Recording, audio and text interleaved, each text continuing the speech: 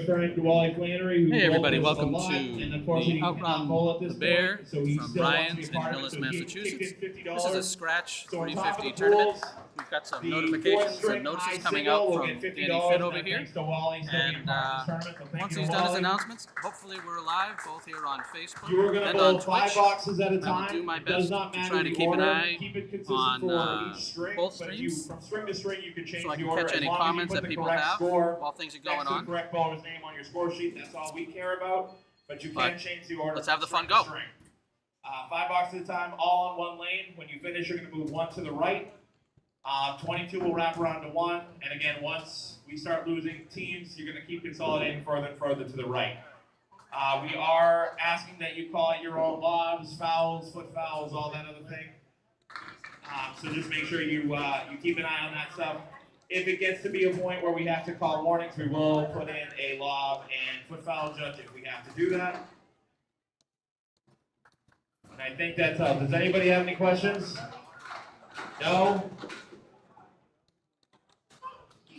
If you have any questions on how to consolidate, Nate Lees is your go-to guy. He's in charge of all lane consolidations. Anything else? No? Fantastic. Next ball is live. Not that ball, Justin.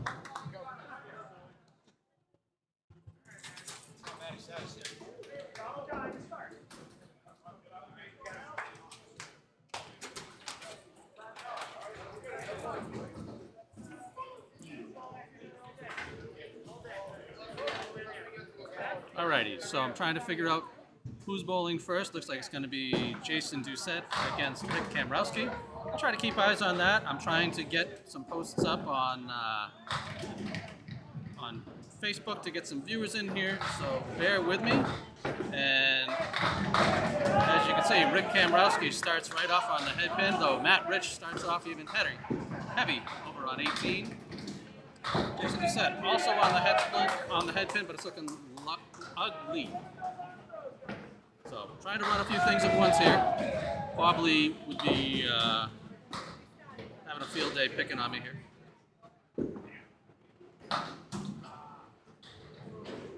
All right, so where was I?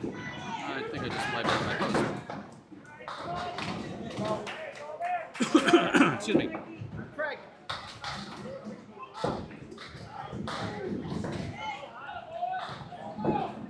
Rick picks up the 10. Doucette opens with an 8.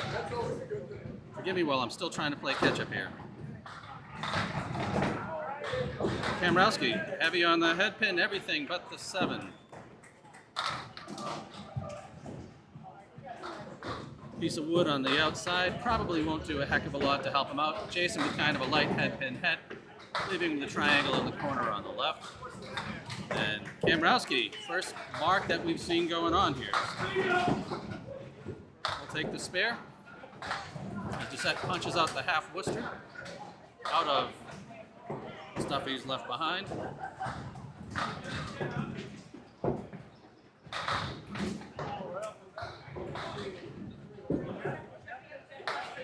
Doucette pings away the single pin, leaving the 5-7 at the end of that. So a pair of 8s for Jason. As Rick off the head pin, but still a solid fill, taking out 7. So currently sitting at 27 through 2. Set also just off the head pin, leaving himself a 1-3-7 split. If anybody wants to come by and do commentary, by all means feel free. The mic is open. Rick's a little off the head pin.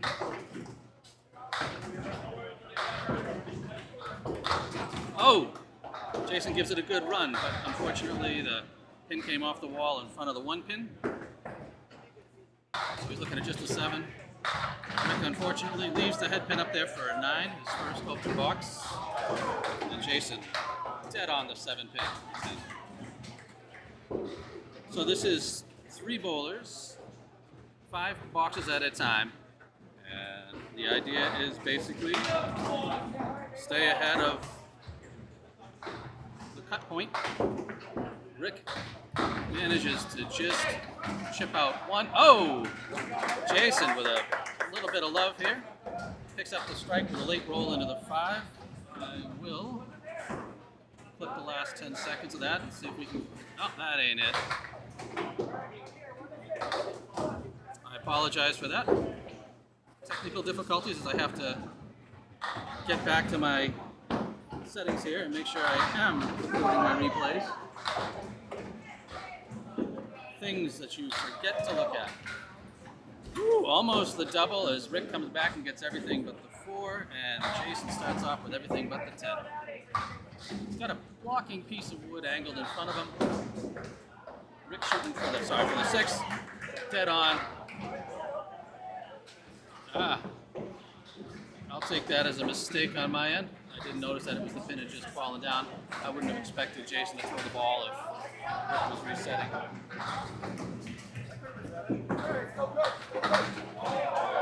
He manages to drive through it, so spare on strike.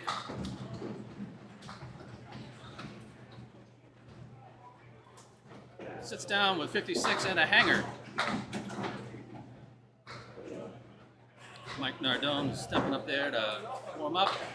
Rick a little tight on the head pin, but gets some push. And the head pin falls. So boy, is this an ugly leave. But looking at the 8, 9, 10, it's got an interesting piece of wood here.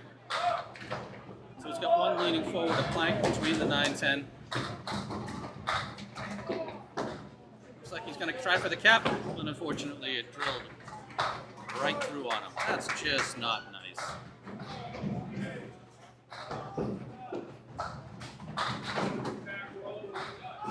All right, let's see if he can make something out of the 8-10 that remains. Goes to the outside, takes the 8. So if I'm not mistaken, that's a 62 half. And Mike Nardone is off to the races. Slightly off the head pin, leaving himself the 110. He's got an angled plank behind the 1, so it looks like it would drive it. Did I miss him already off to the races? As Duncan opens up with a strike.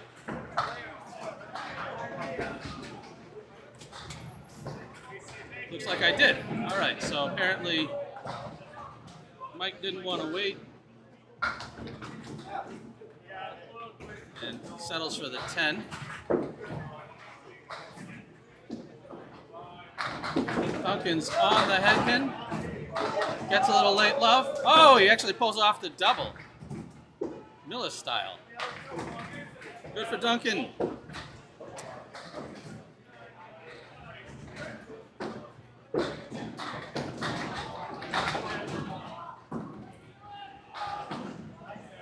Figure out how they're trying to fix Mike's score unless they're going to remove the whole frame.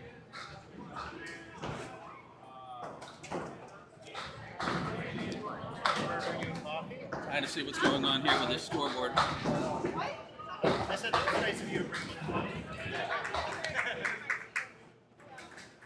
And what I can do here is I have a ticker that I'm going to try to work with on this stream. The idea being that in theory, if I can see around Rick.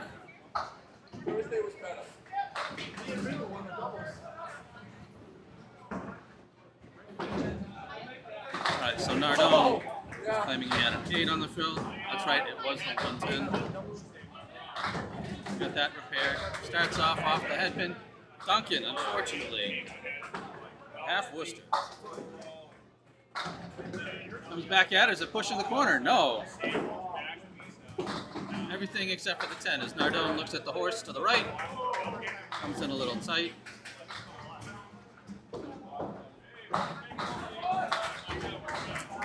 And Duncan settles for the 10. Nardone doesn't get the 10 to go, so he'll settle for a 9. All right, now I'm squared away. So I'll bring up the ticker here. And this should rotate through the 19 teams that are in the tournament. Oh, we'll snag a clip of that as Nardone picks up the strike. Duncan way off. Lemon drop +1. And punches out what would have been the spread eagle. Except for since he already has the guy around the corner. He's now looking at the spread eagle less than 6, trying to convert a 10 here. Oh, we'll settle for a 7. So after starting off super hot, Duncan's cooling off just a little. Nardone back on the head pin. Everything. Oh, no. No luck tripping the 10. Oh, Duncan back on the head pin. Save the strike there.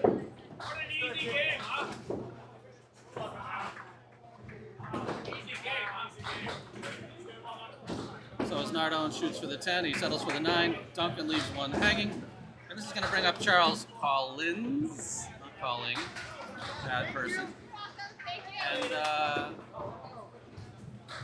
let's switch over to players 3. This time we'll see if we get the right replay.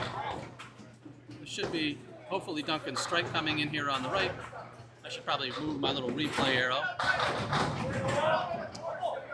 And here we are as Charlie steps up against Hall of Famer Craig Holbrook. Craig, unfortunately, because of my angle, is just out of view, but we'll see him shooting in here. And you'll see his beautiful shirt in just a moment.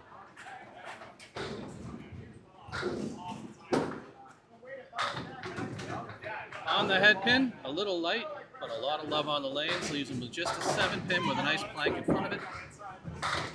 Charlie fires just a little off target. So he's looking at the 1-3-6. Should be a nice easy conversion. You see Dennis Green there bowling on lane 18. Craig crushes the spare.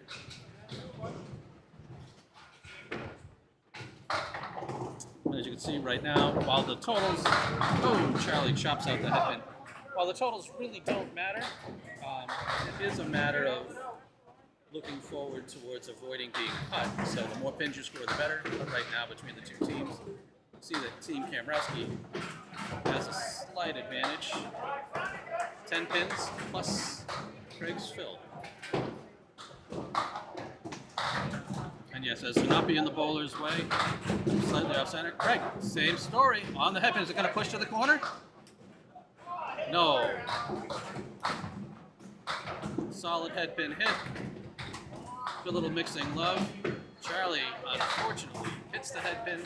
That's looking at the 5, 6, 7, 10. Craig's got an interesting configuration of wood there. Manages to hit the spinner,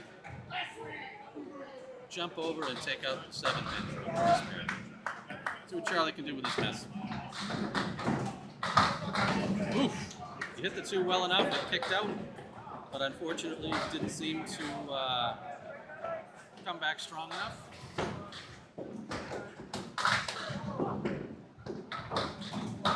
I believe I should be up and alive on both sources as Charlie settles for a 9. So you should be able to see us on Facebook Live there on Candlepin Corner stream. You can see me on Twitch.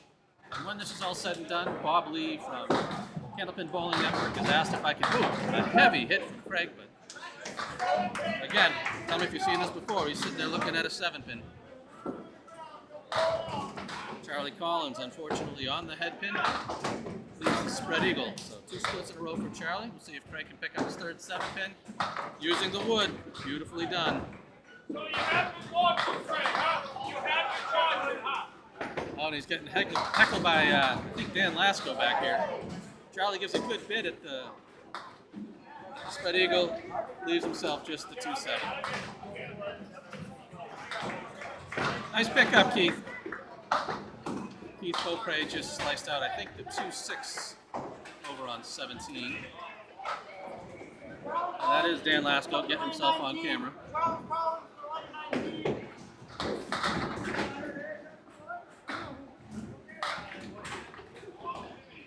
There's something sitting behind on 19. Oh, no, it's just a reflection of the backboard. All right, so Craig setting up with 2 spare 9s in a row. See if he can have 3. A little light on the head pin. Oh, look at this.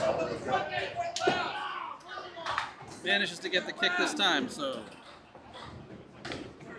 drops the strike on the spare. Charlie looking for a little Backdoor action there.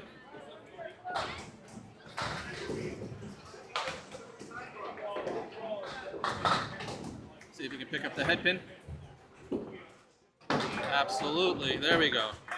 Charlie gets his first mark and gets himself a little out of the doghouse. And let's take a look at Holbrook's strike there. I'm sure I've got it clipped. Again, a little light mix, but the pins are sliding all over, and the kick out of the gutter to trip the 7. And he's been knocking down so many pins, the 4-pin takes itself out. Oh, because I knocked my cameras. Not the best situation for me here. I am trying.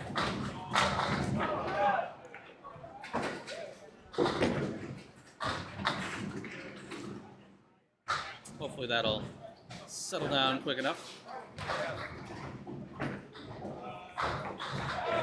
All right, so Holbrook stepping up on a pretty perfect half. Unfortunately, I jinxed him. He's off the head pin. They're still falling though. Wow, out of all of that, ends up with an 8-9 split.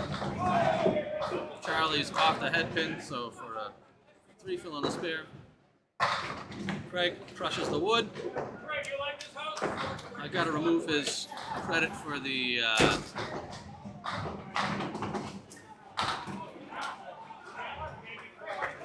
Charlie's struggling still.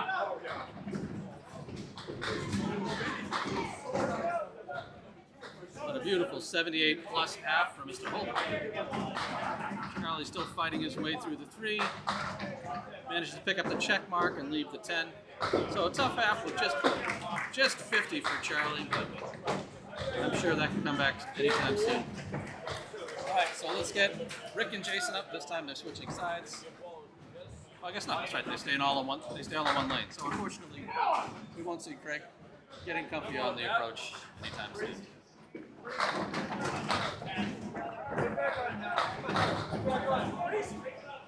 What's going on? Nothing. How are you? Alrighty, so Rick starts out, bringing it up and in. Good head pin hit, manages to get the corner trip out of that. Jason fills his spare with 6 as he leaves the 4 horsemen to the left.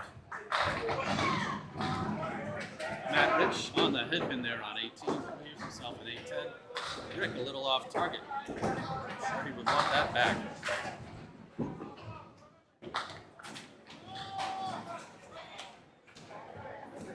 Just checking in. Hey, Jordan Britton, thanks for popping in there. Craig had a heck of a first half. Looks like Rick leaves it with a 9. And Jason finishes up. Spread eagle for a nice easy 10. Alright, so 217 plus for Kamrowski's team on a couple of marks that are out there. Rick again on the head pin, this time leaving himself a 6-8. Jason also on the head pin. Is he going to get a push? It does. Oh, we'll steal that one.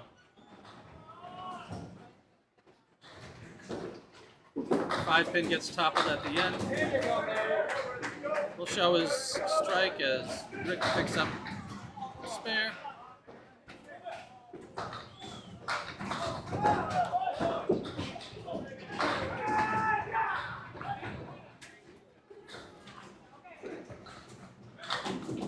Alrighty, so let's see how Rick can fill that spare.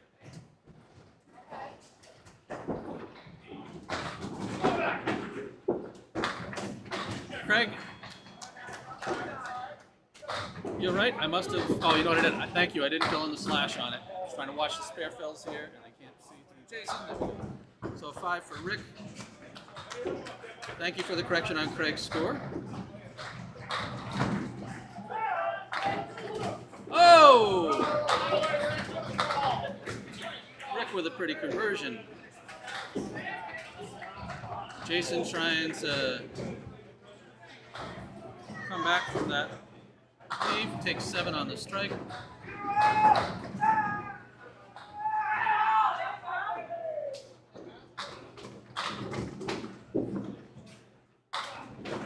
Little off his target, but gets the love off of the lanes. So 99 through 8 for Jason. Checking my math. Thank you for keeping me honest there, Kevin. And thanks for watching the stream. Unfortunately for Rick, the half Worcester says hello.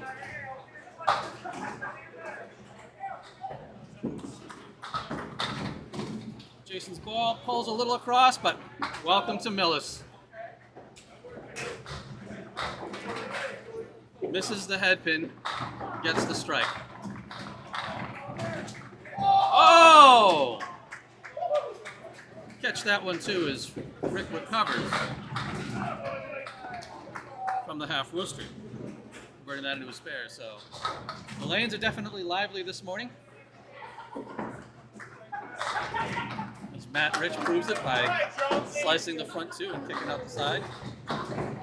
Picks up the reverse check mark. Look at them go. So Rick's off target, but ends up leaving himself the high-low jack. Jason's off target, so he has 7 so far on the strike, looking at 1, 2, 4.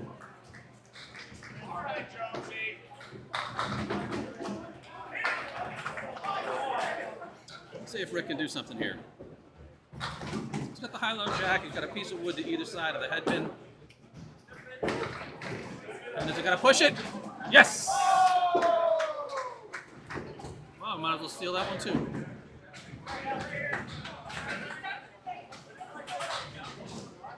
Mouse cord is getting in my way.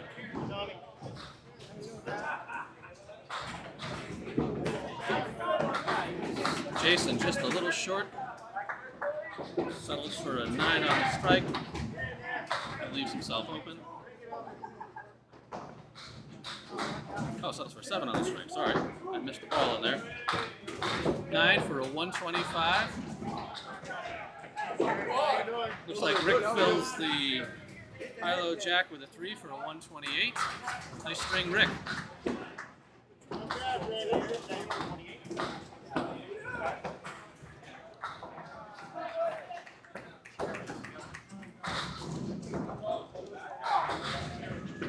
All right, so we have Duncan and Mike stepping up.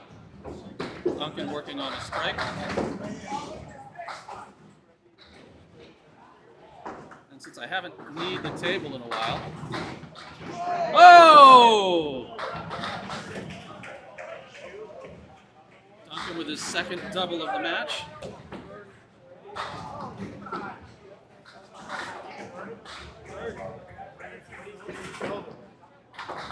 Mike smashes through the middle.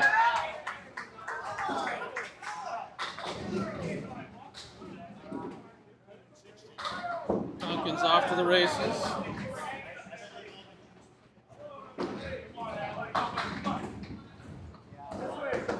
I guess if you finish early, do you get bonus points in his mind? I don't know. But a 10 for Nardone.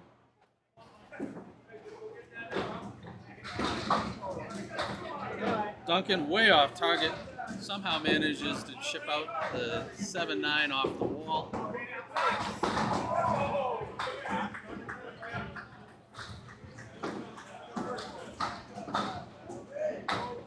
Throws the head pin for a 10 box. So he's a bunch of pins and a box ahead of Mike Nardone. Nardone good on the head pin. Ugly result, unfortunately. So he's looking at the 6-7. He does have a piece of wood that's Duncan getting a lot of action down there. Could have been a split, looking at just the 6-pin. So the wood here for Nardone. I try it. Oh, there it is. It is nice when what looks like what you should do happens. All right, so let's see if this spare goes where it's supposed to go. I'm assuming, hey, it did. Duncan also follows up, drilling the 6-pin for a spare.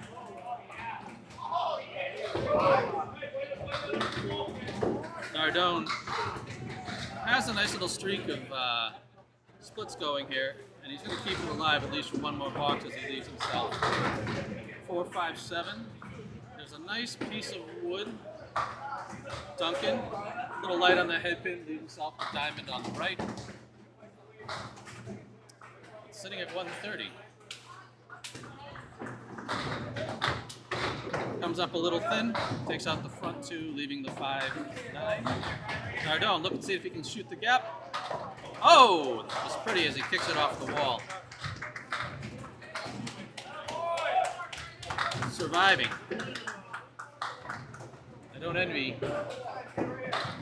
living on splits, but so far he's converted 2 of the 3 he's seen in this half. And he's going to make it worse on himself with a 3-2 split. Duncan's on the head pin, gets a little push in one direction. Everything but the 10.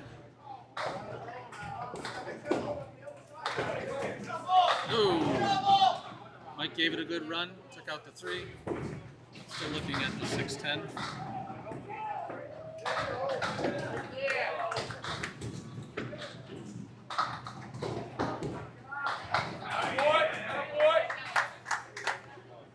All right, take that back. Duncan was a spare. I'm off 10 on Duncan.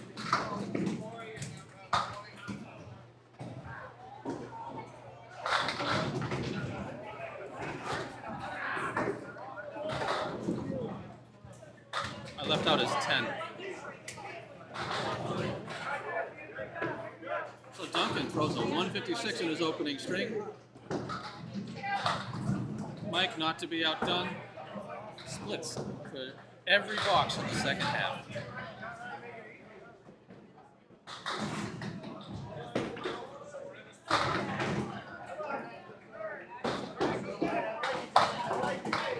Beautiful, beautiful, beautiful. So, despite giving himself split after split, Nardone's managed to come up with 3 spares in the second half, putting on a clinic of how to follow it up. And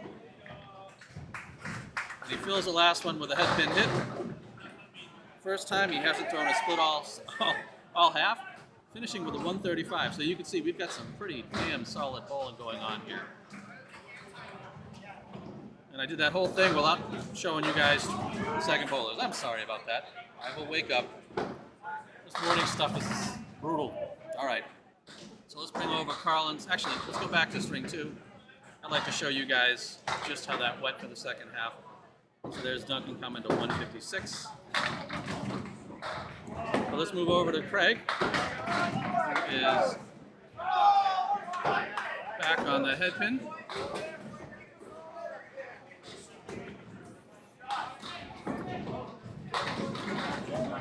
Charlie a little off. Craig is keeping the perfect string alive. 6 for 6 in March.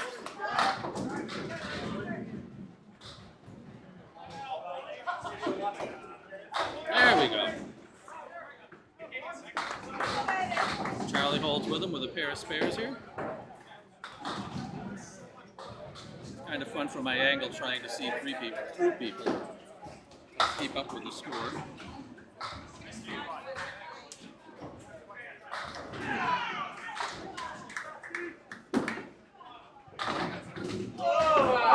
I'm slacking.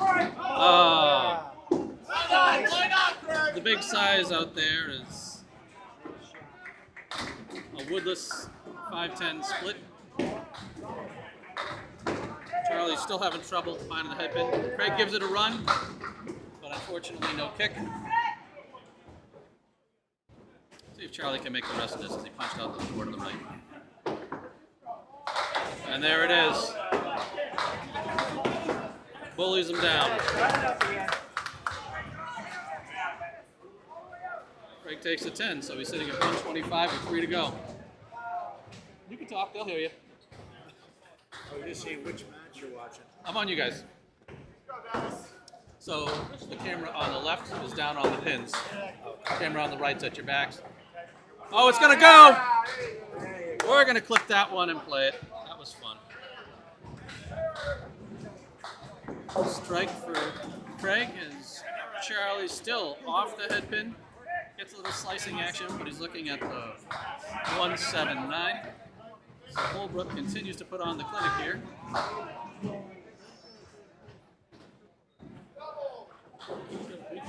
See if Charlie can. No, he just punches out that head pin hard. So Holbrook is sitting at 135 plus. Oh, not a spare. Sometimes Excel is my enemy. Charlie opens up, settles for the 8 bucks. Kamrowski's team already over 400 for the string. Oh! As you can hear, the noise from the crowd. As Craig throws the double.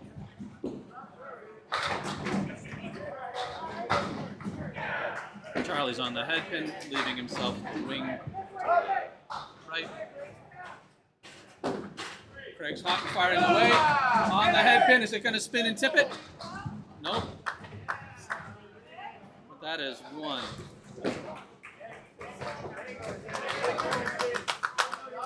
He's trying to fight it to make it spin into place. Sorry, I'm trying to talk and score at the same time.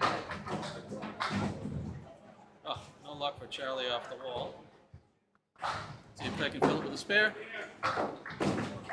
Oh, it's there. Little love off the wall. So sitting at 183. Sorry, my spares aren't push tallying. Sometimes I gotta remember which score sheet I've got here. And this one, unfortunately,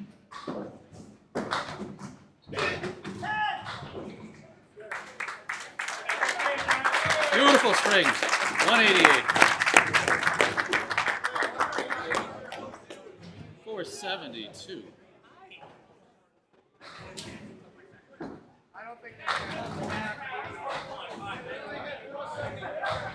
Charlie's on the head pin, leaving himself the 7-9. 472 is probably going to be the high mark for the first string. That's a hell of a run out here. 128, 156, 188. So that's some pretty good stuff. Every pin matters. Charlie throws the spare, picking up the 7-9, and just for that he gets his ball back. And just so you can see where they stand right now as Charlie goes to fill that spare. We'll cut back to it.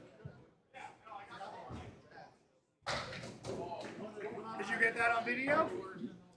I might have. He's on the head pin for the fill with a 6. So 115 for Charlie Collins as he comes down. Look at the final. I mean, obviously it's not head-to-head, so it's not so important. But a 472. And let's see if we can just pull up the highlight stats on that. Don't pay any attention to the averages. Obviously that's not here and not important as a scratch tournament. But as you can see right here, where people were for headsets, strikes, spares, just a great string to watch. Thanks for chiming in there, Stephen. My mom's watching, so all the pressure's on. But yeah, I'll get rid of the score sheet for now. Now we get to wait and find out who makes the cut.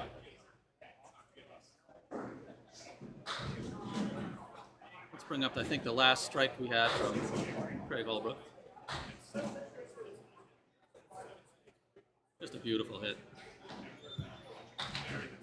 All right, and I will get ready for my next round. I need to check. It's a crazy start to the day.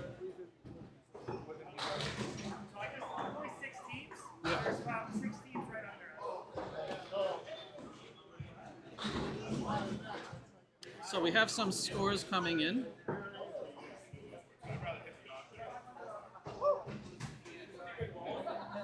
And hopefully, this is part of the tech fun of the stream. I'm going to see if my ticker picks up the scores and updates things automatically.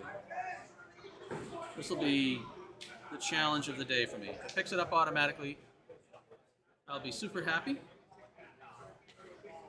But I don't know that I can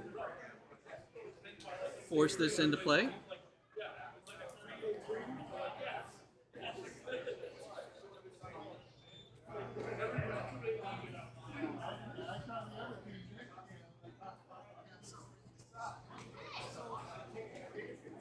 We'll see. So I'm watching it. It looks like it's picking up some team data. The problem is I need to have the spreadsheet open to see it myself.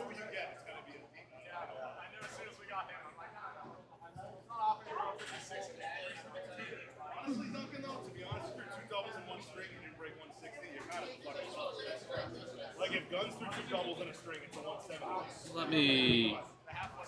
It was a heck of a string there, Anthony. I was glad to watch it. Sometimes it's fun just to be a witness.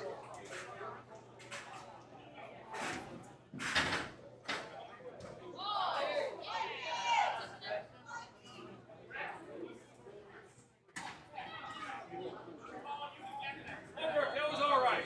What do you got next? 107 coming up next. We got some echoes coming through, so I'm going to kill one of the mics. You subtract the last bowler's score.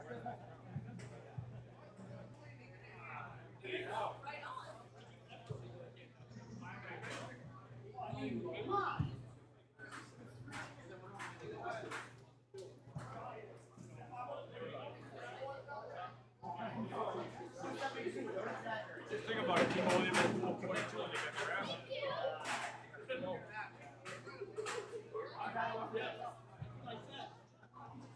I mean, not with us.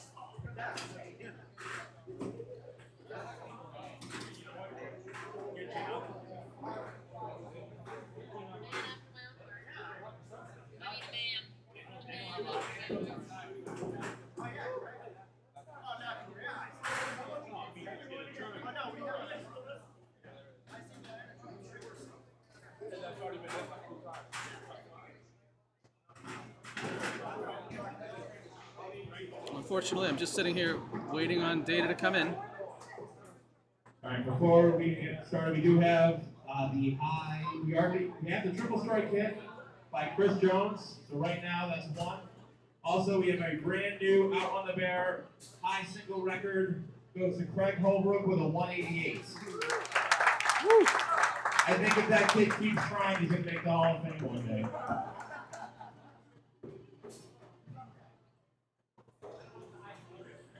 I don't think I'm on the right data at the moment, so this is something fun. I'll pull the ticker, and I will do the best that I can to get the information as soon as I can.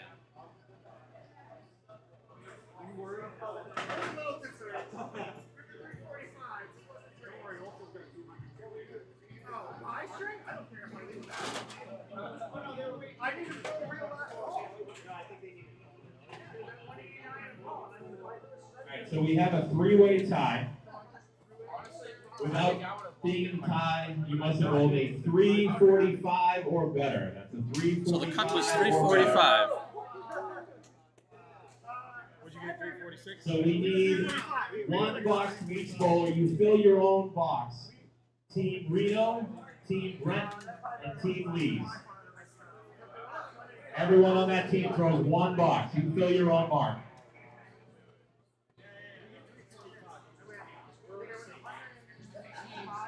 One team, the top team will not have to buy back.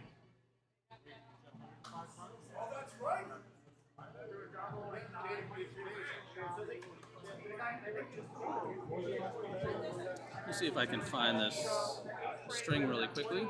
Hang with me. That's still. It's snowing too. I left the 410. Made it clean. My dad goes, I knew you were going to make this. You were hitting everything. Yeah, strike for 1 Nathan, It was one of those things where I was like, I don't even care if I do it. Like, I knew I had a shot and I could everything right. It was there. I don't care, like, what I did. It doesn't matter. The house record is whatever. You know what? You guys are good to go for those three teams. Yeah, that's a career number. Yeah, whatever. I didn't even break 400 that night. What's that? You already caught some big ones? I know. Plays the best part. I didn't even break 400. We go home now.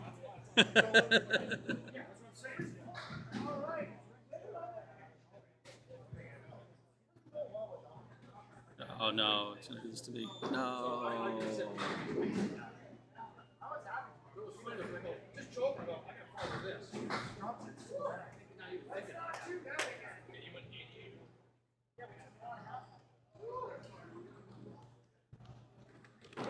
Thank God for a roll off.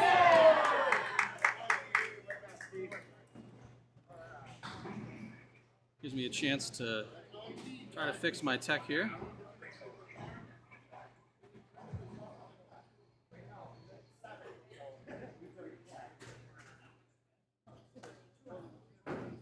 All right, let's see if I can bring the ticker back.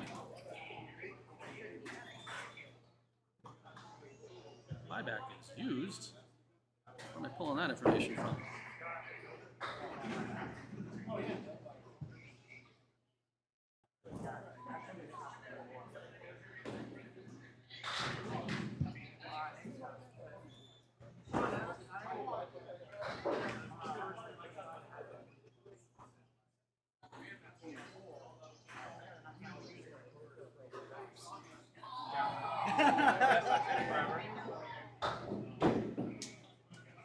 There you go, that should fix that. And these stats should be coming live.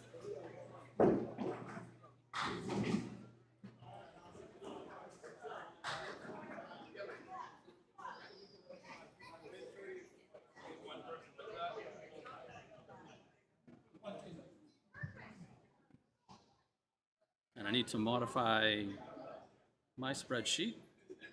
Bear with me. We have some Team 22 in there, which shouldn't exist. So I'm going to delete that row.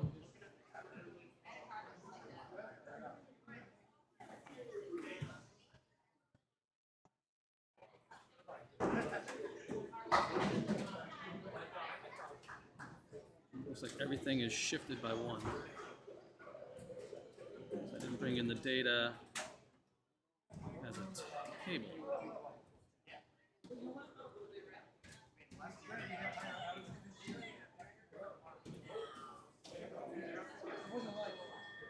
Hang on. Pull that ticker away while they're still figuring out who makes the cut. And after who makes the cut, we're going to have fun finding out who buys themselves back in.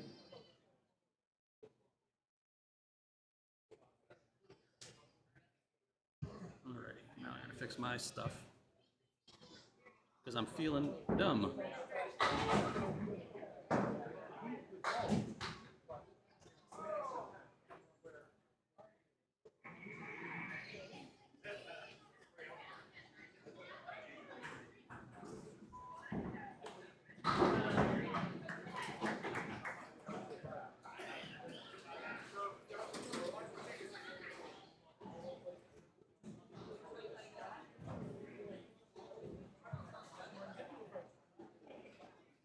Let's see if that fixes that.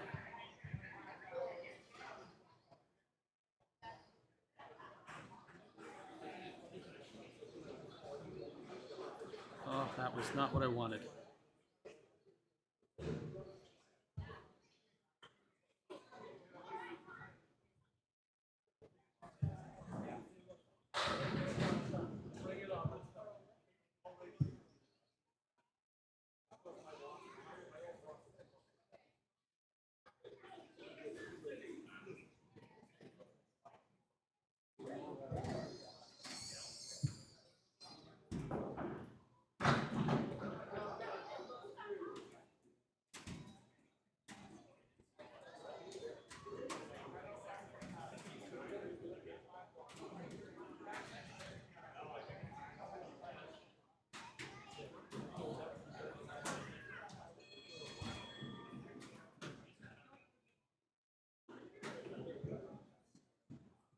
All right, we wait to hear.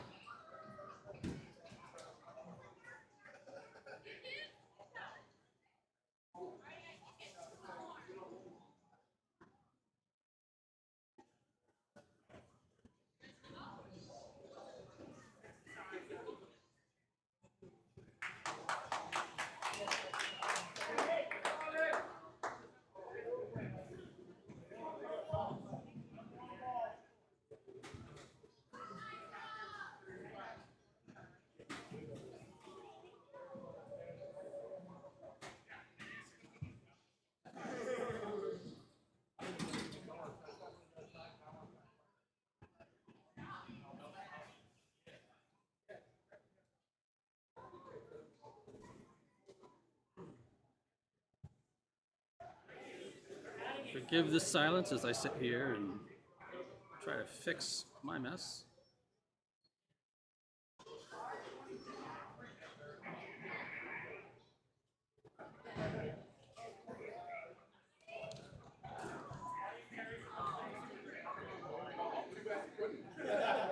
I'll take 60 off it right now.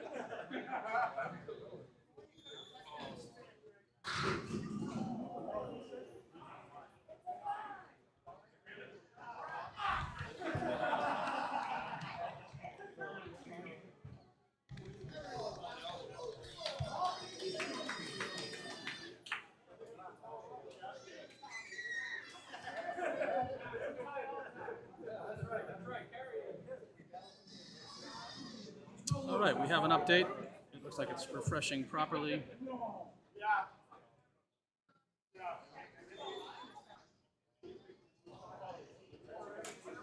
Let's see if I can grab the file. And that looks good. All right. Sorry about that, folks. So I will hopefully be working on this tracker, but I will be right back.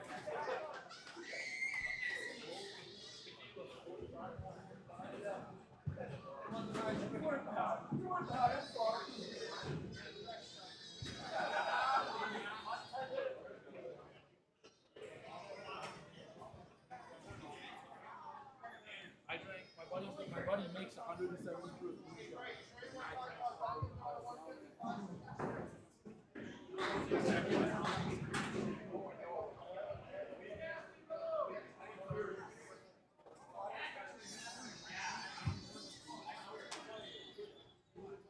Always fun trying to bring in new functionality. Hey, what's up, bud? Chris, are you on your way out? What's going on, Mike? Just having fun recording you guys. Yeah. Oh, and you got that, right? I did. Yeah, that's You want to see your string? unbelievable. That's unbelievable. That easily could have been 4 in a row. I know. Yeah. Other than the 510 Yeah. Oh yeah. on the head pin every time. Yeah. Actually, he was on the head. He left a 7-pin in the first 3 boxes. Less than 7 pin. Yeah. Bang, bang, bang. Yeah. Yeah. Why do I have him not hitting a head pin on that? Did it come back and trip it? No, he didn't miss that. I'll review it. Oh no, when he had the 2 with the wood. The 510. No. The 510. Oops. Oh, he had the 7-8 at one point too. I Yep. mean, The 8, 7-8. 9. That's right. Yeah. And then the head pin fell down late, Yeah. and then he hit the plank. That's right. That's what that was. Yep. Yeah. The 510 was there. It was the split tornado 10. Oh, in the open box. Yeah. So I try to catch if people hit the head pin, Yeah. if they split, Yeah. Yeah. and everything else. How And many head pins I get? What's that? How many head pins did I have? So right over here, you can see you get 7, 1 strike, 4 spares. Oh, that's not bad. Not at all. Yeah. I'll take it. I take it. Yeah. Those splits though, like that was. Oh my God, the second half? Yeah. I'm like. Bang, bang, bang, bang, bang. Yeah. All 5. Yeah. The only time you didn't split was fill in the last box. Unbelievable. That was good times. Yeah. But if anybody's actually watching either on Facebook or Twitch right now, Yeah. That's awesome. they hear us going back and forth. So Yeah. keep it going, Mike. Yeah. Thank You guys survived the cut. It was I- 343, Yeah. We 376. and you guys. The cut was 375. Yeah. But the cut was I think 343. Yeah. And I was getting nervous because Charlie just couldn't get his head out of No. his butt. That's true. How many head pins As you can Charlie see have? from the How many shitty head smile he pins gave did you. Charlie have? Charlie, 3 head pins, 4 spares. 3. Yeah, and most of Yeah. 3 fill and a 4 fill. How'd you do? None of the head pins. Yeah, 3, 4, 7, 8. 7, and 6, I think. Oh, I gave you 7. I'll give you the extra pin. I didn't realize that was there. So Scott was only 1 above his average. DJ's like, I rolled out of bed for this. This is so funny. It's good hanging out here and But you never fucking. getting to hear from everybody. So if you're hearing people, or if you're seeing people, I should say, that are rolling by the scroll there, and they haven't thrown at least a 343, I think the news is bad for them. Or 345 maybe. It's like Matt Rich's team made it 345. They got a bit of a roll-off going on over there.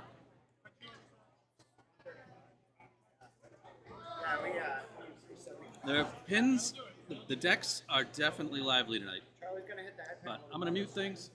I'm going to step away for a second, see if I can hit the restroom. I'll be back.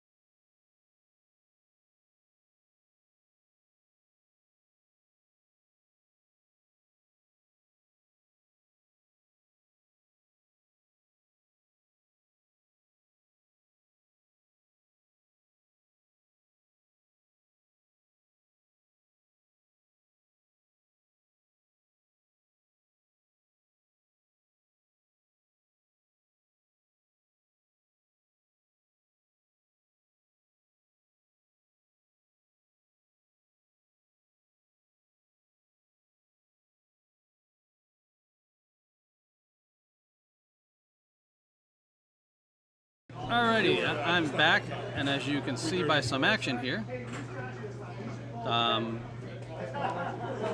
we're about to get a little action going on here. So, let me see. Looks like we got Matt Rich's team.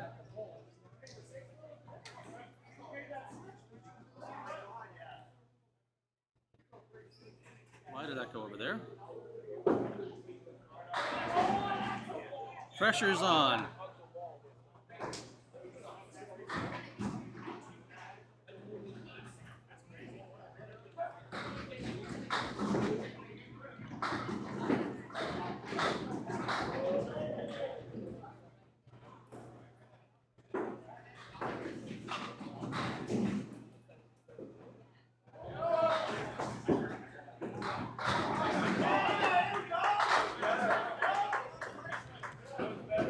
Nice easy start by Jason Doucette with a strike. Matt Rich also on the head pin, kicks the 9, but the 10 stays alive.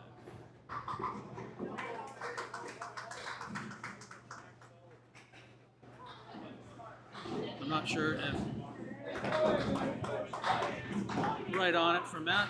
I'm not sure if Jake or Dennis is bowling second or third. See if I can holler over. Dennis, you bowling second or third? Hey, Matt, Jake, then me. Thank you. 7-10 split following up on the strike by Jason. Matt hits the head pin light, gets a lot of mix, but no love on the 7 pin.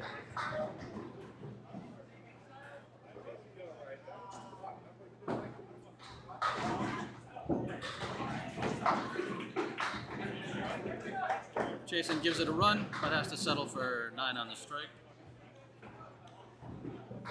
Team Holbrook is throwing out of the line of sight over there on 21, and it looks like Kamrowski goes strike on a spare. Jason gets the 10. Looks like everybody's sticking around for another string. I imagine anybody that, got cut probably bought back in.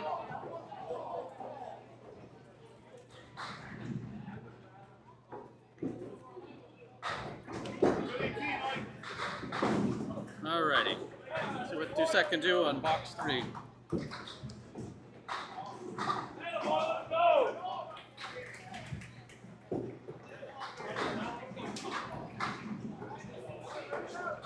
Matt's a little off target.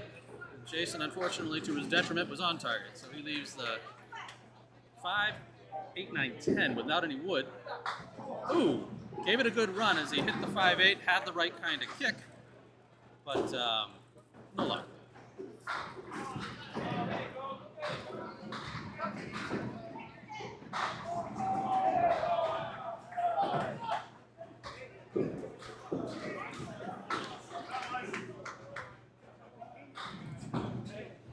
Jason makes the best of a bad situation, settling for 9. Matt's a little off target, so they're both tied up at 38 after 3.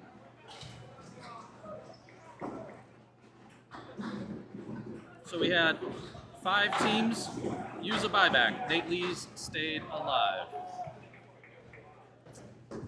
Jason, once again, headpin split, leaving the 6-7. Matt, a little light, also with a split. A little easier as he's looking at the 6-8-10.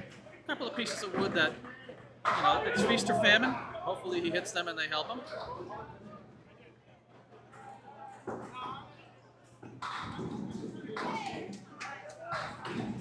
And no love either way.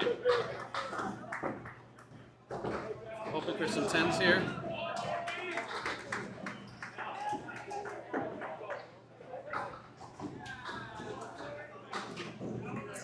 Both of them settling for 9s.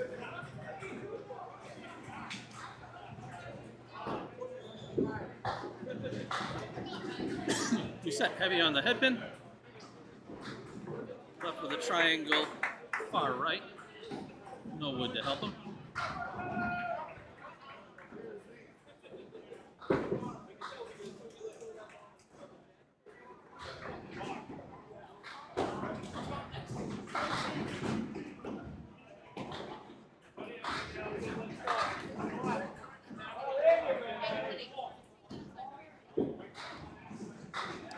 There we go.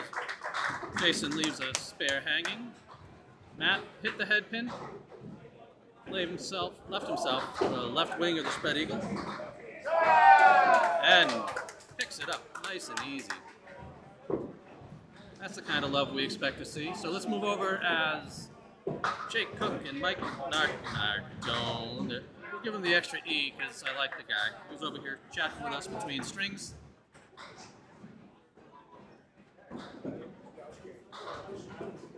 And if you're watching here on Candlepin Corner, I appreciate it. I'm sure Corey and Chris do it as well. I hope I can do them some justice as I hang out here in Millis today. We're in the second round. As Jake Cook comes up a little light, and Mike somehow manages to ping out 3 pins in a way. Not only did he wash out the 3 pins, but he converted it on his second ball into the Greek church. So he's got the 3-2 triangle to the left. Jake off the mark, looking at a 1, 3, 8, 4, 10. Michael warm up as he leaves himself everything but everything but 6-10. And Jake's just off market, so a pair of 8s to open things up. I can't see through Matt Rich, who's standing in front of me, but that's why I got my tripod. I'll sit here and watch it on the video like you guys do. Is Mike is right on the head pin, trips everything but the 10. What's going on, Mr. Erickson? Not too bad. You get that one?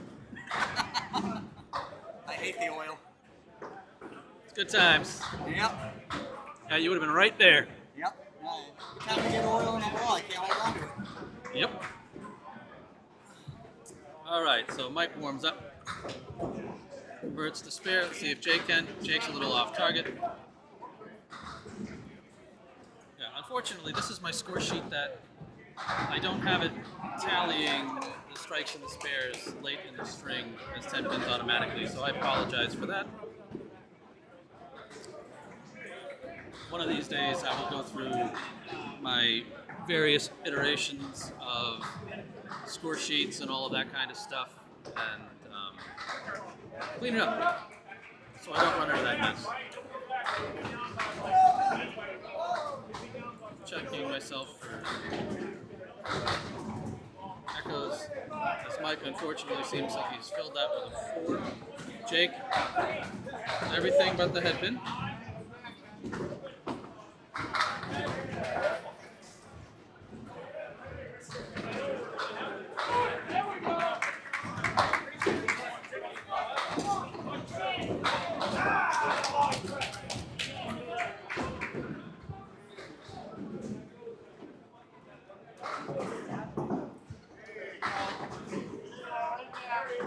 Oh no, this is a full tournament using all of the lanes. So The only lane that's not in use in the house, unfortunately, isn't working.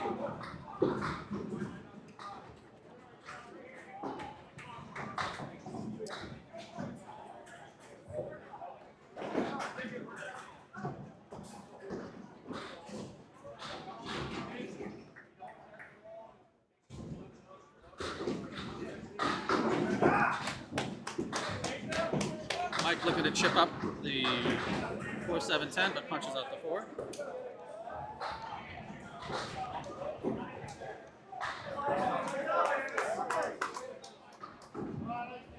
Jake comes back, picks up the spare after the half Worcester. It's a couple times we've seen that today. Candlepin Corner? Yeah, yeah, record it. It's live there, and we'll put it up on CBN afterwards on YouTube. All right, let's see how Mike can do on the fill here. Oh, jeez.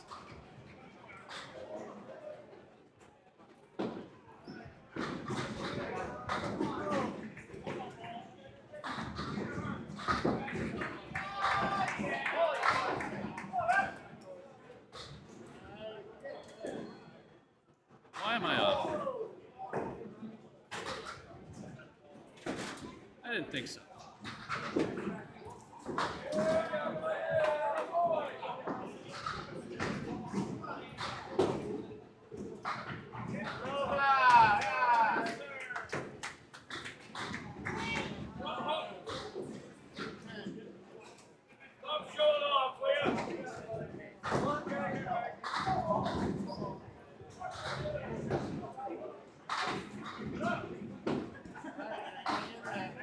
Just a few things going on here as people are popping by and talking. Alrighty, make sure 52-49. That looks good. Let's bring up Dennis Green and Charlie Collins. They call him Charles. I don't know which way he wants to go. Got Keith Beaupre throwing there on 18. Beaupre, Captain 189. Let's see if he throws one for us.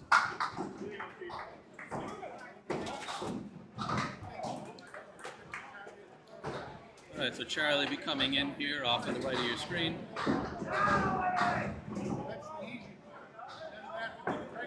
Pretty solid on the headband. Oh! Steal the clip from Dennis as he starts out with a strike.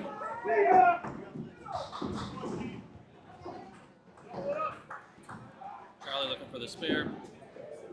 Oh! Merciless punch. Looking at just the 5-pin. Oh, I see. Craig Holbrook over there on 21.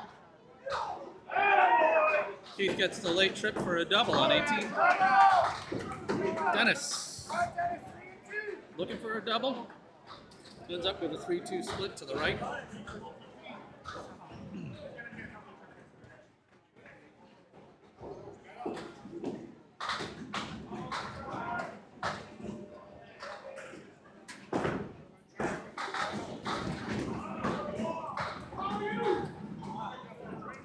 Charlie's still struggling with the head pin there. Dennis punches out 2 of the 3 on the right. Charlie's got a real mess. He's got the 1-5-7-9. And just off the head pins, now he's got the 1-5-7. Dennis.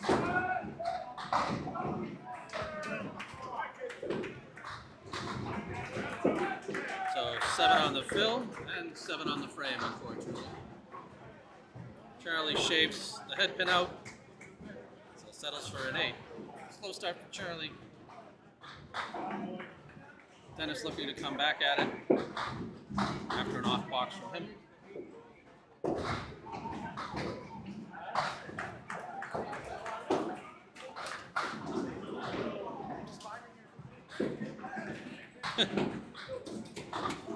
Tony, she's both a 10-pin bowler and a candlepin bowler. She was a long-time instructor of the kids' leagues in Framingham. Charlie's on the head pin. Dennis, unfortunately, is not.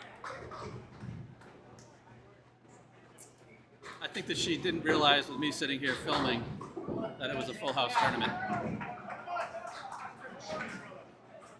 She's used to watching like the ACST matches. Oh, Charlie, no love from the wood there. Dennis off the mark. Looking at the side check mark. 1, 2, 4, 5.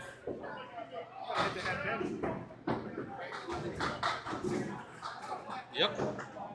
Jason was all over it. Dennis with a little bit of a bite there. Has to settle for another 8. All right, right here, Dennis. 2 on the Jake Cook swinging by to pick on himself for not hitting the head pin the way that he should. Right, there we go. Survive? 70. Well, Craig Holbrook slowing down, only a 70 in his first half this time.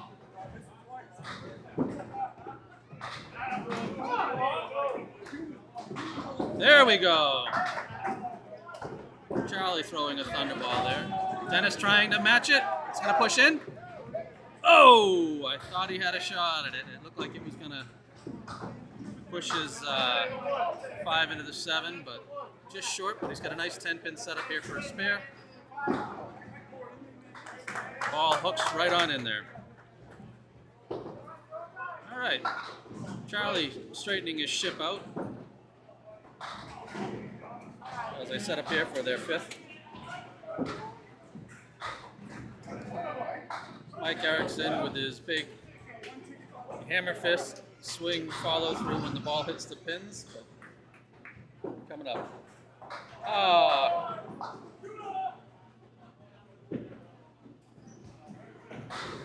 Yeah, scratch tournaments are fun. But again, it's a 350 combined scratch tournament. Charlie a little off the head pin, has to settle for 8. Dennis is on the head pin. I think after seeing this leave, he'd wish that he wasn't. He's looking at the 2, 5, 10. So these are fun. Charlie looking for the easy spare here with the 1, 2, and drills it. Good for Charlie. So he's looking at 58 plus at the half. Dennis picked up 2 of the 3. Looking for the corner, right on it. So a 59 half from Dennis. Between the two of these, Team Rich has a 4-pin advantage. Team Doucette, I'm sorry, Team Collins. Not Team Doucette. I don't even know. I gotta look. But anyways, yeah, Team Collins has 2 marks to fill. Team Doucette's got 1. So it's a pretty close match, but again, this being the Outrun the Bear, how they do against each other isn't as important. It's really about total pinfall across all of the teams and staying ahead of the... Oh, Jason gets kind of hosed by the wood. 7-pin standing and laughing him. Matt a little off target, doesn't pick up the 3, well, the wing and the 6 split.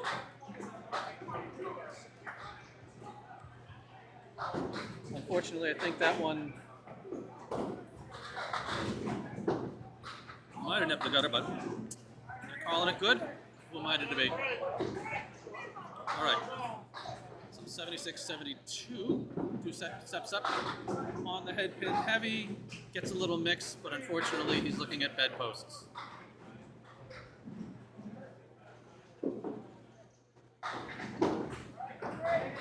Matt's off target, but has a really nice setup with that wood angle behind the 1 pin. Oh, Jason just off the target that I think he wanted to split the 2 pieces of wood.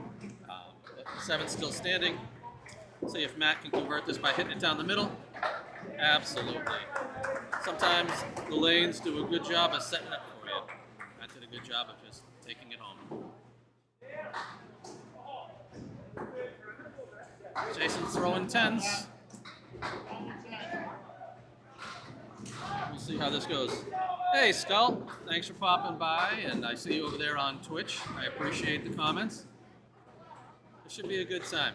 I think the difference really between the Facebook stream is Facebook's easier for people to find, but the Twitch stream is probably going to be a little better quality. Jason's in good on the head pin, everything but the 7 again. Matt looking for a big fill here on the spare. Unfortunately, just off the target. He does nibble out the guy in back, so he'll have to settle for 5. But he's looking at the 1, 2, 4, 6, 10 as Doucette nails the 7. Let's see if Matt can pick up this little lead. Looks like he's on target, but that 10 pin just had a pin that went up and wrapped around. Doucette, once again, solid on the head pin. Once again, leaving a corner pin. Nice 9 fill on the spare. 10 bucks for Matt.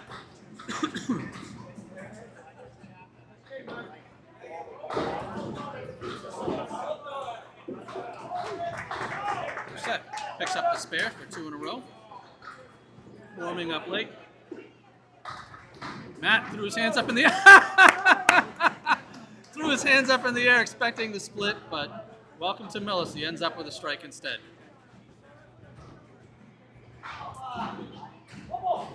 The late fall of both the 4 and the 10 was great.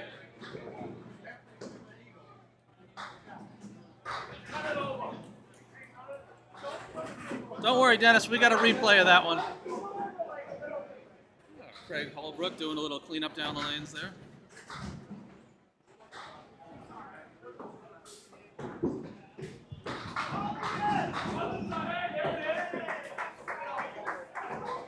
Swear to God, Mr. Doucette there, he's playing a game of no tap. Corners, corners, corners. Matt, heavy on the head pin, looks like he was going to get it. No hopes for the double now. Unfortunately, he's just got the 6 sitting there. He's got a nice piece of wood in there. Jason, another spare at the end. So sitting at 134 plus. Matt looks like he's going to fill that. Yep, absolutely. So, spare on strike. Sitting at 127 and 134. Oh! Jason gets the 9 drop. Nice 143 string from him. Matt, oh!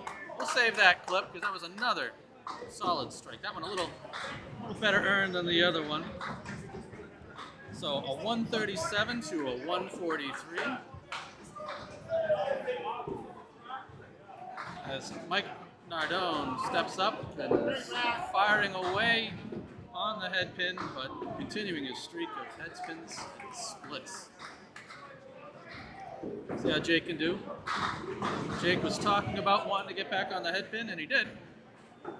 He's got the diamond and a piece of wood in the back, but it's not going to do too much to help him. So let's see if Mike can make something of this. He's got a plank mostly to the left of the 9 pin. It's tricky. He's got... Yep. He tried to kick it so he'd get into the 9 and push the plank over the 10. Didn't happen. Jake is on the diamond but a little too strong, leaves a 6 hanging out there. Mike will settle for a 9. See if Jake can pick up the loner.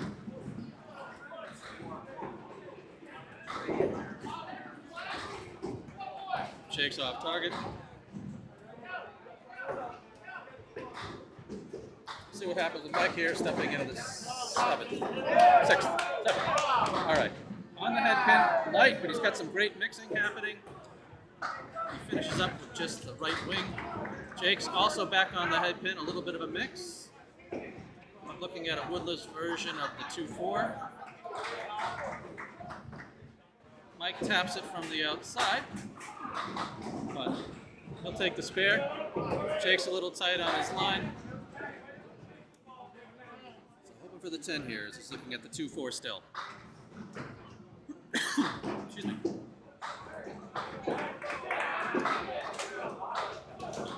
Jake chips out 1, a little off his mark. Takes a 9. Mike does it again. I don't know how he's done this. He's done it twice. Knocks out the 2-5-8 and leaves a pin on the lane. It's the strangest setup I've seen. Jake trying to come back. A little off his mark. This time Mike punches through, leaves himself the 3-2 split going to the right. I need to remove my tracker.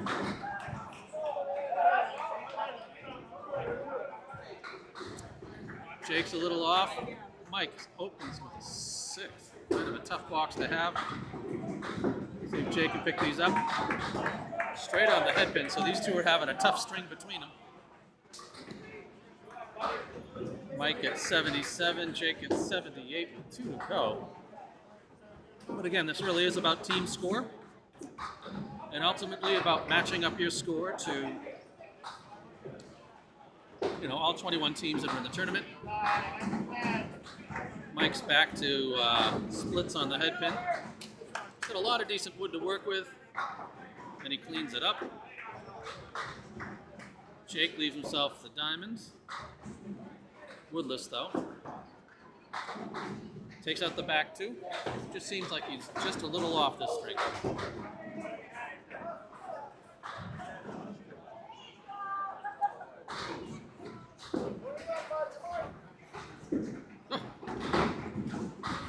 Shaves, leaving just the 5 pin at the end. Mike again on the head pin. Is it gonna go? No. Would have been another split for him. Ends up being everything but the 7. Jake's off the mark. Looking at the 1, 3, 6, 7. Mike cleans up the corner pin, so he's sitting at 106 plus. Jake finally gets the monkey off his back. Marks in the 10th, so at least he'll break 100, but I don't think that's going to make him too happy.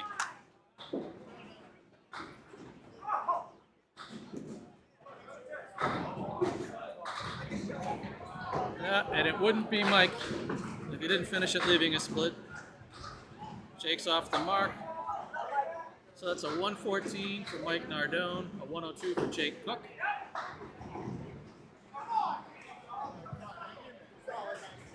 We'll hover the string, convert over to Dennis and Charlie.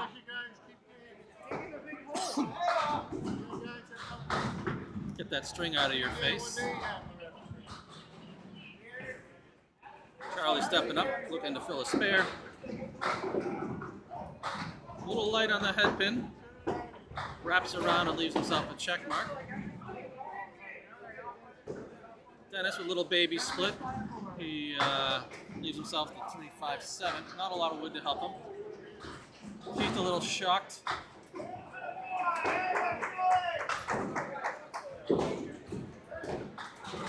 Charlie checks the box. Starting to warm up for him as Dennis takes out the 5. Whoa! Dennis hits the field goal. Unfortunately, that's not the best thing you can do to yourself in this one.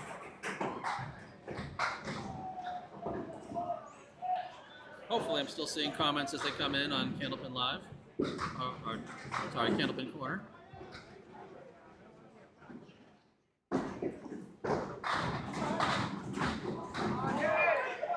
Dennis looking for the late push as Charlie fills with 7 off the head pin. No love for Dennis. He's sitting there looking at the 8 pin behind a couple of pieces of wood, but they're mostly straight. Yep, there it is.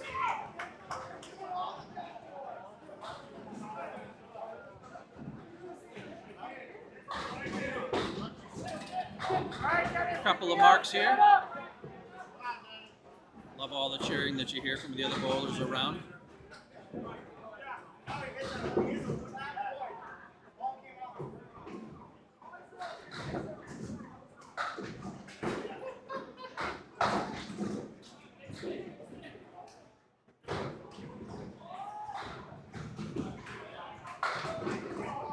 Charlie straight on the head pin.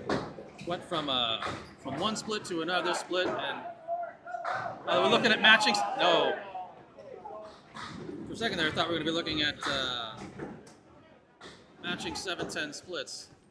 But Dennis has managed to get the 7 to fall late for him. Charlie hoping for a kick. Gave it a good ride, but it wasn't there.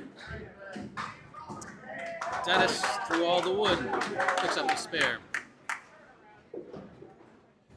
Let's see if Charlie can nail the single, and he does. So Charlie's at 109 with 2 to go. Dennis at 96 plus. However, Team Collins is doing better in the string. Currently leading 366 to 335 plus. Charlie's on the head pin. Gets the late kick. He'll take that one. Saves him from the split. Looking at just the 7. Dennis a little off the head pin. It's a 5, not an 8. So he's got the 4 horse to the right. There's a 7 hanging out to the left. Charlie all on 7 pin. Dennis pulls it up. Doesn't get the wrap, leaves the 7 standing. Woo! Manages to wrap around it. So he's sitting at 110. Charlie at 19 plus. So it looks like Dennis is going to push them at least close to 360. Excuse me.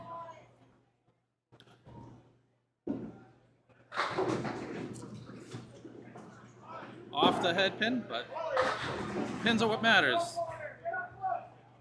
Leaves himself a split there for Collins. Dennis on the head pin, but a nasty split as he's looking at the 4-7-10. He's got a plankish. Charlie blows up another spin. Dennis hoping for a kick. Doesn't get it. So no mark for him to close it out here. With a chance for a 120 as he's looking at the 10. Dead on. So a 120 for Dennis. We'll see what Charlie fills with here. Off the head pin, but a good splash. Everything but the 1-2, so 145.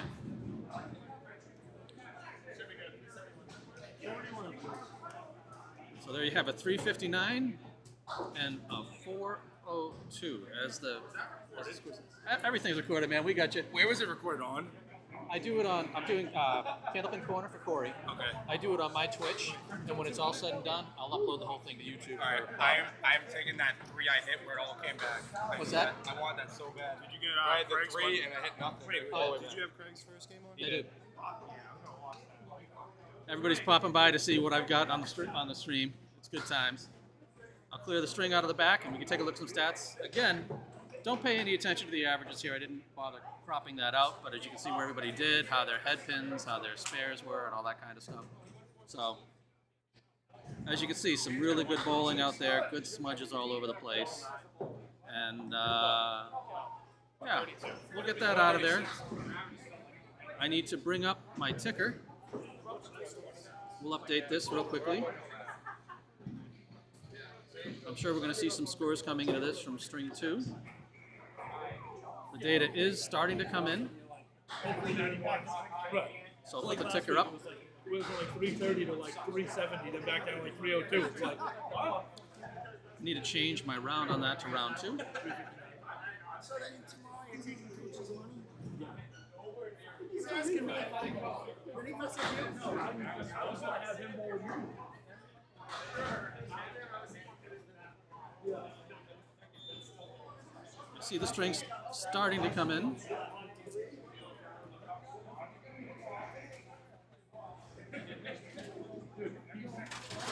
We'll reach out to see if we have any more updates. Please tell me I don't have to. They should all be there.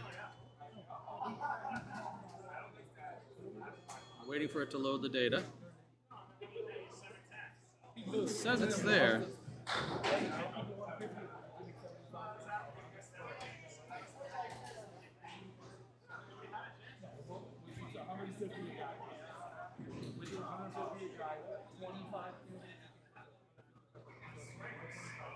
Did it do it to me? It did. Hang on one second.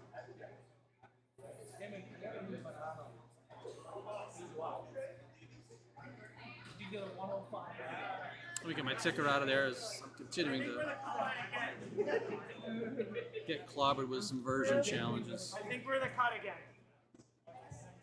We'll wait and see how the cuts go. I think it's 359. I am watching. I just love it. Like I'm very, very Excuse me.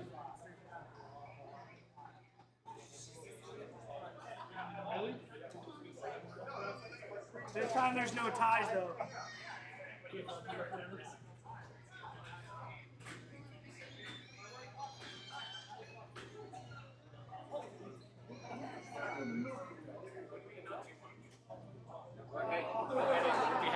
To advance the next round without using a buyback, your team must have bowled a 358 or better. That's a 358 or better.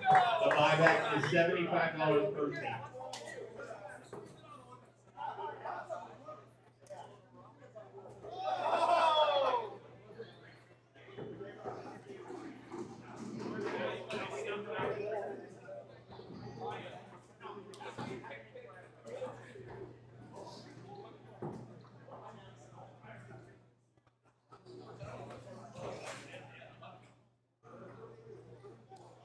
Oh, I gotta bowl better. Oh my god. All right. I think I've got my silly text ironed out. I believe the cut point they said was 348 or better. I'll bring the ticker back in. So anybody that you're seeing here that isn't showing a 348,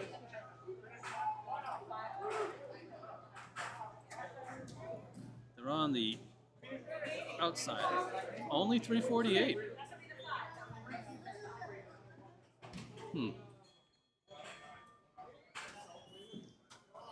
Let me get this out. This should fix my ticker. There we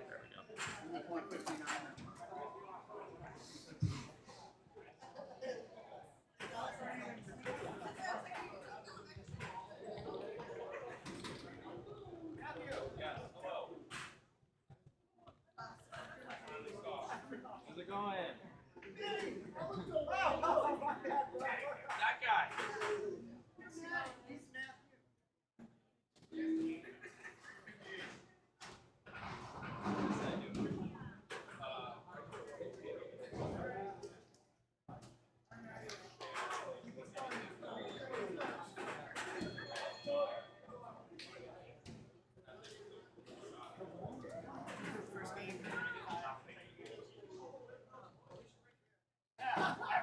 So every team bought back, same thing, move one to the right, wrap around to lane one. Everybody draw bought back. 22. We're still knocking out 6 teams.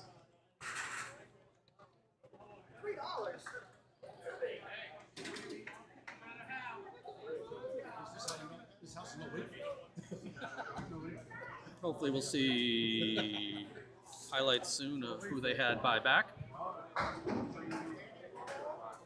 But everybody stays in. Oh, I'm wrong. It's not Glenda starting off, it's Mike.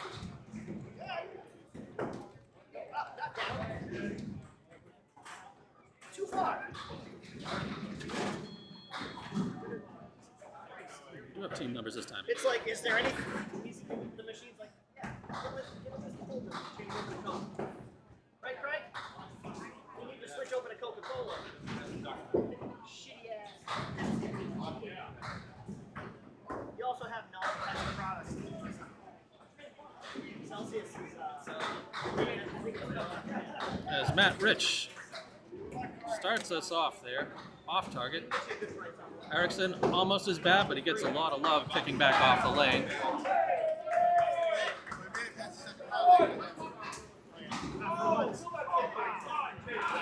Oh yeah, I know. He's averaging $1.20 right now.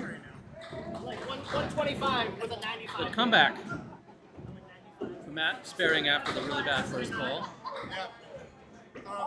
Erickson stays off the head pin. Do you? Oh, baby! Come on, throw another one. Oh, we got the noisy team coming in. I love it.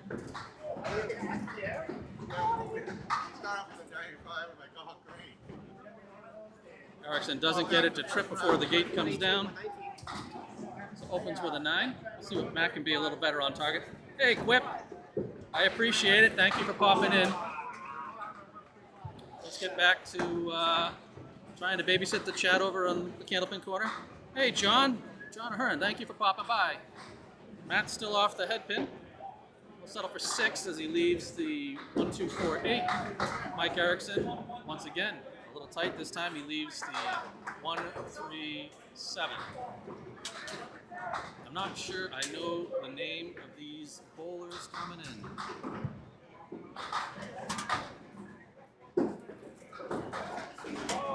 We'll figure it out. I'll probably get someone's attention at some point in time. Matt takes out everything but the 4 pin. Erickson leaves himself the 310 with some helpful wood. Matt will take the 10. Erickson sprays wood all over the place. Unfortunately, leaves it open as the 10's right there. All right, back to some action. All 21 teams, I think, are still alive. No.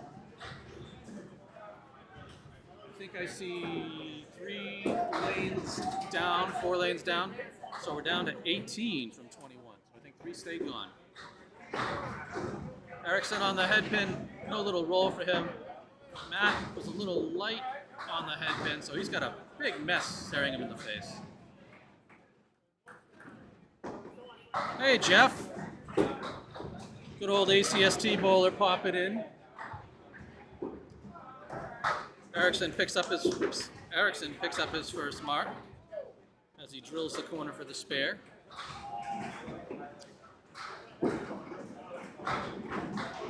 Matt leaves it open, so 35 through 3.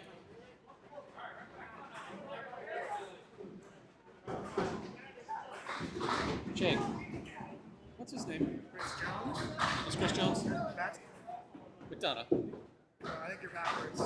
This is McDonough? This That's Jones. That's McDonough. Thank you. I always get them backwards.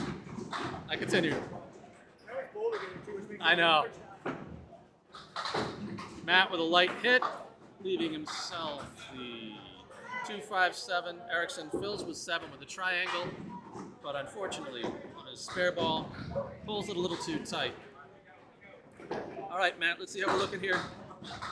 Punches the 3 a little strong, and unfortunately, that doesn't give him what he needs to drive into the corner. Oh, Mr. Erickson using the wall.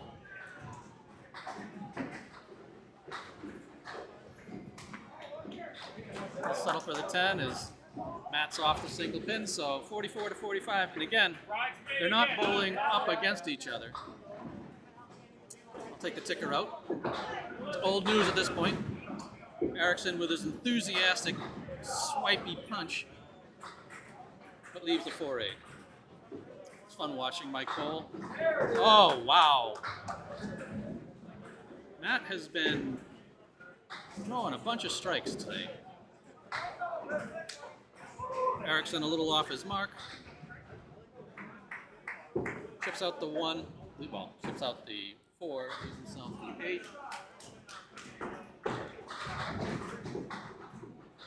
Right on it for the 10. So 55 half, while Matt Rich walks away with 54 and a hanger. As Jake Cook and Glenn Gill step up to throw their strings. Jake's still struggling with the head pin. Actually picks up the 3-2 split. Unfortunately, he had a full rack to look at. Glenn's on the head pin. That leaves himself the 5-7-8, so a little backwards. I'm not quite sure how his ball goes. Jake's on the target. Gets a little spinny love in the back. Cleans up the 1-2-5-8-9. Glenn looking for the carom and plays it perfectly. Nice job, Glenn. Didn't even have a chance to go ahead and look for the cool little marks, cool little wood off to the side, but I appreciate seeing it happen. Ugh, Jake's not going to be happy with a half Worcester on the fill. Glenn's way off his mark as well, but clears out the back as well, and the 5 is leaning, but not going. Jake does a good job of cleaning up, but leaves the 4-6. Glenn's got the 1-2-3-5-6. And the 5 looked like it had shifted just a bit on him, so I don't know if that prevented it from cleaning up the way that it should have. leaves himself the 2-5. Jake's open with the 8, 20 through 2. Glenn cleans up the leftovers. Try bringing in the other mic. We'll see if I get the echo from Cait.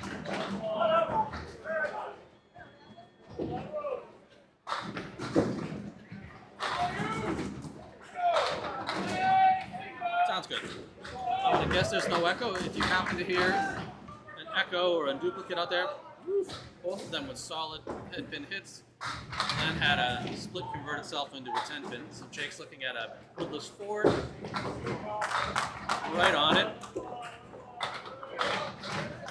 Glenn cleans up his mess. So a couple of spares in the third. Makes my job easier. Again, if you're listening to the stream and you hear some sort of an echo or a delay, let me know. Jake still struggling with the head pin. He's a little off, but cleans out 7. Glenn punches through and kind of gets an unusual floor. So similar to a spread eagle, except he knocked out the 7 instead of the 8. Jake cleans up his. Couple of spares. Glenn hit it thin, but not thin enough, so he's stuck looking at the 2-4-6.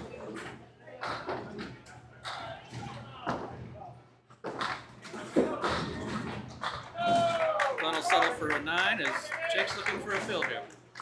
Thank you, John. Thank you, John, for the feedback.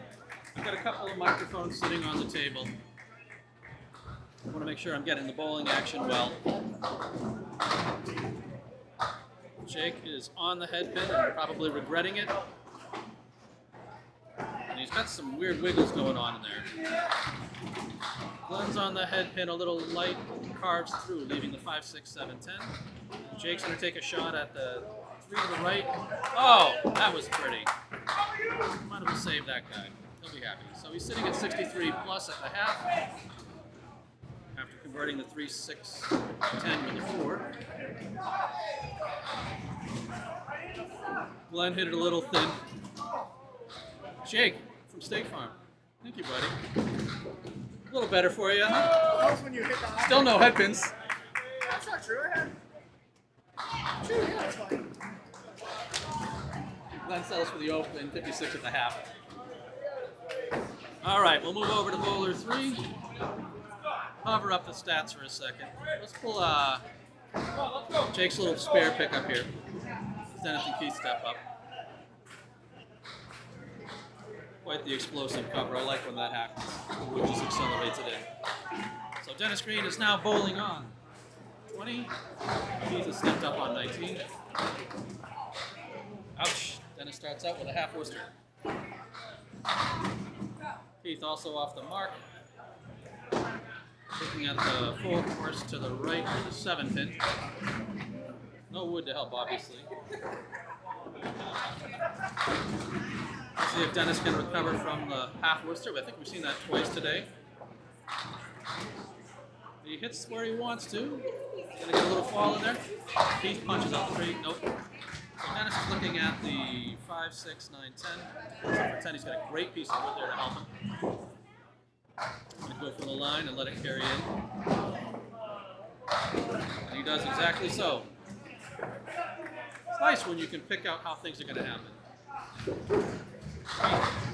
Whistles through the 3 ball. He's not too happy about it, but at the same point in time, I think when it comes to Cait, you get the same face no matter what's going on.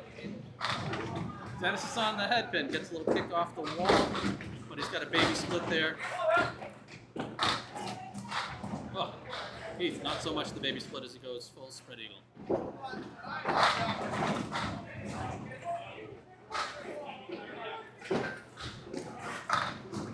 Oh. Dennis wraps it around. Looks like he left the 2 pin. Cait takes out the right wing.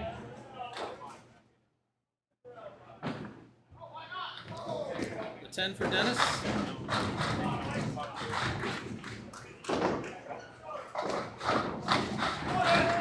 Cait with a little bit of lift, punches right through, takes out the 4 pin out of the wing.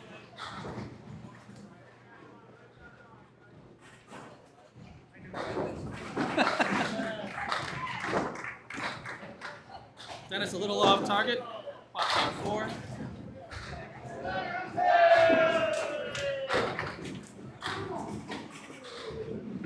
Keith punches through solid. Leaves the 3-6 to the right and the 4-7 to the left. Dennis coming right back at it. A nice cleanup. Gets the spare as Keith punch out 1.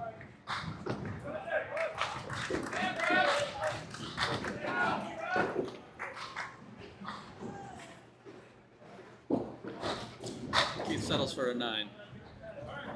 Dennis looking on the fill. Gets the head pin, gets it light,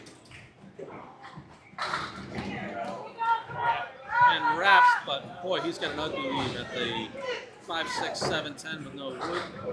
Keith with a great head pin hit. Looks like nothing but the 2-pin. Dennis takes out 1 of them.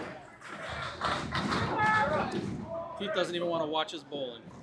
Picks up the spare.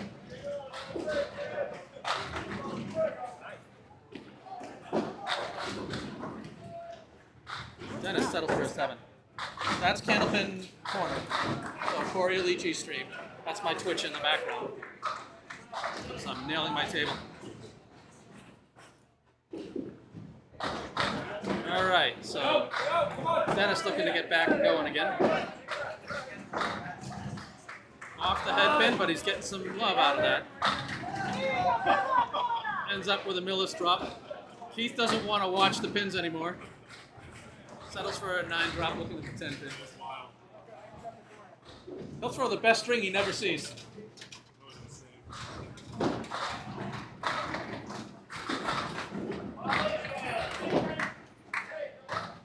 Oh, Dennis just off the pin. Oh! That's why you shouldn't watch him. Yeah, the wood wrapped him.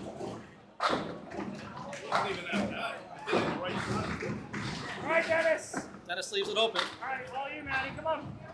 So the lanes are tightening up.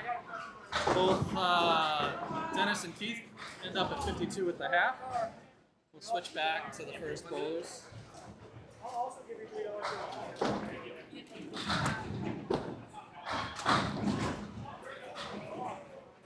Get the string out of the way. Matt Rich is up there stretching up. I didn't even tilt any good highlights, so we'll make Jake feel good. There we go. See him clean it up again. All right, so Matt steps up, working on a strike. You hear the chant for the double coming from Jake Cook, but that's a 6-7 with some interesting wood. Erickson pulls it across, gets a late trip of the head pin, so that's not going to qualify as a head pin split, but it is a split. Let's see if Mike can convert this guy up. Oof. Matt wanted to use the wood. The wood said I don't want to be used. Erickson used it. Wow. Nothing. It's gotta go. It would have been nice.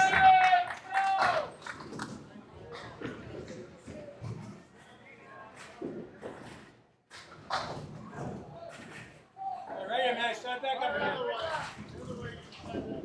Couple of open boxes to start off the second half for these guys. All right, so Matt sitting at 71 through 6, Mike at 63. And we got a suicidal pin as the 3-pin falls down on its own, so he'll have to reset the box.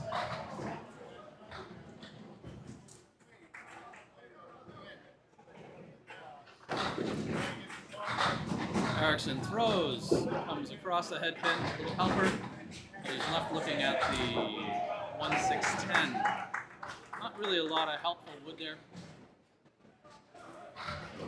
So obviously with his ball, he's going to want to try to, well, he may try to come across the one instead of going in between the gap. Matt a little off the mark, leaves himself the 4 horse to the left. Mike definitely not where he wanted to go as he takes out the 6 for the wood. And now at the 110.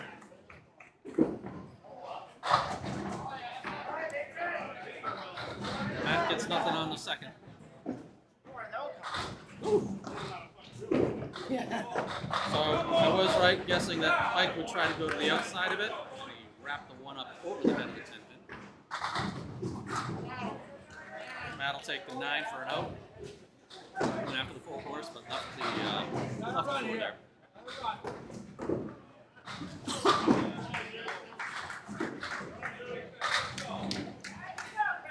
All right, Mike's on the head pin there.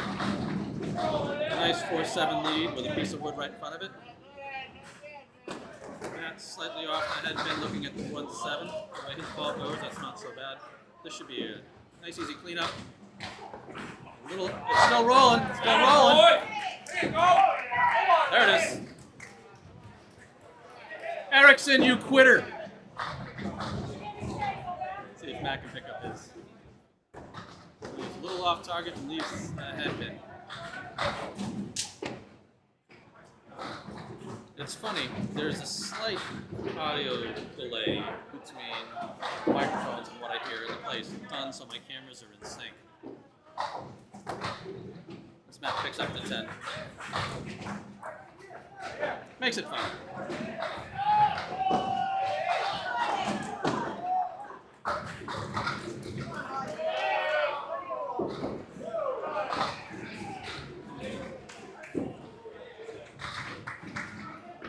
Erickson fills it with 7. Once again off the head pin. Matt, unfortunately for him, punches right through the spread eagle there.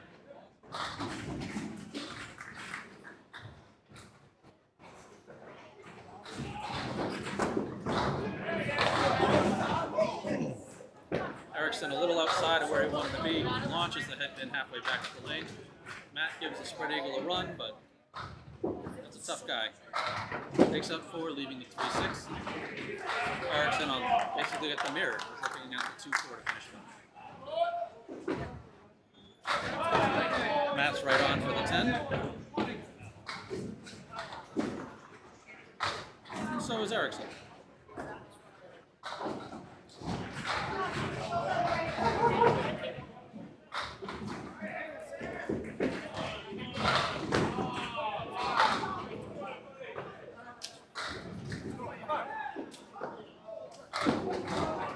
Back on the head pin, gets a couple of late callers, saves him the split, so he's got nothing but the 7.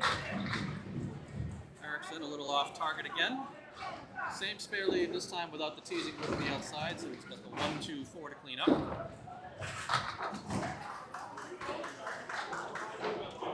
Oh, Matt a little wild there, hooks it in and out of the gutter.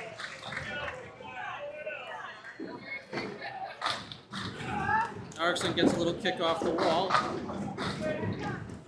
Give himself an extra ball to throw at the end as Matt fights his way through to 109.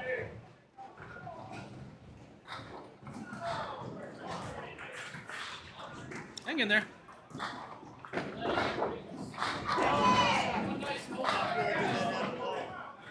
It's a tough sport. If it was easy, 10-pin bowlers would do it. Erickson with his happy hammer. And there's a split he doesn't have to aim at as he settles for a 116. Good swing for Erickson. We'll put that up there. And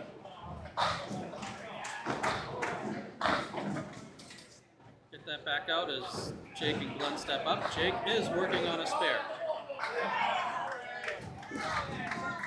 He's had a good film. He's had a not so good film. Let's see which one comes up today.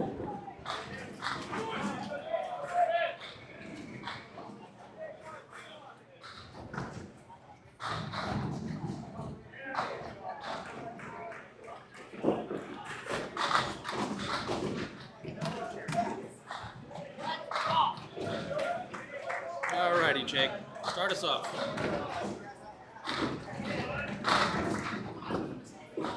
He's on the head pin.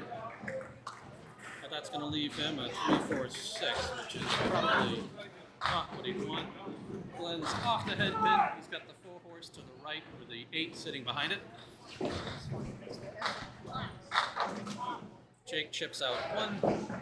See if Glenn can clean this up. Oof.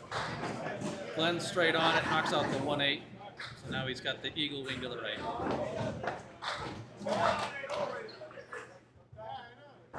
Jake's off it, so he'll settle for the 8. And Glenn punches out the 6. Pair of 8s as we move on. Pull.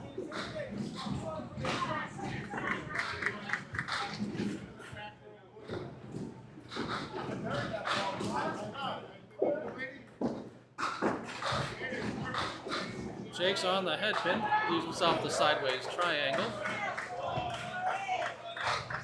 Glenn's also on the head pin. Not necessarily helpful for him.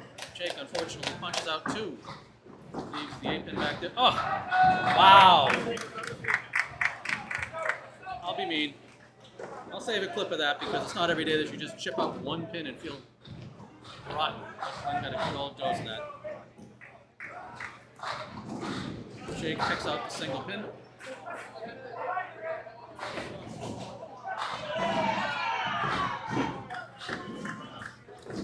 Glenn is not going to be happy with that as he drops the 3 box. I think that head pin chip kind of got into his mind. There we go, Jake. Nice ball.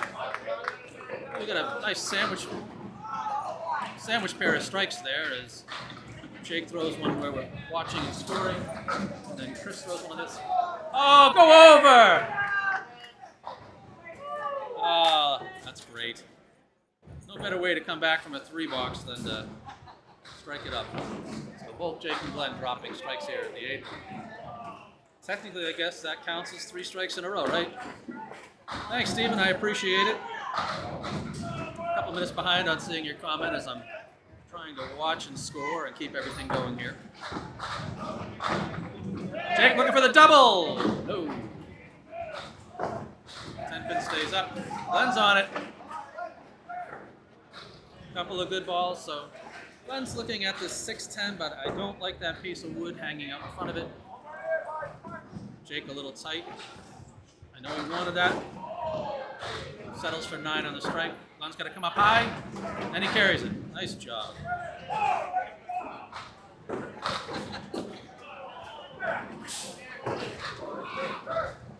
Jake settles for the 9 boxes. That 10 pin just eludes him. So 116 plus, but they know the pressure's on here. I think the cut for the last string was, I thought I heard 348, but I could be missing. Glenn's off the mark, but gets 6. So he's got the 136 with a 7 back there.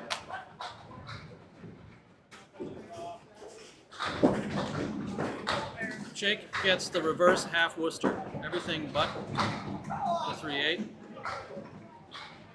Glenn gets him moving, but unfortunately leaves the 3 up there. Oh. Jake just misses the 3 pin, so a couple of 3 pin spots, hoping for some 10s here. Glenn's right on it for a 113, as is Jake for a 126. So the 2 teams are actually really close here. Again, it doesn't matter because that's not how this tournament works, but Keith and Dennis are both tied at 52 as they step up here.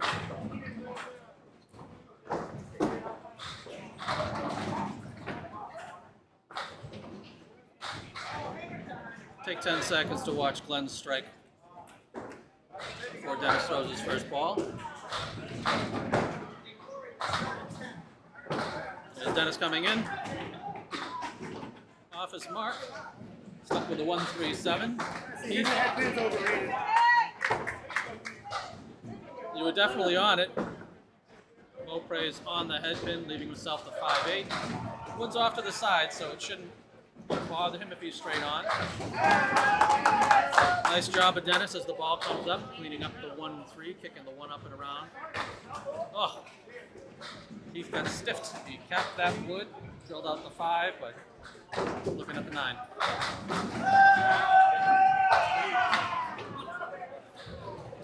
Takes out the anger for the 10.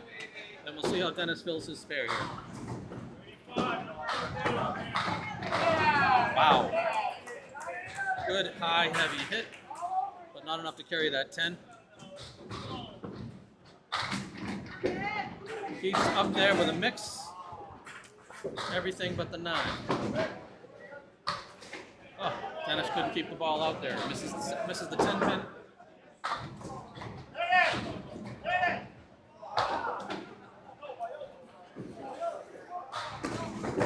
Keith is a little beside himself and not too happy with the wood, which I completely understand, but that's what makes this game way more fun and way more frustrating than 10-pin bowling.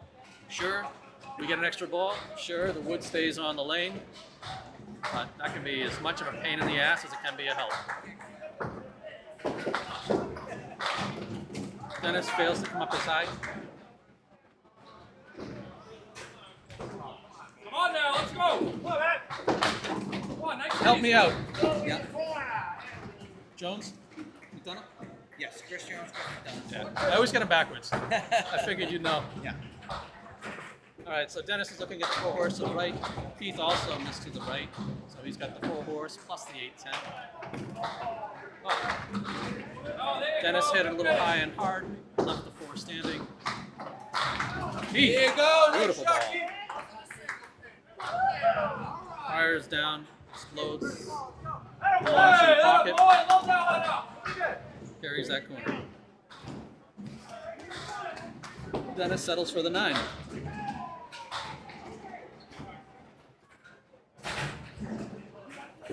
So with Keith's team sitting at 311 plus, Matt's team at 324, trying to avoid where the cut line comes in. Dennis hits the head pin, but it's ugly. Keith is on it, a nice solid 9 drop. Everything but the 10 pin. Dennis looking at the 7, 8, 10. He's got a piece of wood there. He comes all the way over to the left side of it. Yeah, that's what I would have thought to try. But unfortunately for him, it just cleans out the 8 pin. So he's looking at the 7, 10.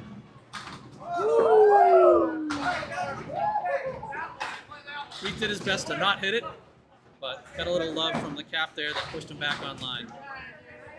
Dennis does the best you can. 358, thanks John. Trying to fix my tech because I'm an idiot in the middle of it, so I missed the cut mark. And I hadn't seen the scores highlighted in yellow, so I wasn't sure. Matt Nichols dropping a strike there on 18. There we go. Dennis not out of it yet as Keith fills with a 7.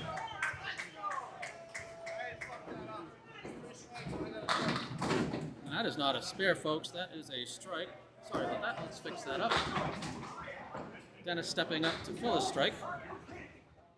Keith looking to clean up for a spare. Woof. Well, that's why they give you 2. Spread eagle on his first ball. Keith coming alive late with 2 in a row. Dennis looking for at least 3. We got a roller. Oh, well, they'll take the 8. Right out on that. 116 for Dennis. A 351 for Team Rich. Let's see what Keith's fill is here. High and heavy. Good place to leave a 7-10 split. So, looks like we have it all set there. 355 to 351, and I get the feeling the cut is going to be right in and around that mark. Get rid of the string and bring up the stats for a second.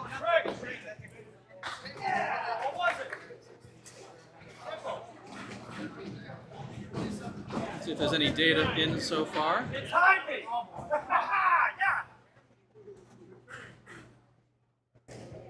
We do have some data in for the 3rd string, so I will get out of here. Bring up the stat ticker when I see the numbers change.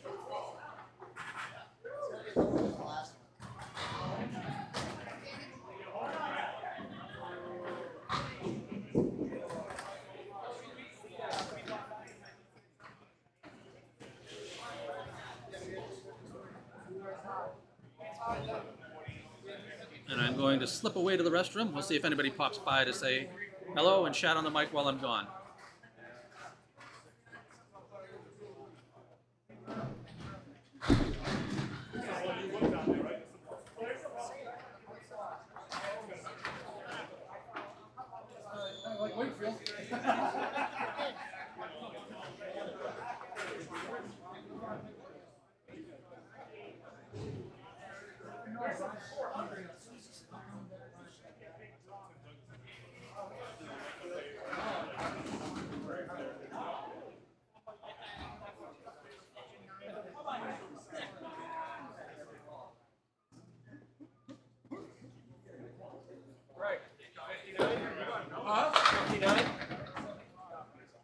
58 and 26 is 14. Yeah, 59. I was like, come on, that was like 2 months ago. You couldn't get this.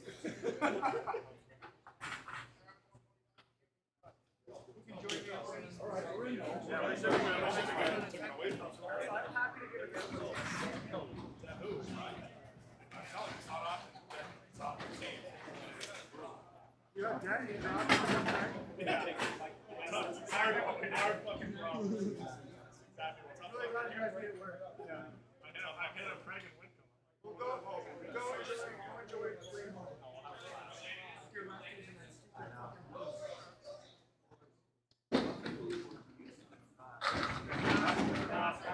No time, he's Nice up there, though.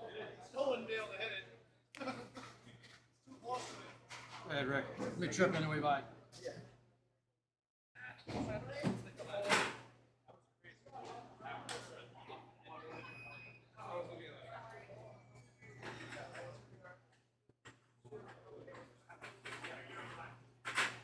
I'm going to check with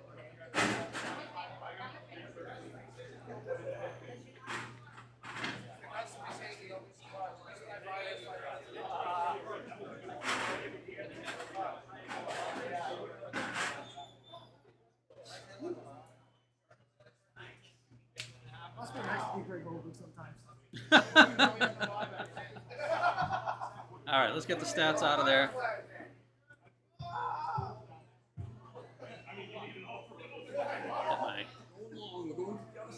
Get my score sheet.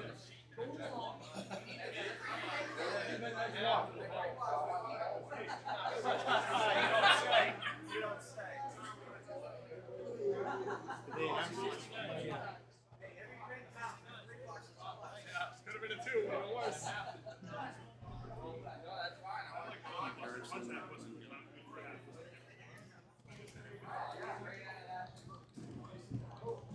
That's all right. You okay? As soon as I let go, I was like,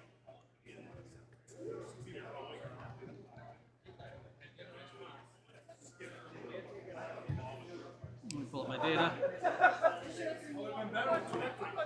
What's going on? Hey, Mr. Capone.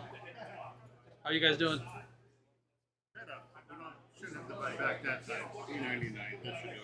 Always feels good when you don't have to, right? Yeah. Well, also going forward, we don't have any more safety nets, so we got the bowl. Ah, that makes it fun.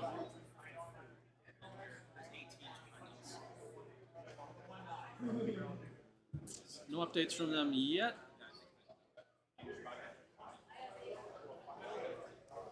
Chris, you're bowling first or third? First. it's just such a momentum. Like that, honestly, the 189 works for me. Because the 1.5, you see it coming as soon as you let it go. The 189, you don't know. It feels good. I couldn't get 400. It feels like a hammer. It's just like, 189. That's my production company. it's the worst leave, man. It's the most deflating leave. Oh, it's It's the great. only one where you throw an absolutely beautiful ball on and you just get left with nothing. Absolutely. Yeah, we got one.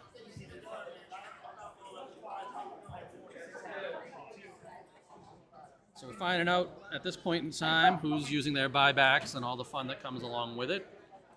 I don't know if I've gotten updated. Oh, nope, just I do now.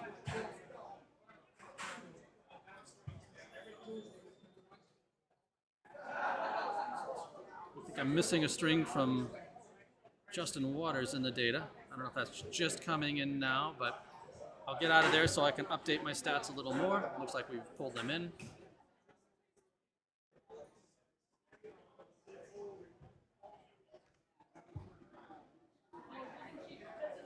There were buybacks used by 6 teams in that last run.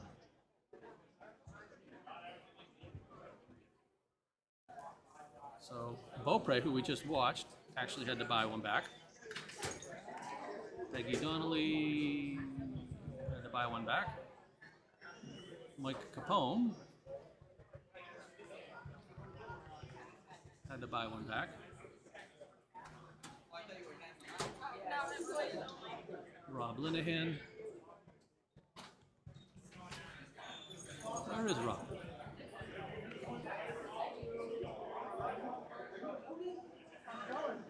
John Blaze and Kendrick Payne.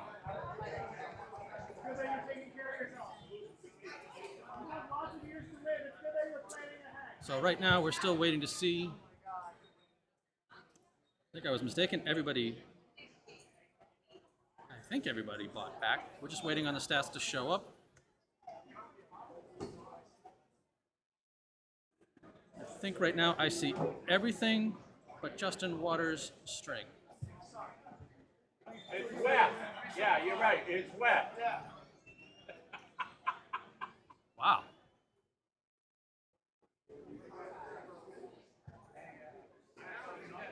You know, he scared the hell out of me. Yeah? Well, no. It's funny hearing the echo carry into my head. I'm glad it's not bugging anybody else. But it is getting to me. It's taking too long. I don't like this. All right. Like, I don't know my Get out of that thing so my stats can update. Looks like they will. I can tell as you see some teams there that have gone with a couple of buybacks. I need to go into my spreadsheet one more time.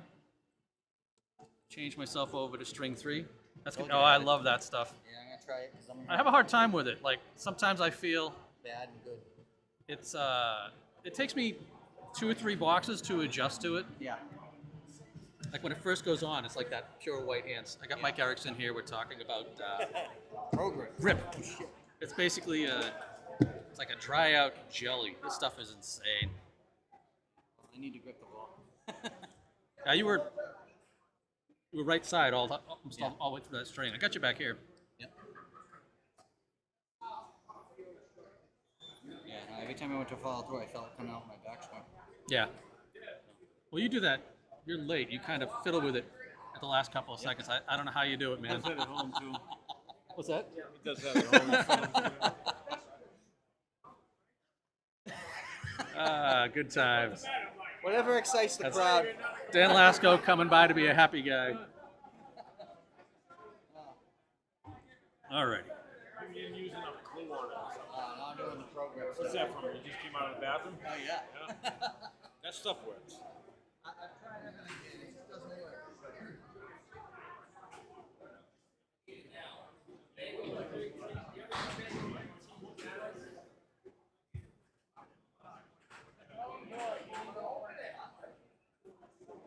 So it looks like I don't see stats in there for Kendrick Payne's team yet. I don't know if that was, they were cut and out. I see Justin Waters throwing, so actually what's going on is his string hasn't finished. That makes sense. I do appreciate Cait Finn doing everything she can to get all of the stats up there as soon as possible.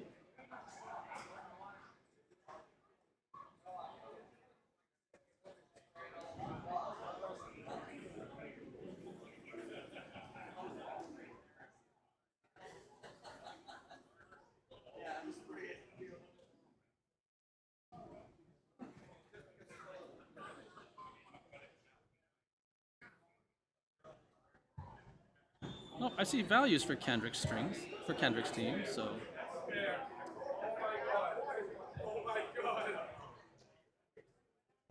Oh my God. There's no way.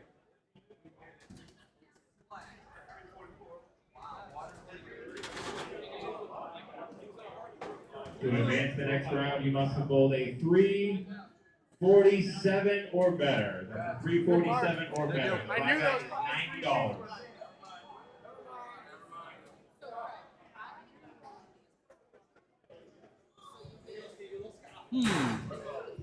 So what I'm seeing is it doesn't look like it's updating all of my rows the way that I would want them to. So the goal is to not use it. In my head, I'm like, What do you want to get? I'll get it for you. I got an extra $1. Don't worry about Oh, there we go. Okay. What do you want to get? So the only thing we're waiting on is Justin Waters' string to be filled in. As soon as we see that, we'll be good to move on. I'm waiting to hear what the cut value is.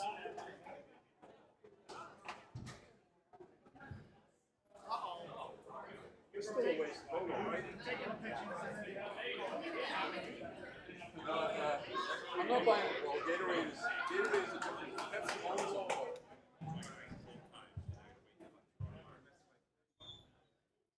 Is that a Coke machine? No, it is not. I'm gonna take a picture and send everything. I'm not buying a Pepsi though. Harassment.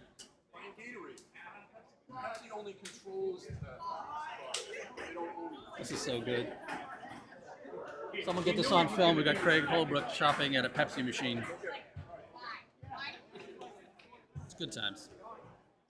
Just like us with Dr. Pepper, we don't own Dr. Pepper. Dr. Pepper's their own company. We distribute it. Getting ready for game 3. Everybody's warming up. Looks like these guys have definitely made the cut that are alive. You're bowling second? Okay.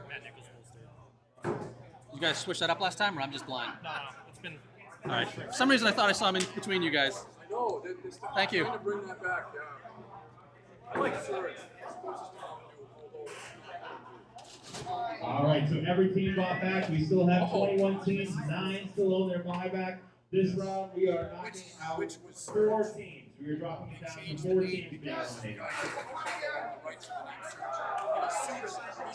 So as you might have heard, we're still a 21-team tournament. Everybody has used their buybacks.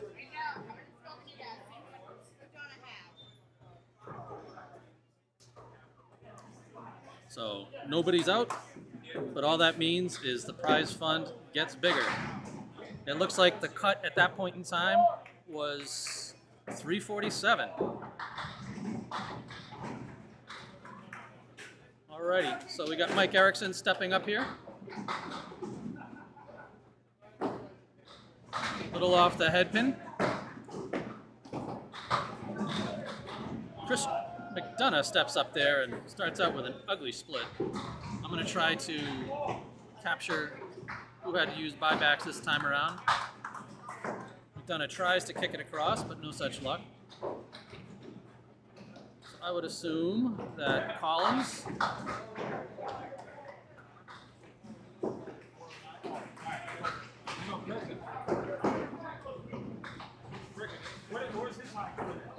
$8 for Erickson and a 10 for Chris McDonough. Give me a second as I do some hunting here, trying to catch this all up at once. How you doing?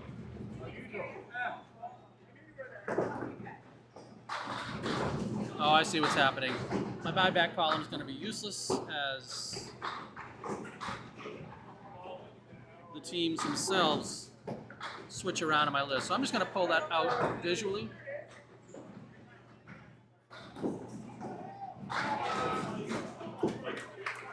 As Erickson and McDonough both picking up spares to carry this on. Oh, jeez. Trying to dance around a wire here. I'm sure Mike would like to fill it better than that. And as McDonough gets the late kick, I don't think you can fill it any better than that.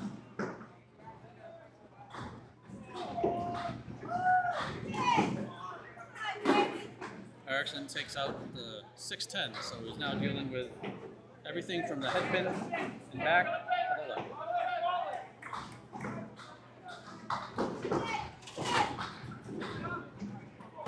McDonough comes up a little light. Gets things to dance around some, but unfortunately he's looking at the 3-9-10 without any wood. That strike is going to have to settle for 7. Mike Erickson unfortunately settling for a 6 in that box.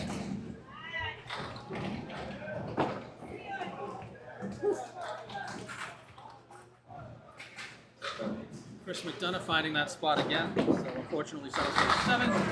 Erickson back on the head pin with a late fall. 5 goes down, and he's coming back to life with a string with a strike. McDonough solid on the head pin. Takes down all of the armor, leaving only the 5-pin. So again, still all 21 strings into it. McDonough. I should probably bring up my score sheet. That'd be nice. Finishing the half solid, hanging a spare. Erickson needs a re-rack.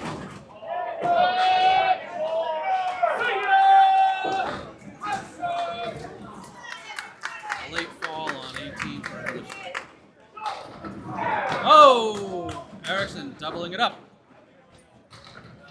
Now he gets to sit down. I wonder if he realizes it yet.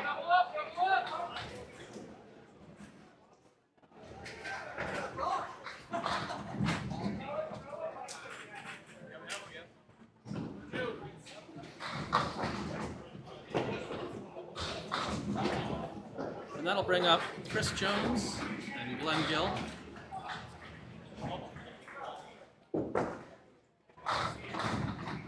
I told you, it takes about 2 or 3 boxes. I wet my hands with the towel to mix it, and I got a better grip. I was dropping, the 222 was dropping. I'm telling you, it takes me a couple of boxes for that, like that chalk layer to go away. I was literally just falling out of my hand. Yep. All right, so Glenn, with a nice piece of wood, but didn't quite help him out. So he was sitting there looking at a 2, 4, 10, the 2. Chris Jones picks up the single pin spare. Oh, wow. That was a 410 clean, I believe. We'll capture that one. It's only a 10, but that was a pretty 10.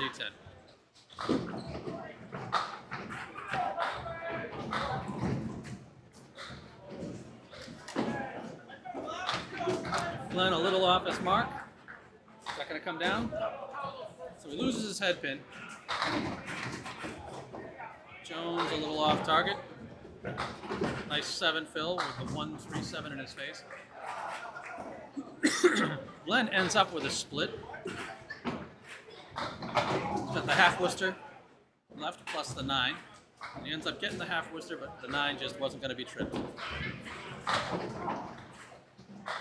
Jones a little solid on the head pin, so now he's looking at the 3-7. Glenn misses the single pin, takes the 9. Oh, I don't have to fix that. Chris Jones also settling for a 9 on that. I finally no longer have eyes on Craig Holbrook. He's moved down to the other end of the house, but he's coming down to chat. Nope, halfway. He stopped. Glenn's on the head pin. He's got a late roller coming in. Gives a nudge to the 5. Settles for 7. Jones solid on the head pin. And a late fall. He takes the strike.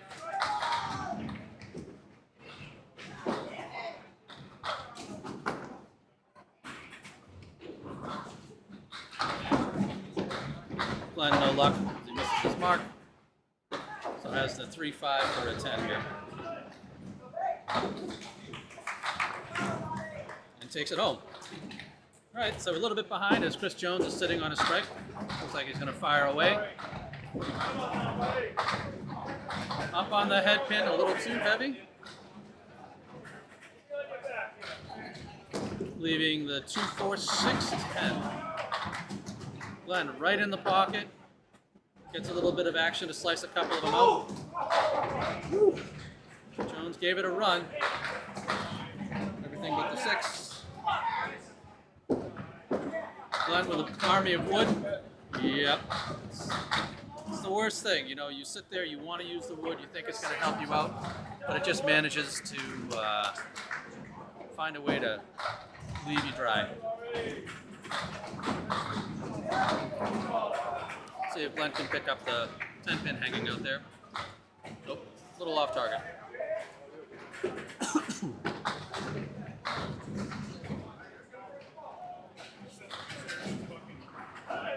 Chris, you showing off for the stream?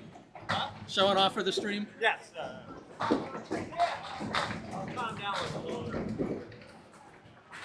We still see it. We still see it.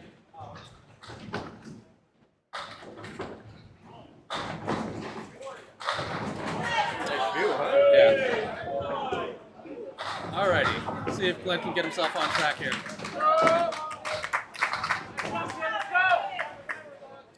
A lot of good noise here today. Again, if you hear an echo, let me know. Glenn's up on the, boy, a couple of weird leaves for head pin shots. Glenn's looking at the 3, 4, 7, 10. Nice piece of wood, but just drove it straight back. We're looking at the 4, 8, 9, 10. Jones gave it a run. Took out the 4, 8, but the 9, 10 in there. Got a little, mostly a bridge between them, so he might be able to pick up 2 of them. Glenn chips out 1 for a 9 box and a 47 half. And Jones picks him up for 65 after the half. So let's replay that last strike as we cut over to the third bowler. Good mix, that slow push, there we go, the 10 finally drops. Alright, so Beaupre and Nichols step up here.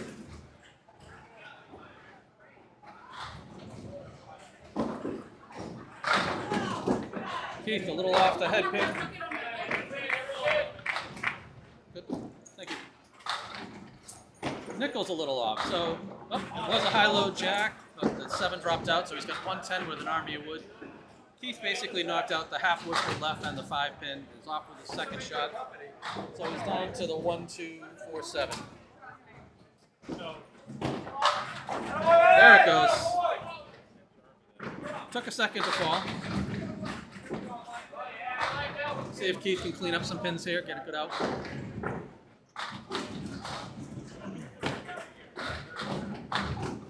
Take 2. All right, so an open for Keith to start it out.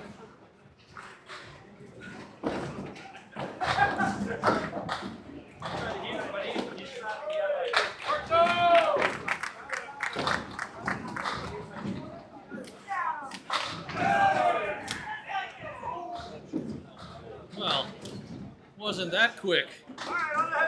He's back on target. And a strike in his second. Nichols is a little off the head pin.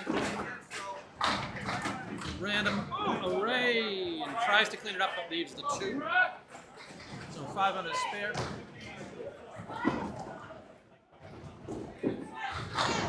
And dead on the single pin.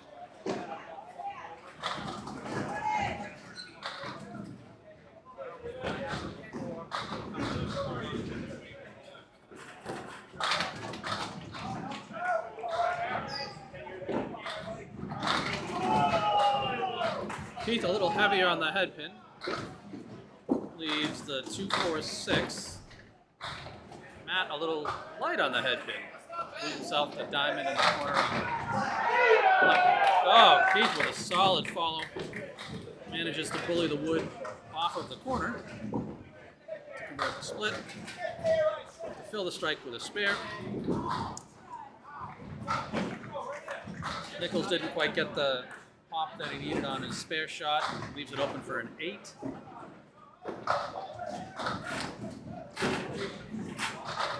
Beaupre warming up, filling a spare. Woof. Hot and heavy on the head pin. Oh, Nichols. His turn for the strike.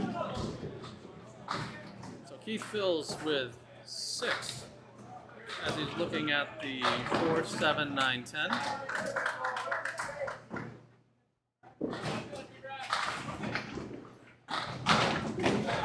Go over! Gave it a hell of a run. Got things moving around, but unfortunately not enough to carry the tank.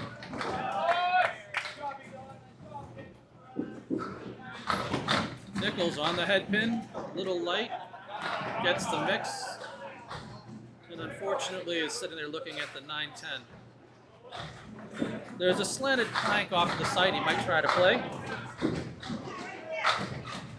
He does, oh, and he gets a little kick. We'll snag that guy, it was pretty.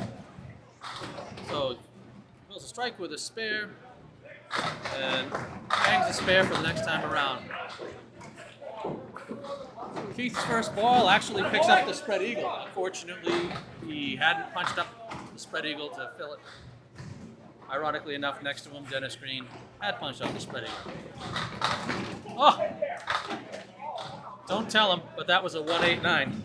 So he takes out the 189 and leaves the 5. Looking for the single pin. Crushes it and almost wipes out at the same time. So we'll hover the string as we're at it. Show you where we're sitting as we cut back to McDonough and Erickson. Right now, McDonough's team with a pretty solid 192 plus 2 extra balls, so definitely they keep this up. That's 400 right on it. Beaupre's team's a little further behind, although Erickson is working on filling both a double and a regular strike.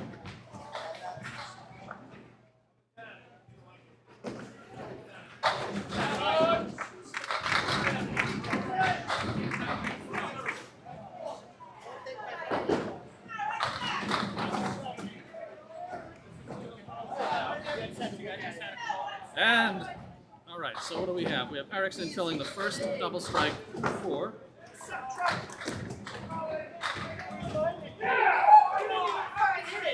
And the weirdest comeback to pull off that spare.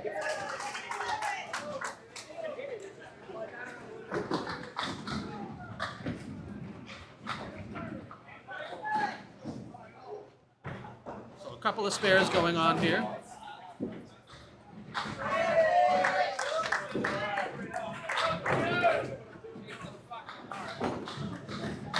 Erickson's off the head pin, and so is McDonough, but Erickson gets a good 7 out of that. McDonough just picks up 2. I think we need to add a couple of pins to Erickson's scoreboard on top. Good ball from McDonough, right where I'd want to put it. He's going to get a little, had a little bit of love, but not enough. He's sitting here looking at just a 7-8 with a bridge across the two of them, looks like. Erickson cleans up his mess as McDonough picks up the 10. Oh, Erickson does not pick up his mess. I was a little excited. It looked right from what I saw.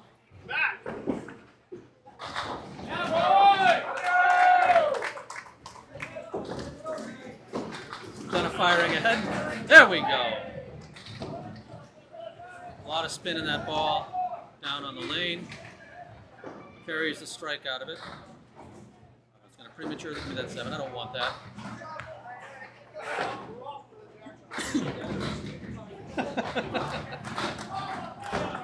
See if Erickson can pick up the 10 on the corner. That didn't sound good.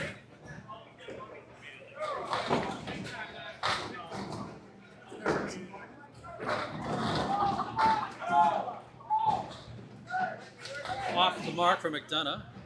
Sitting there leaving the 1-2-4. But it's on a strike, so he's got a second ball to fill this in. See what Erickson does finally. Again, pulling it across. Is it coming forward? No. Interesting action down there for McDonough. Erickson needs the 1-3 for a spare. McDonough's got nothing but the 4-pin for a 10.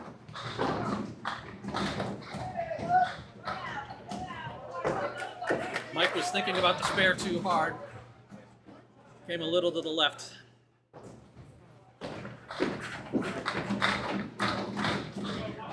Always easier on that third ball. Always easier. So Mike cleans it up for a 10. McDonough up on the head pin.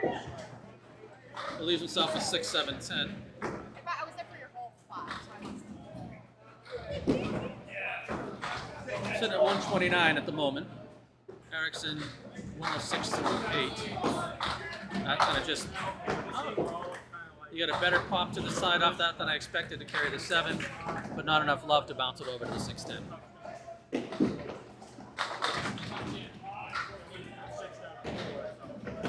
Erickson a little hard on the head pin, pushes through it. So he's got the check mark to the right, 7 pins standing all the way over to the left. McDonough takes the 8 to settle for a 130. Still a good string. Been a lot of good bowling here today. I mean, these guys are, throwing it all out there. I don't know what the prize fund is because it changes every time people buy back. Erickson is looking at 7-10 now. Tries to get the best he can out of it. Drills the 7.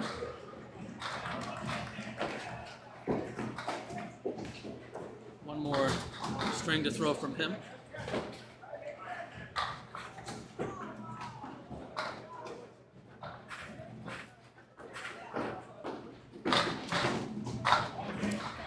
He pulls it across the head pin, takes out everything to the left of the head pin.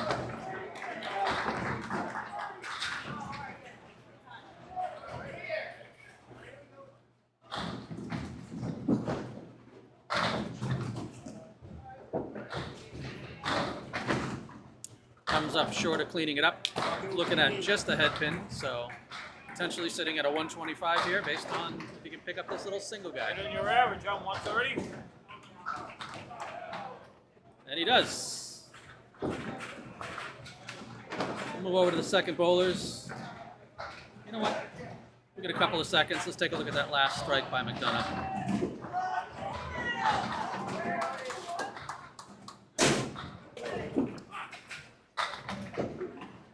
Hey, don't kick those. The people that work here won't appreciate it.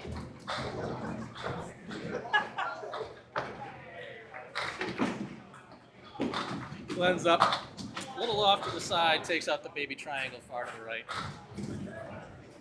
Jones firing away. Saw the spin. Hits the head pin, but came around the side of the ball, so it just kind of deflected. He's got the diamond plus the 7 over on the left.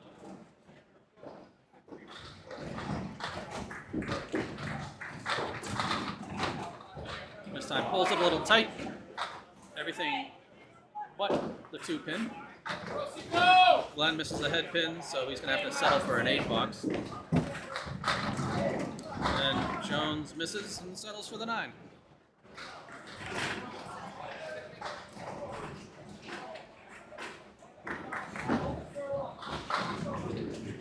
They're coming down to film the action here. I see the TikTok candlepin girls down here getting some film in. Glenn's victimized by the head pin. Once again, a 4, 5, 7, 10 with some wood. Picks up the 5, 10 beautifully. As I get crushed by Chris McDonough sitting down in front of me and beating up a chair. Jones picks up the spare. Glenn picks up the last 2 for the 10. Still waiting for my cameras to settle down for McDonough. Maybe by the time he gets up to bowl. Glenn's back on the head pin, gets a late pusher. Leaves the 2, 7, 8. Some wood to help him out. We'll see what happens. Jones, a little off the head pin, has to settle for a light fill as he picks off the right wing in the 7 pin. Gill's off his target, but is going to push it. Yes! Better late than never. Gets the spare for the miss.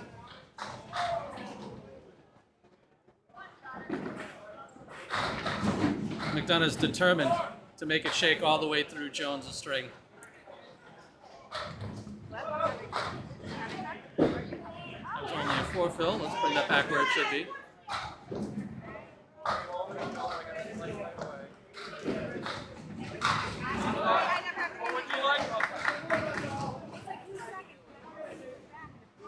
All right, let's see if Glenn can get him back on track. He steps up here to fill the spare, or spill the fair, either way. On the head pin. I almost don't want that to go for him.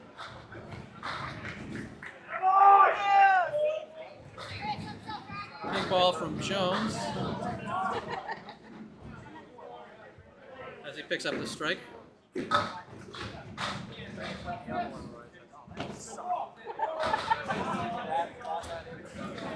He gave it a run, took out 2 of them.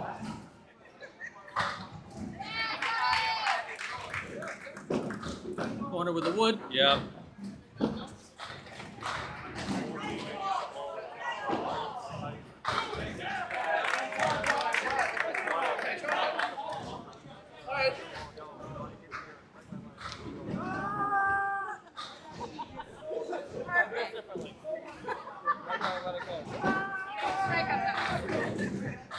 Skill comes across the head pin, so he's got a nice, if it doesn't fall, he's got a nice little support behind the 4 horsemen to the right. Double!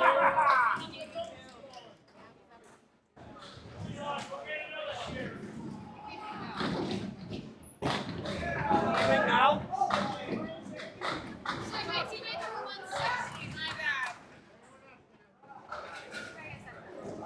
And Jill does exactly what we expected there, picking up the spare. Give me a second to fix some artwork. You got to reach up higher than that, Matt. Jill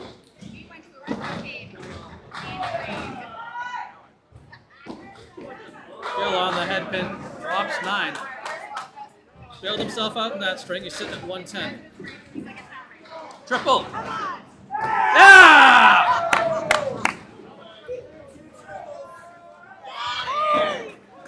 Get out of here!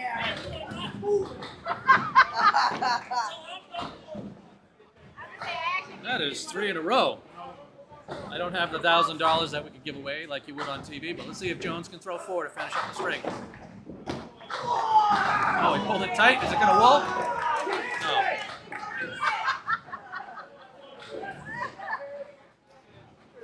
Excuse me, 3 strikes in a row, power him up to a 154. Pulls that one up out of where? You get to watch that one later, too. So a solid 154 for Chris Jones. Cover the string as we cut over to Beaupre and Nichols here. Looking good with a chance at 400 for them.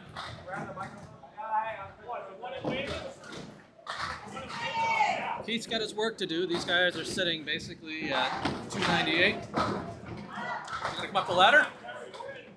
Off target. Leaves the 136.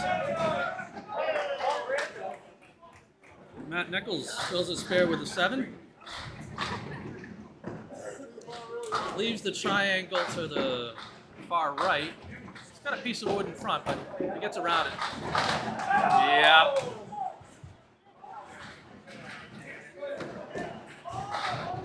Not even sure how I pulled off putting in the spare artwork there, but I did.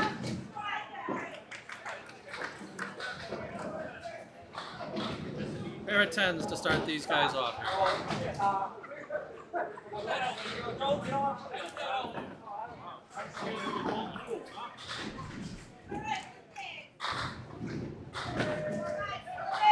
See if I can pull this back just a bit without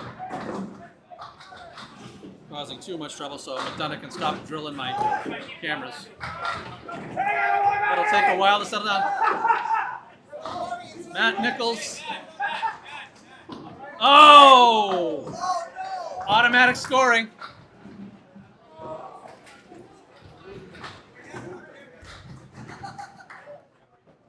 Gotta remove the frame. Oh! Keith with no love.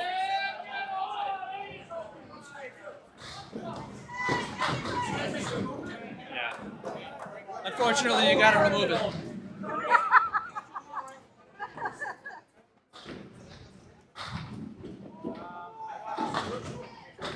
He had a 9 drop reset. That wasn't a fill.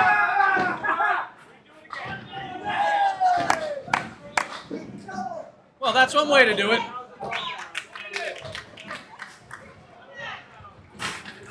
Sorry guys, dealing with little automatic scoring challenges, so it's tough.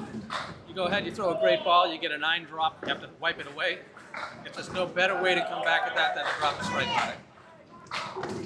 Beaupre still a little off. Nichols' first ball on the fill. Leaves a baby split. He's got the 257. Beaupre shooting. He had the full 4 horse to the right. And the 8 trailing behind it. Nichols wrapped everywhere, but didn't get the 7 to fall. Keith will have to settle for a 9, as will Matt. So a 92 for Beaupre through 8, a 108 for Nichols. He's beating himself up. It's off camera, but he's definitely trying to get himself going here. They know they're in trouble. Pulls it across. cleans out the left side. Matt Nichols on the head pin to his detriment. He's sitting here looking at the 5, 9, 10. No wood. It's not right. My favorite ice cream?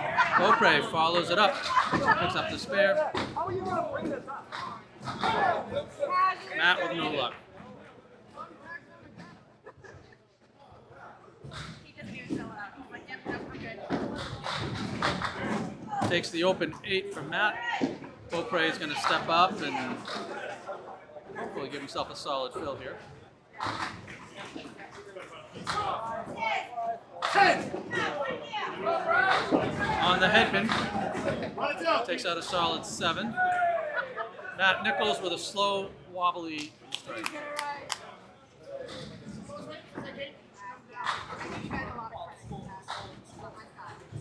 He's got some gate PTSD going on there. As Keith gets screwed by the wood. Should have been a spare, but Nichols pulls it tight, cleans out the left side. So the head pin and everything to the right stays. Keith opens up. It's a 118, a 353 for his team. Matt fills that strike with 7 for a 133, 417 for McDonough. Another great string scene.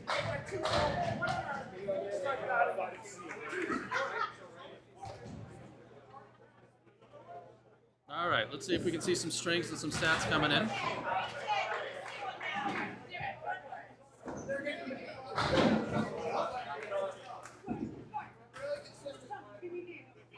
All right, I see some data in for string for 4.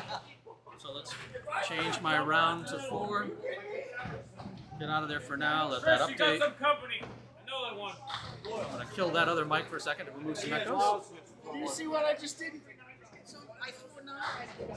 Oops. Sorry, we'll bring up the stats. And again, as I've said before, ignore the averages that you see there. Just look at the stats as far as these guys have gone ahead and thrown. So a bunch of head pin hits. You see how many strike spares, 10s for each bowler out there. And again, even though that there's a 64 pin difference between the teams, it's all 21 teams competing against each other. So I think 4 teams are at least out in this next round for sure. We'll see how it goes from there.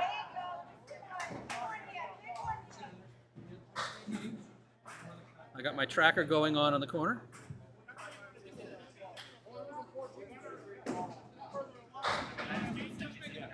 Should be pulling some updates.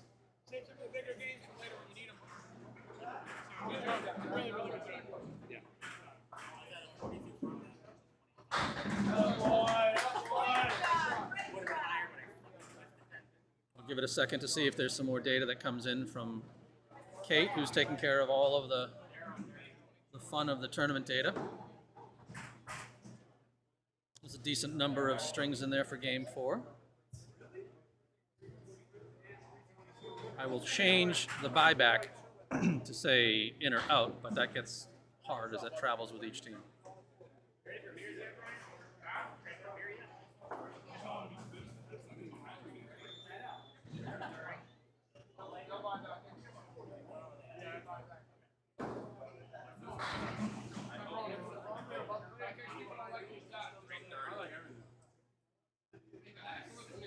It looks like I should have more data than I do. So what's Steve trying to do today? It worked. You took his car, you started, he was already almost out parking lot. That's somebody came running out, Steve, hooray! Doucette and company having a lot of fun over here.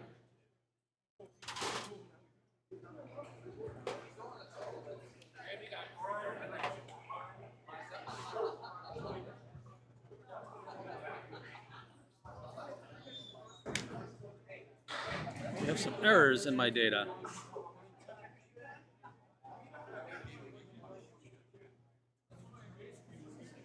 I don't know why I have errors bringing data in.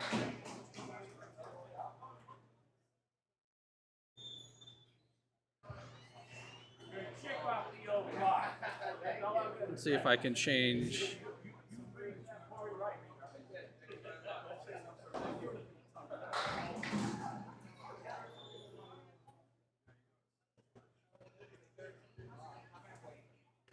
I'm not quite sure what the errors are pulling in data from their spreadsheet.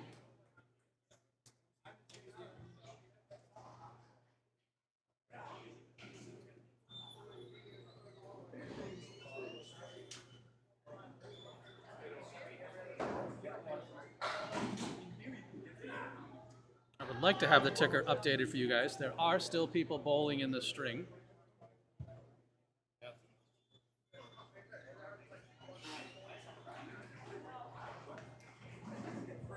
They survived by 2 pins.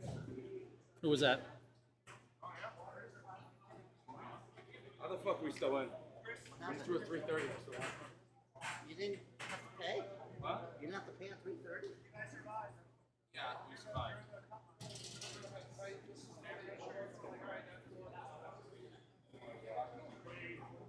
Step out of Excel for a second.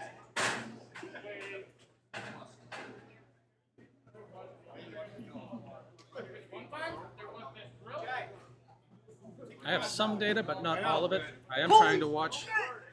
I don't. Mikey.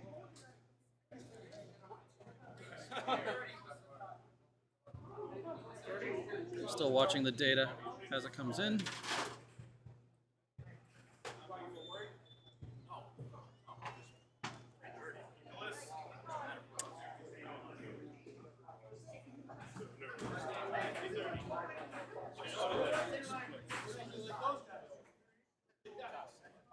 To advance the next round without using a buyback, you must have bowled a 330 or better. That's a 330. Just a 330 for the cut.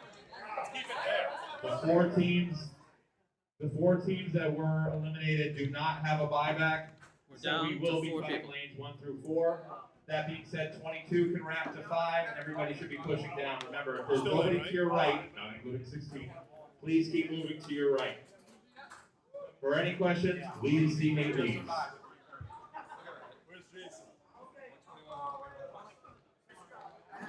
Charlie, what is for him?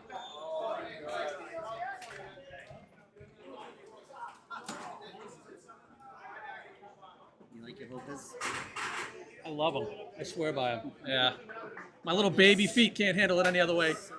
Yeah. Absolutely. Sorry, guys. I'm just sitting here trying to get everything set up for the next string. 4 teams that were cut. They don't have their buybacks, so we're officially down to a 17-team tournament. And I'll remove the stat ticker. We'll bring up the score sheet. I'm not sure who's who and what order they're bowling in. How you doing? I'm Micah. Ryan. Ryan? Brian? So we have Dave going first. Yes. You're second. Richie third. No, I'm third. You're third. Beautiful. Thank you. Absolutely. Hey, good luck, guys. Let's go, Chris. Let's go.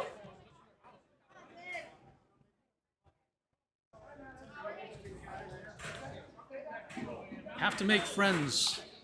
I don't know all the bowlers here, so it's kind of fun getting out there. That's Dave on the head pin as we start things off here. And McDonough once again, also on the head pin. So we sit here looking at the basically left triangle and corner. I don't know a good name for these 5 pins. As he punches out the 6. McDonough with a much easier shot, just having to shoot out the 2, and he gets a little wrap around and takes it off the wall. Starts out with a spare. Oof. A thin slice by Dave. Starts out with a 7 box. I'm sure that'll get better as we go. McDonough, everything but the 4 pin.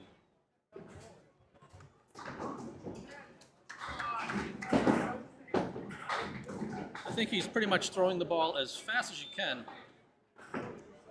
That still gets picked up by the radar detector as he's off and up over 36 miles an hour at the pins.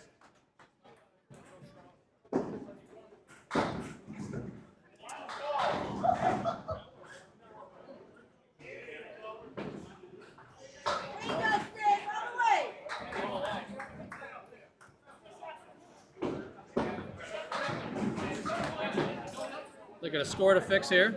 I don't think they tracked one of his balls.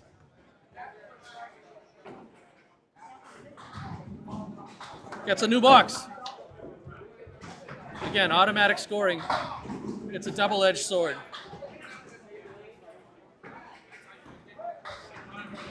If the pins aren't where the sensors expect them, and it happens to be the last pin that's left standing, the lane will clear it out. And unfortunately for the bowler, for better or worse, that means they have to redo the box.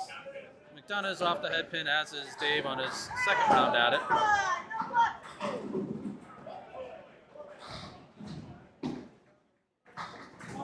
But he gets a good little cleanup there, sweeping the 1-2 into the 10. Dave, unfortunately, not so much. He's still looking at the 1-2, 7-10. All right, I'll bring on that other microphone. Chris back on the head pin. Little baby split, leaving the 3-10. But a good 8 fill. Dave will settle for an 8 in his second attempt at the second box. Wow. Chris having a tough time with the wood there as the 3 goes away, but the 10 remains standing.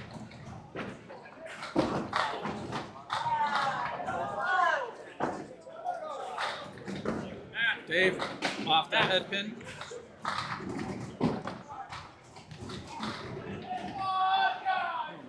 What did I do here?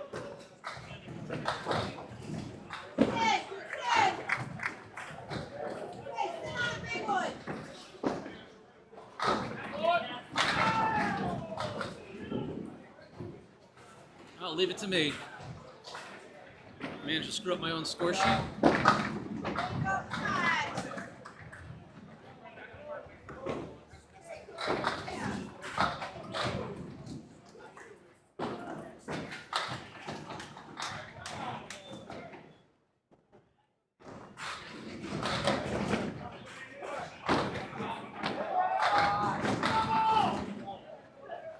Give me a second while I try to pick this out.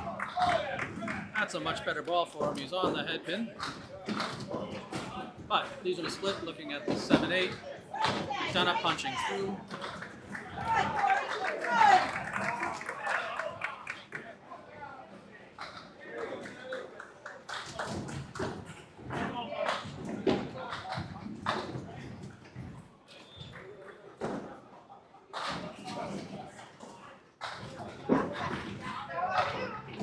Oh, he hits the wood, but not enough to help him. Not enough to help himself out. All right, fix my stupidity for now. Dave's right on it to pick up the 10. He's got one box to throw before Chris Jones steps up.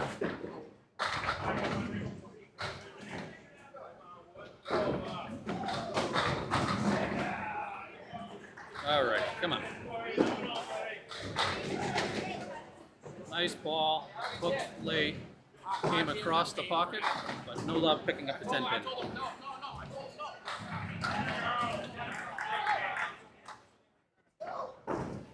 Nothing but the 10, no wood to help.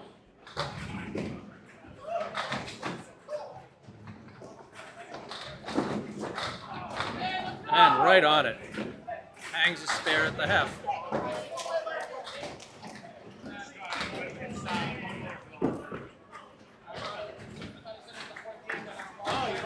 Switch over to the second bowlers. As Richie Myrick steps up against Chris Jones. Just curious what it was.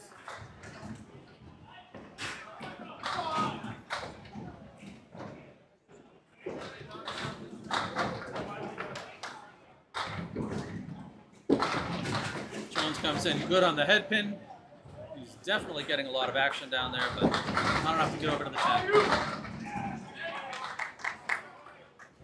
All right, both of them on the head pin. Richie's got a great plank setup here. So he's got the 3-6-10, good piece of wood, but whenever you see this, there's always the chance that it'll wrap and leave the 10 hanging there. Chris drills the spare. And it's almost as if I knew what I was talking about. It feels good once in a while when you see something happening and call it out before it does. Unfortunately for Richie, that means he's looking at the 10 pin for a 10. Still got a blocker in front of it. And he he left it on the outside. So it opened for Richie to open. See how Jones fills that spare.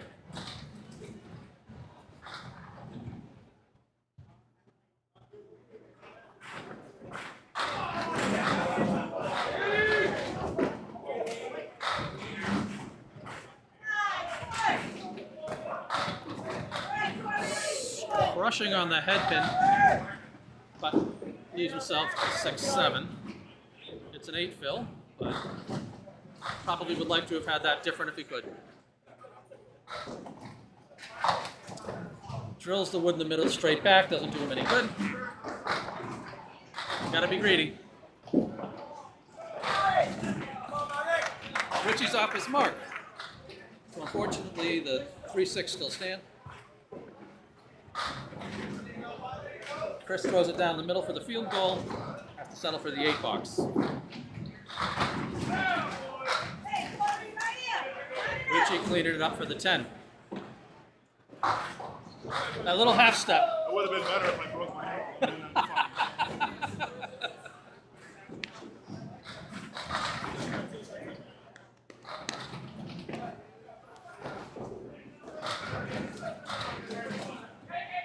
Well, I got you for 2 strings on the recording. Well, technically, I got you for most of them because I can see them all. A lot of splits on Jones right back at the head pin, has the baby triangle to the far left. Myrick a little off his mark. Punches out the 2-4-8. Oof. Jones punches through the middle of the triangle.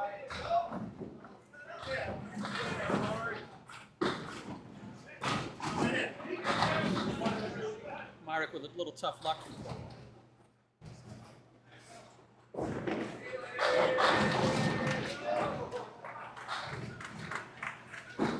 Settles for the 8. Right here, Myrick. Come on, buddy. And a 7 for Myrick. I don't know if the lanes are tightening up or if it's the bowlers. Jones coming in. Pulls it across the head pin. First time he's missed it in this string. It still gets a solid 7, looking at the 1-3-6. Richie's on the head pin, a little light, with a diamond to the left. Jones misses the target. What's that? I'm over your head.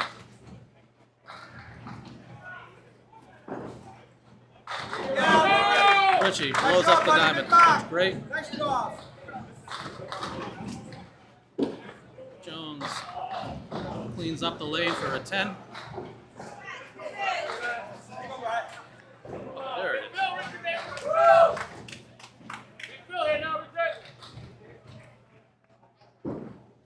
Good crowd over here making some noise. Jones fires away.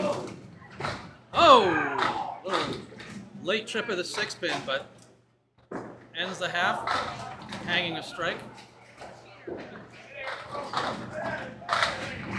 Richie, unfortunately, great head pin hit. We're looking at the 7-9. He's got a slanted piece of wood a little ahead over to the right, so I assume he's going to try to ride that and see if he can pick up the split here.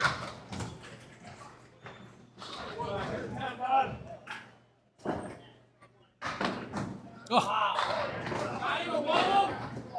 But wood being what wood is, he gets nothing to show for it. See if he can pick up a single one of these guys at least. Takes the 9 to end his half at 53.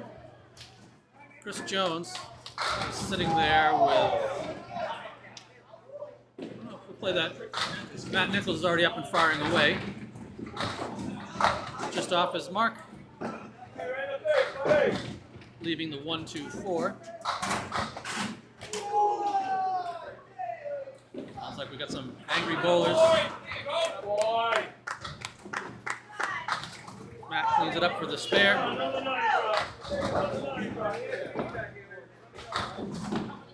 Brian starts out by popping out the half Worcester to the right. Nichols stepping up to fill.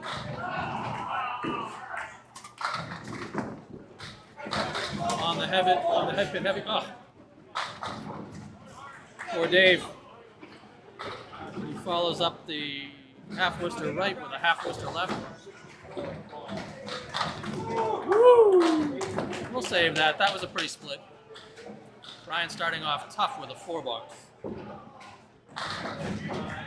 Nichols converts the spare. Let's give him credit for it.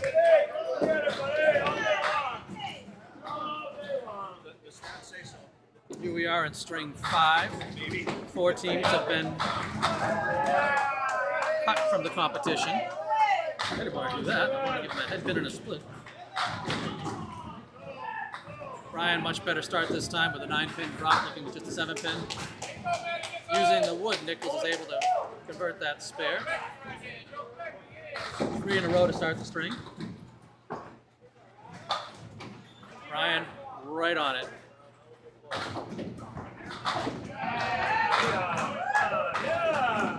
A little mixing strike there. Oh, boy.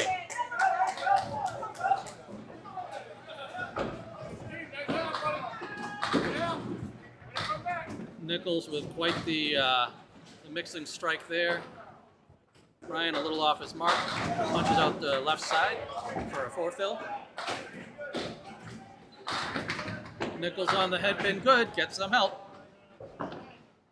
Everything but the 10. Woo. Brian gives it a run. Everything but the 2. Nichols looking for probably an easy spare. Drills it. Big half. So he's sitting there at 85 plus.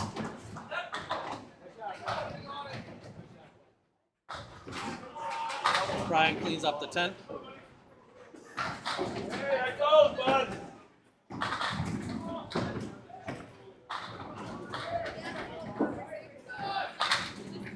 Brian with a nice heavy ball.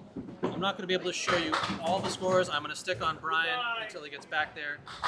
McDonough's bowling ahead. So we'll get to his score as soon as Brian has finished his half. Oh! That was clean. Couple of them.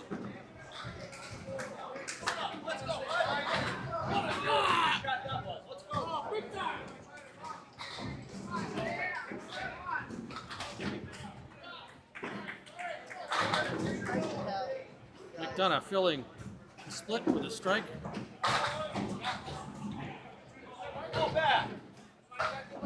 Ryan filling the split. Unfortunately, the split.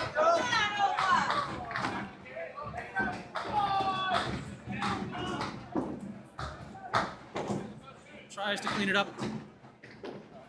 Knocks out the 2-4, leaving the 3-6-7. Chris hoping for a double, but a little light. Ends up with a check mark. All right, we'll cut back to the first bowlers now that Brian's done with his 53 half. He's got the check mark with a 10 out wide. Picks up the 5-7, has some spinning. Not enough to touch it. So he's just got the eagle wing to the left as Dave is playing catch up here. Little off the, nope, he touches the side of the head pin. Fills his spare with a 7. A triangle off to the left. A 9 for McDonough, has him at 110 with 2 to go. Oh! Tough wrap for Dave, leaving the 4 standing out of the triangle. McDonough's light and pays a bit of a price for it. Weird setup here as he's looking at the 4-8-10. He does have some interesting wood at play. That one's a little far forward, so you can't really just split these. Oh, yeah. It looked like it was going to be a struggle, and it gave him one. All right, let's see how Dave can do here.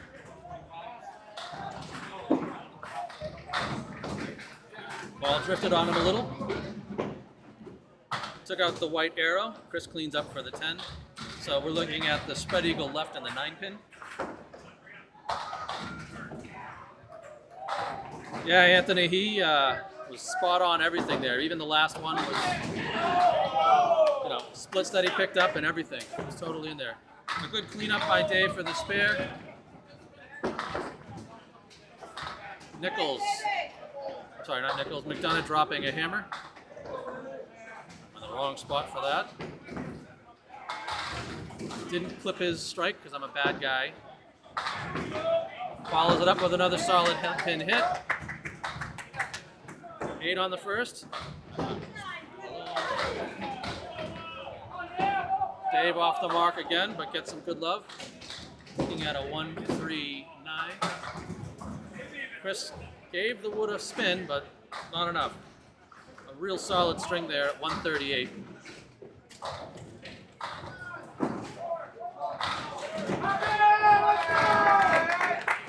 Dave's fighting for it here. Picks up another spare for 2 in a row. See if they're going to send Jones up early or if they're going to let him stay there comfy.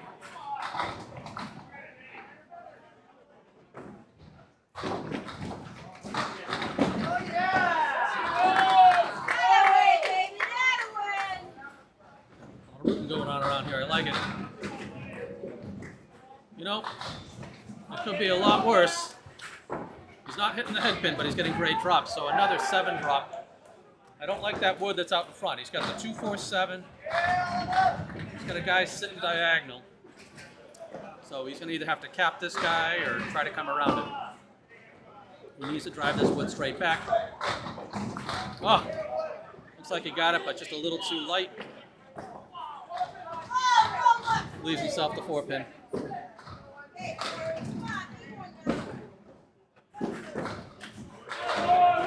Picks up the 10, so 114 after 9.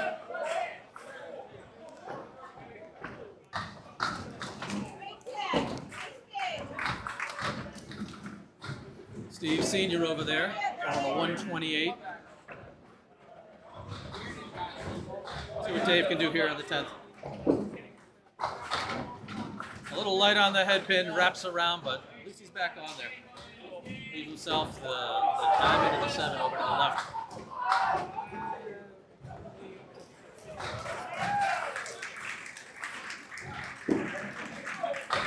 Oh, with the bad. Punches right through it. Something big happened down there. Takes the half Worcester out.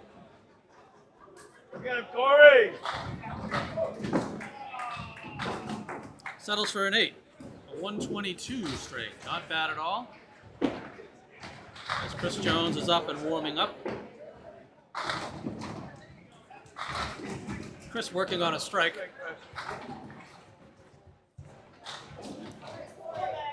Richie getting his practice slides in.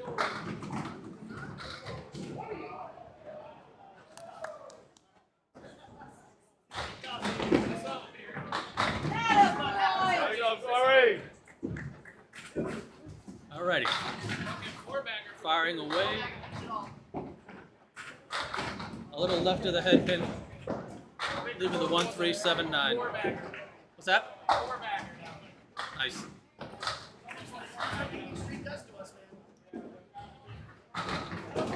And a pretty little cleanup there.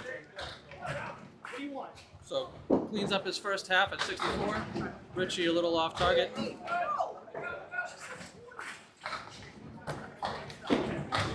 Corey!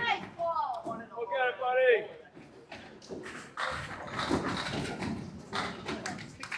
Richie settles for the 9.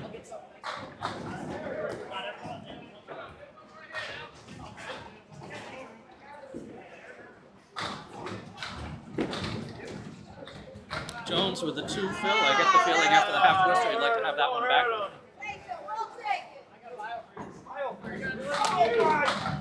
It's going to take me 20 minutes to get there. Solid head pin hit by Myrick. Everything but the 7. Jones struggling to find his throw, but he's getting some mixing happening down below, so we're looking at a 3-4-7.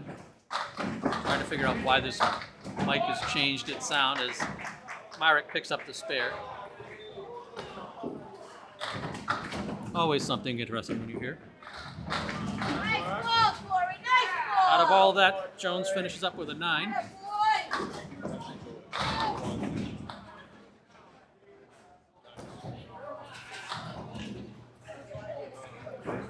Sitting here, starting off his 8th. Still off his mark, punches out 4, taking out the 3, 5, 8, and 10. Sorry. Richie looking for a fill. little right of the head pin, but still, it's a solid 7 drop. There's worse ways to fill a spare than a 7.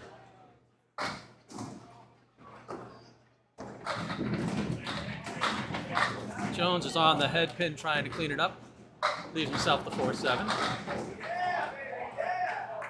Richie looking for 2 in a row.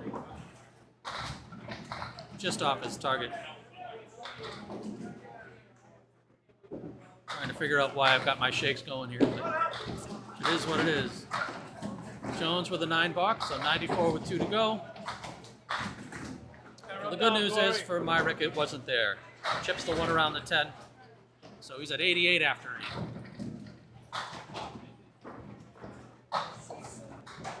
8. All right.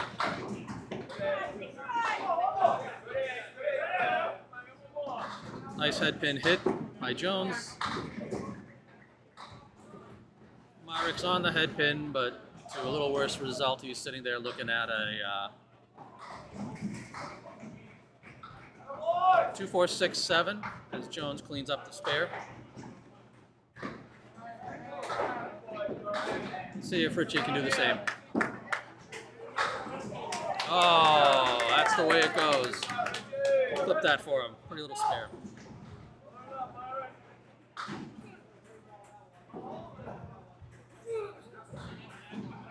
A lot of people drifting this way to see how the action is going.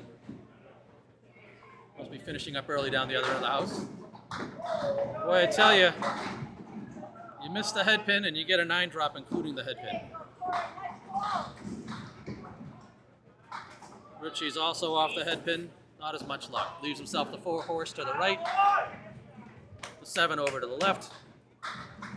And Jones cleans up the spare, so he's at 123 plus.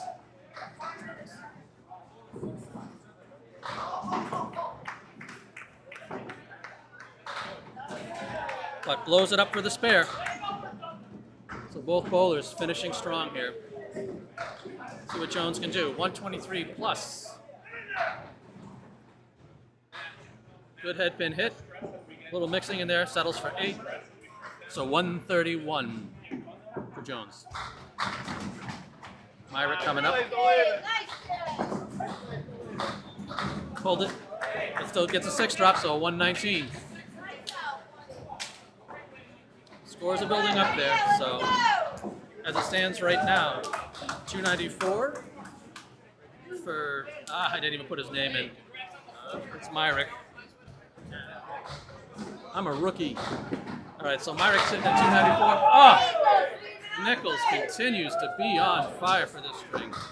Let me get this out of there and see if I can go back that far.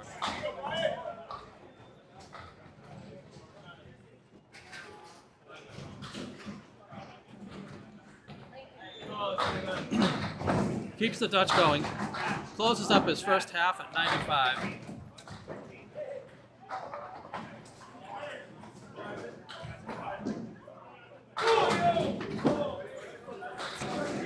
Little struggle here. He's giving himself a 4-5-7.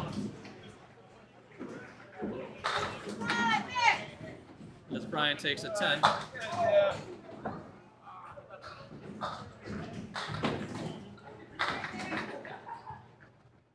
It's finally open. Matt Nichols struggles to pick that up. I know he was feeling it.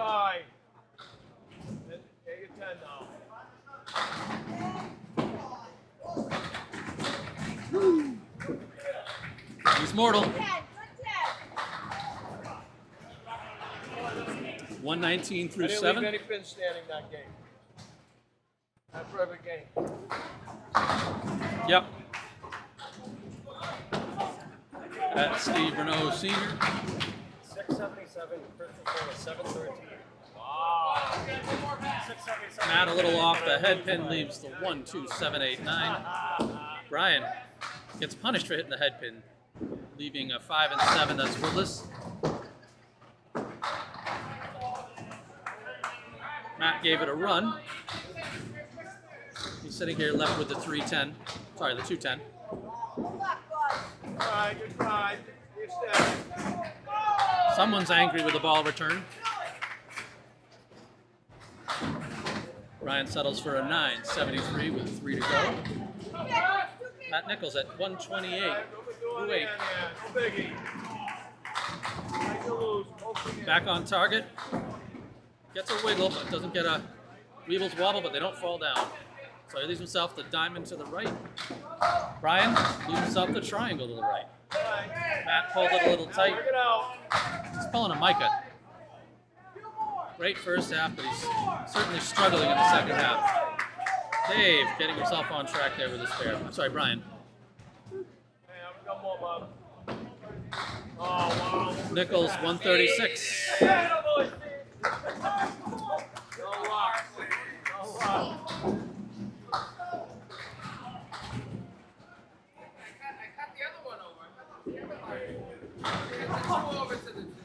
Wow. Great solid pocket hit. Everything but the 7. As Brian fills with a 6. Oh, make that a 7. Even the high-low jack. Nichols screwed by the wood there. Team is still over 400 for the string. Pretty much should guarantee they're moving forward. Oh, always looks pretty when you get a shot at the 1-7-10, but he was able to clear out the 1. 7 or 10 hung around. Well, Matt holds on, takes a 145, and Team McDonough with a 414 for the string. That's an 8 for Brian with 1 box to go. Hey Mike, thanks for popping by. And thank you for keeping that going. Hey there, Lee, thanks for swinging by. Sorry, I'm trying to sit here and watch a few things at once and doing the best I can. Brian's right on the head pin, leaving himself a nice 5-9. Oof. Tough break as he chops one out. Team Myrick's going to be struggling here with it looks like they're at 348 right now, hoping for 349 with a pickup.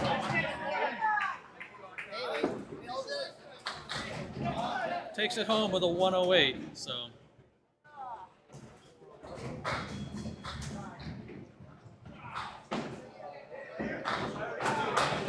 $349 to $414. And again, ignore the averages because I don't put any values in there. But you can see the strings and you can see the accuracy of the bowlers. And again, this tournament is down to 17 teams right now.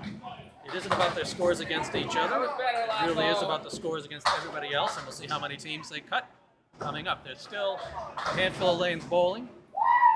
So I'm going to take a quick break while we let this happen. We'll see if we caught that last strike. See, I had this stupid string in the way on that replay because I'm an idiot. Hopefully after 10 that goes away and we'll see it clean, but nope, possibly not. Alrighty, so let's keep an eye on the stats. I will try to see if my data updates right from them, but the last time I tried to pull the update, I had an error.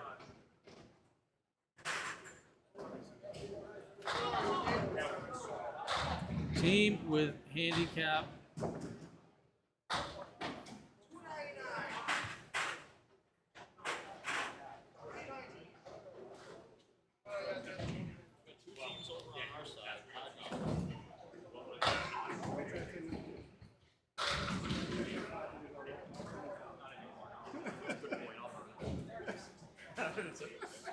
Excellent point out of you.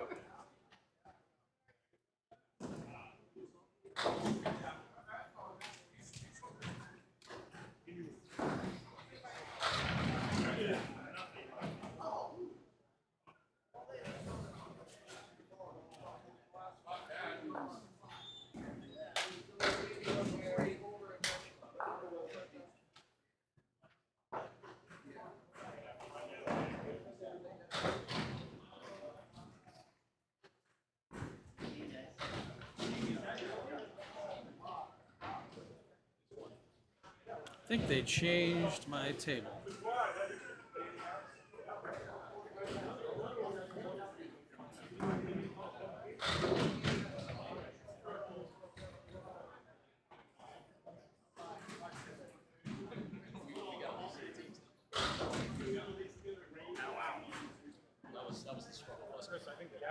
house right now is well over 1 point. No, there's no one. Yeah, I'm not getting it properly loading from their sheet. That's frustrating. Congratulations. First ever 7? That's kind of surprising, but you didn't really bowl a lot. Yeah. Something weird going on. Kind of a bummer. All right, I'm going to step away for a few minutes while they figure it out. And we'll be back.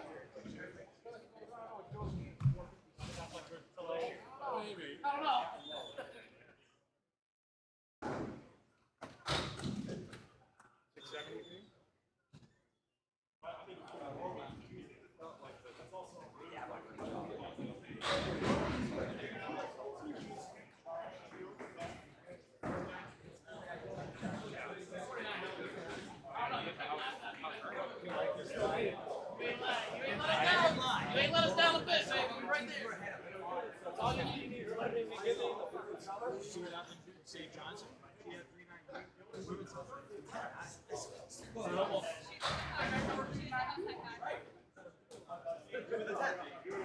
So that's all that matters.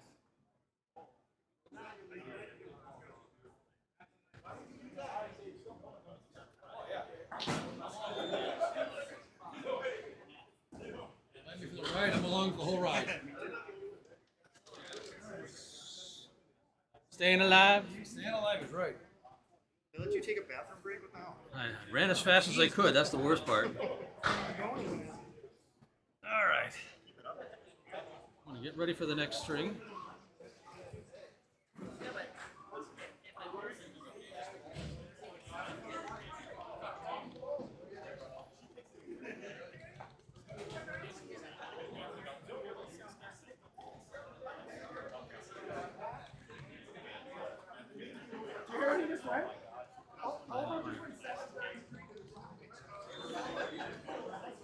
All right, so we got a couple quick announcements to make before we announce the cut. First off, we have a tie for high triple in the house record.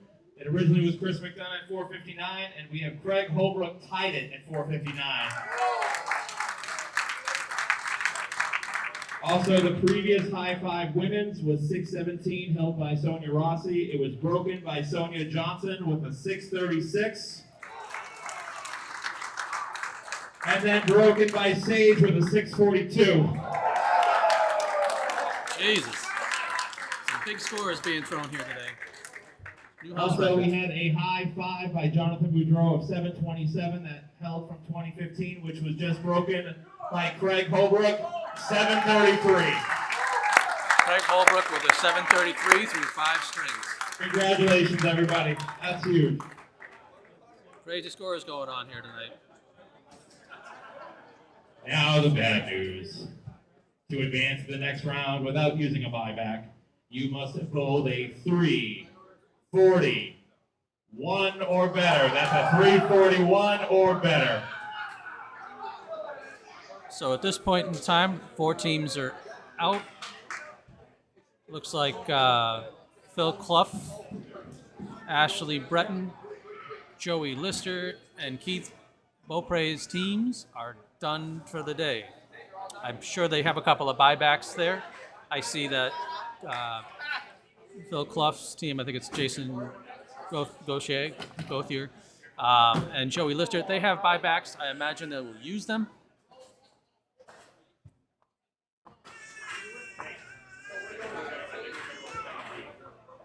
I wonder if it's my home machine that's fighting with this machine that's causing my problems.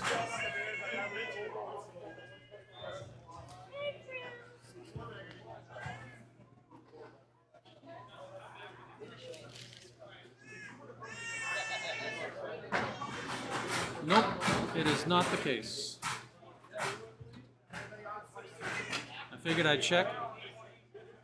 Oh, senior going first as Steve Renaud steps up on the lane.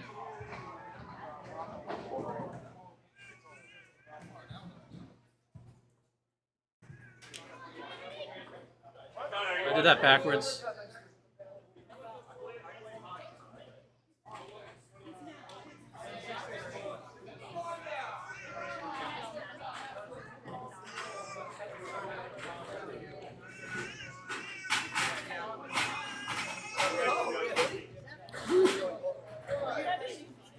You out of here? All right, man.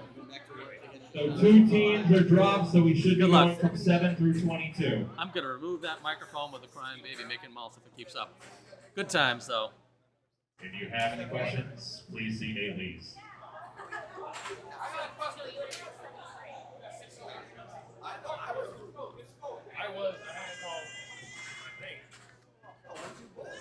If that's too much for you guys, that's fixable. There we go. Hopefully all of the lane noise and a little less of the baby.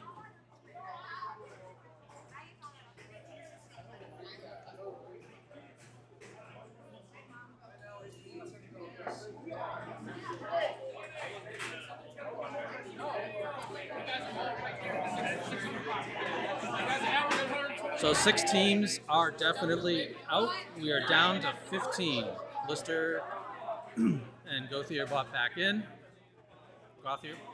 So we're down to 15. Sorry, 13. No, 21 minus 6 is 15. Yeah. I'm so used to adding up the way that Candlepin goes. So we'll continue on, trying to figure out which of the Steves gets up there to throw first. What's going on, Sunshine? What'd I lose? 2 people? How's it going? Good. You're live. I thought I had Nope. Steve. No. But now he's over one more. Yeah, you want to give me the names? I'd love it. Go for it. Sage. Oh, this is the right? Yep. Sage. Oh. I had it. Nate. I got it. Sage's last name is Johnson, right? It's Johnson. Okay, who's pulling second on there? Danny. Harris. Yep. Josh. Daley. Oh, it's Daley, all right. Yep. And then I got Steve Sr. Nope. No. Nope. You're over here. No, I'm on 19 and 20. Oh, are you really? Yeah. Rude. Even though I'm here? I can still see you. Okay.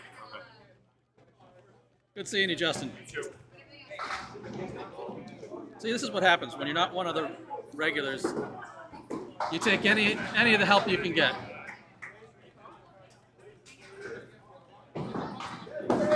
Steve Sr. starts off the head pin.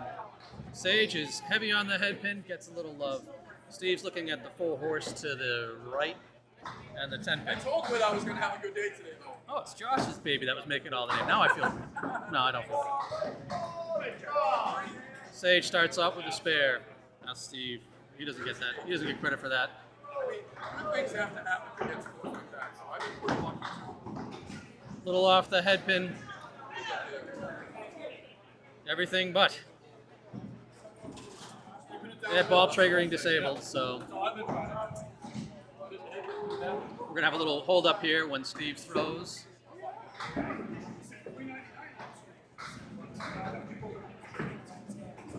Scoring wasn't enabled. Makes it fun. All the joys of live events and what could possibly go wrong. Really?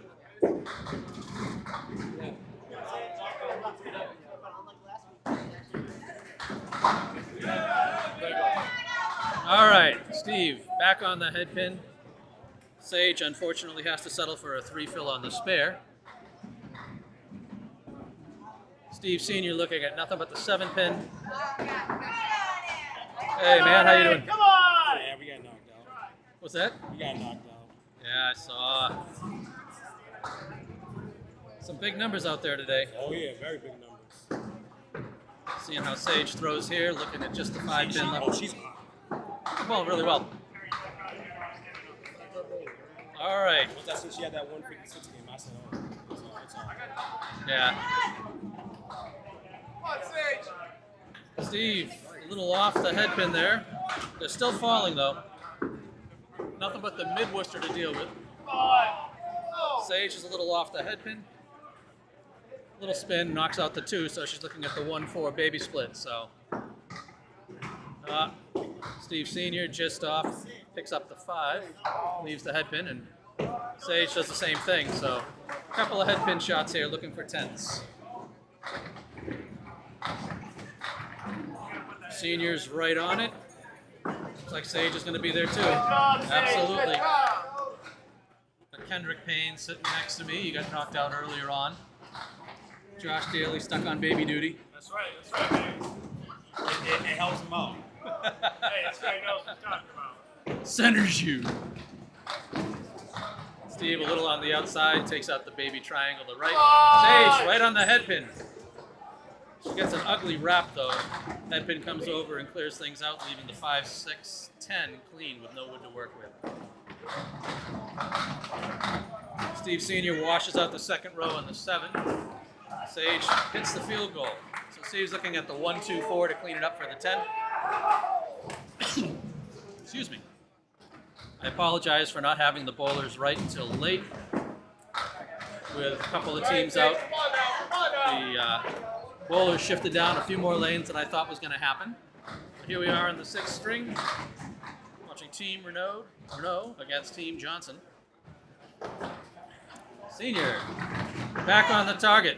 Come on! So is Sage, everything but the 10. No love from the rolling wood. Steve's got the 5-9 for a spare here. Pulls it tight. Sage hangs one for the half. So 51 plus for her. I think it's been a while since Steve Sr.'s been on TV, so he might be a bit nervous. We'll settle for the 8 and a 54 half. I'm sure he'd like more, but that's the way that it plays.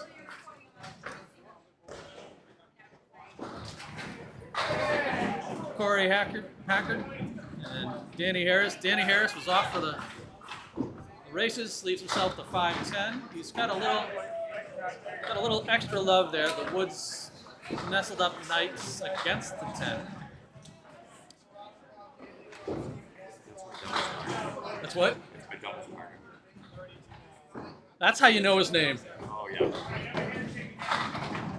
All right, so Denny fires through the hole.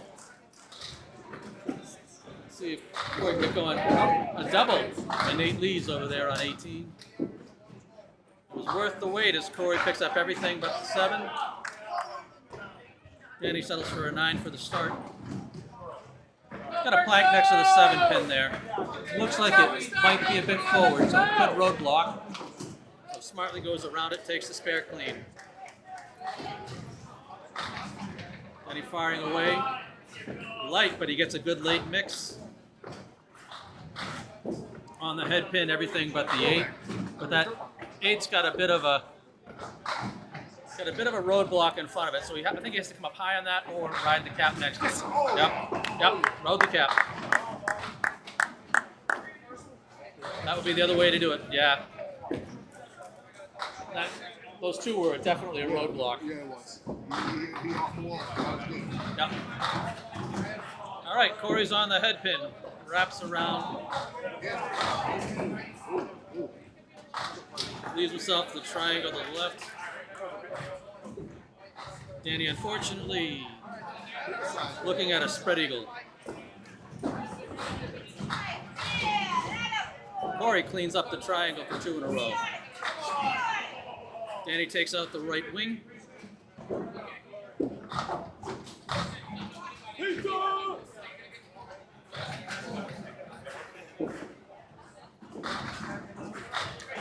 And right on it for the 10. So 33 through 3.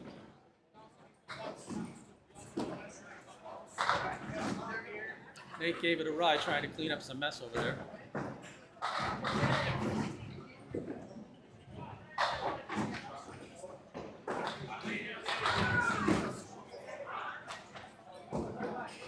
Corey on the fill.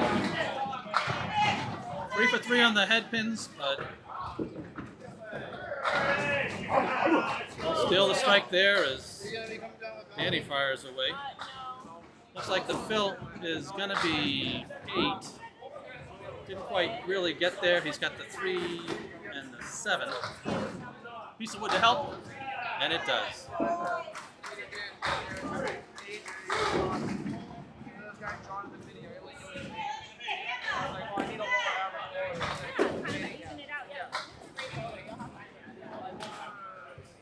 Three in a row to start it up. Danny starts out and then chops it up. So an 8 fill on his strike. Sometimes it's hard to see with a bunch of bodies in the way. Corey looking to fill the spare.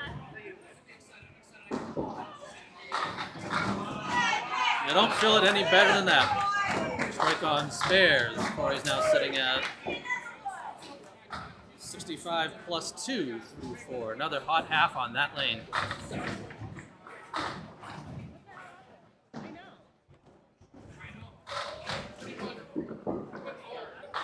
Danny finished up with a 9 box over there.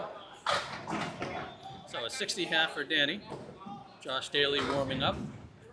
Justin Waters bowling off screen there, well, off to the side there on 18.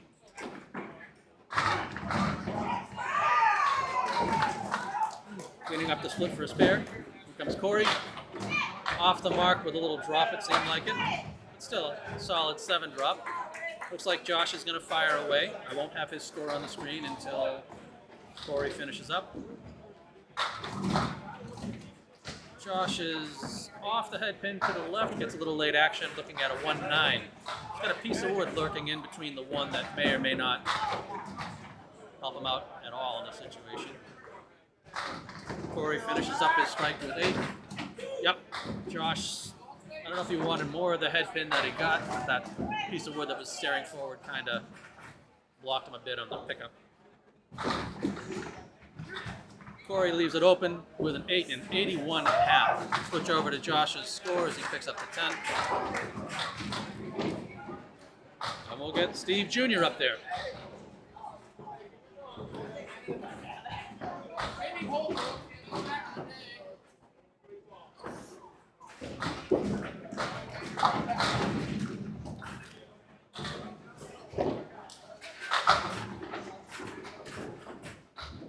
First ball's a little to the left.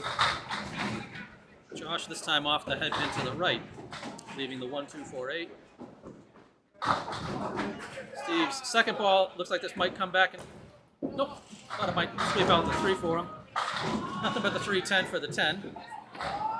Josh a little off where he wanted to be, sliced the head pin a bit thin. Now he's looking at the 2-4-8.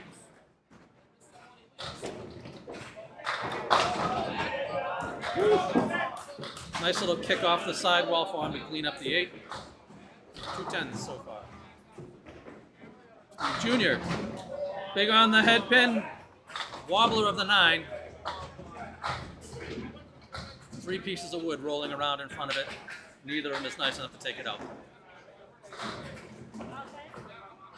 Daley starting off his 3rd box. Still off the head pin, leaving the 1-2-10.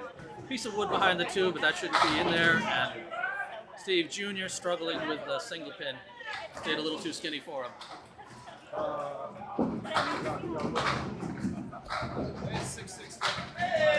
Nice cleanup by Josh. Wrapping the head pin off the wall and into the 10. Steve Jr. with a 9 box.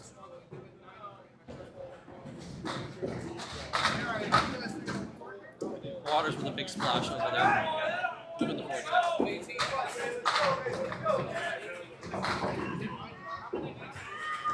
Steve Jr. heavy on the head pin.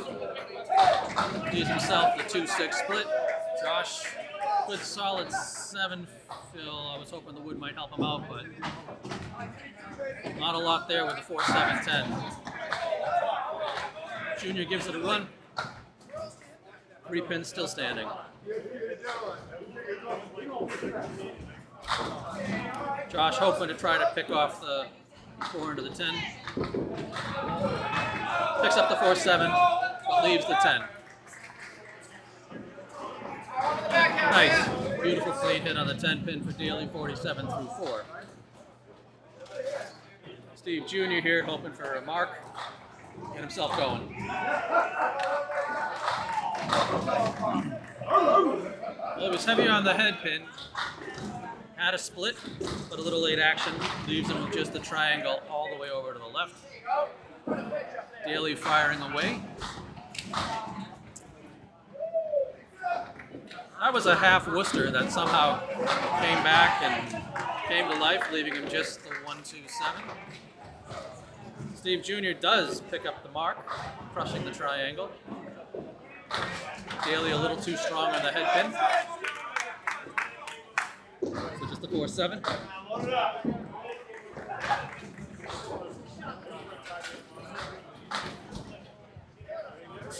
Nice clean half though. Left nothing standing. Junior on the fill. Heavy. So he gets spread eagle -7, so a 5 fill. We got a baby handoff happening.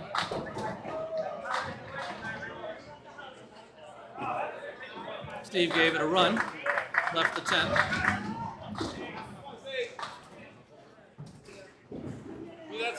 Woo!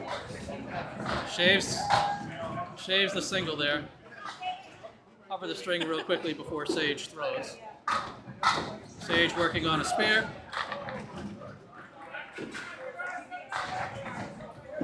All right, let's get that out of the way so we can get back to the bowlers.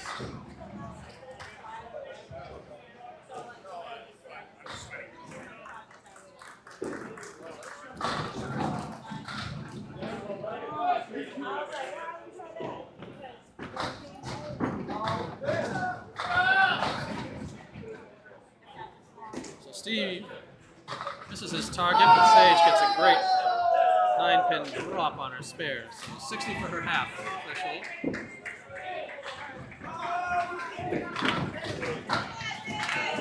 And follows it up with another spare.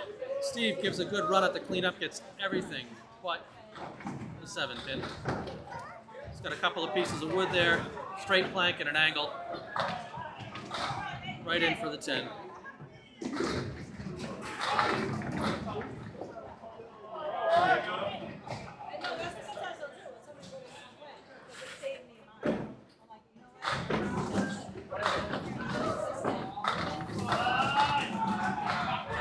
Both of them on the head pins. Sage with a 5 fill as she wraps the head pin around and leaves herself the diamond in the corner to the right. Steve with a 4, 7, 10. Oh, we'll clip that for him. A couple of spares here. He picks up the split. Sage picks up the pack.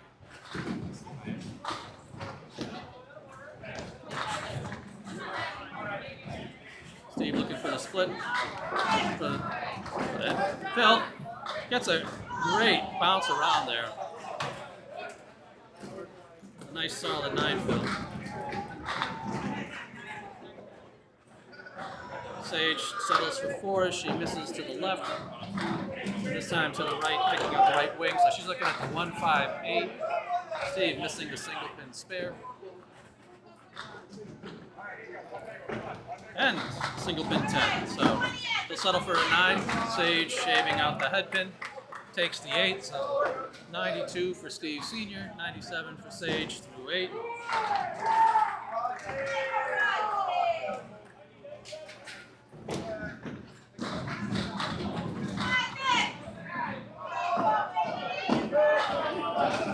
Both of them on the head pins. Steve, everything but the 7.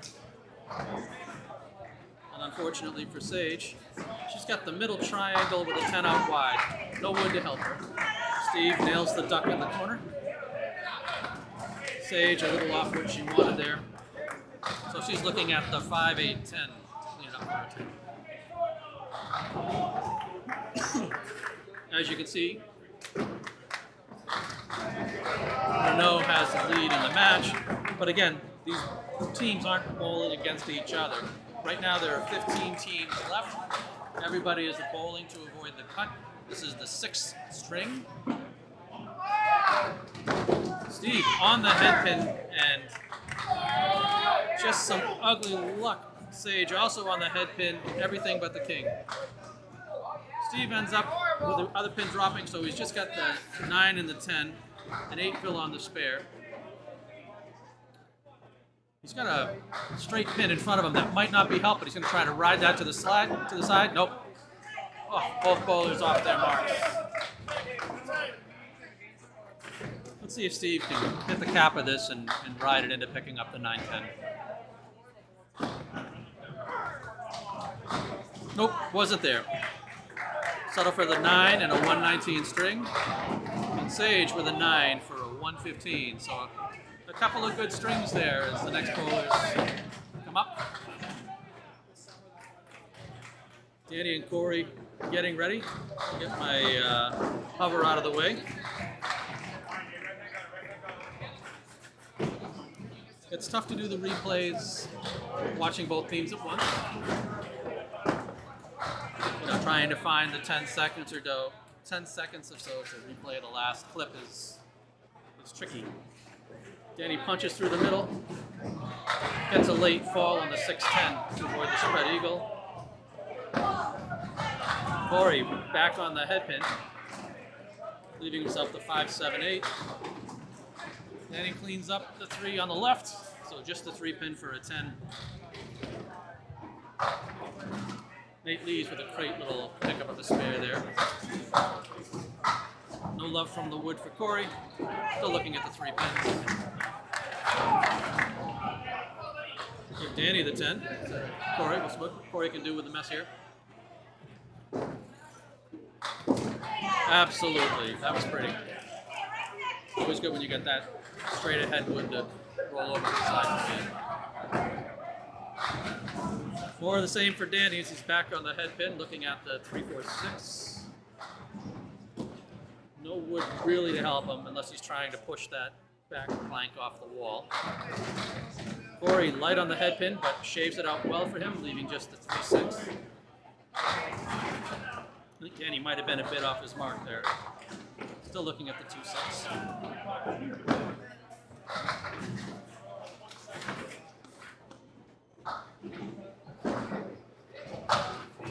Corey probably want that ball back. Danny settles for the 9. We'll see if Corey can clean this up for a 10.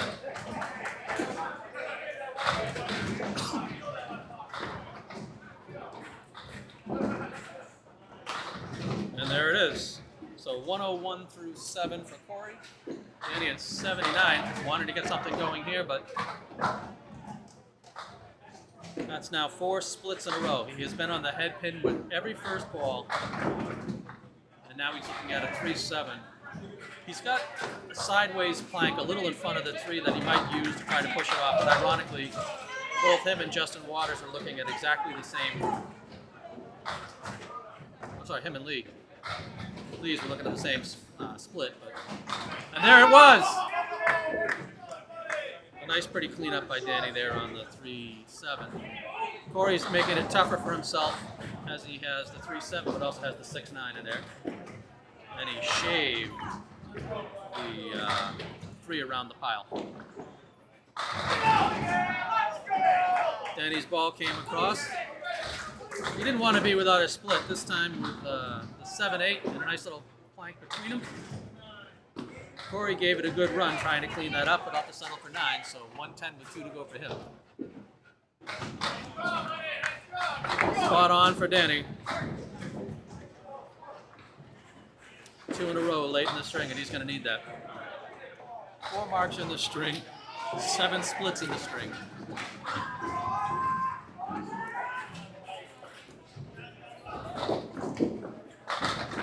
He knew he was off the target. As soon as you let it go, still gets a great 8 drop out of it. First miss of the head pin for the string.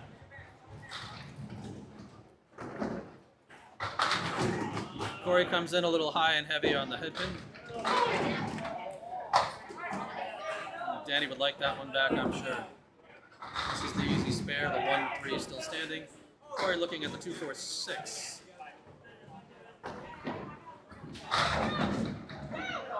Justin Waters over there on 18, everything but the 9.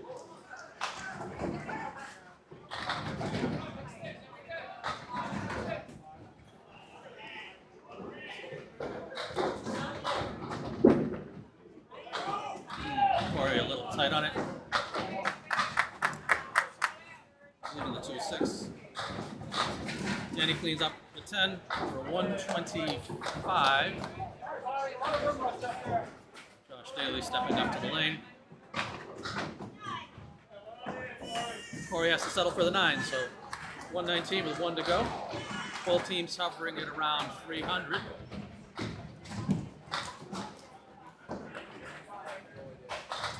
Sage Johnson's team with 5 boxes to go. Renaud team was 6. So.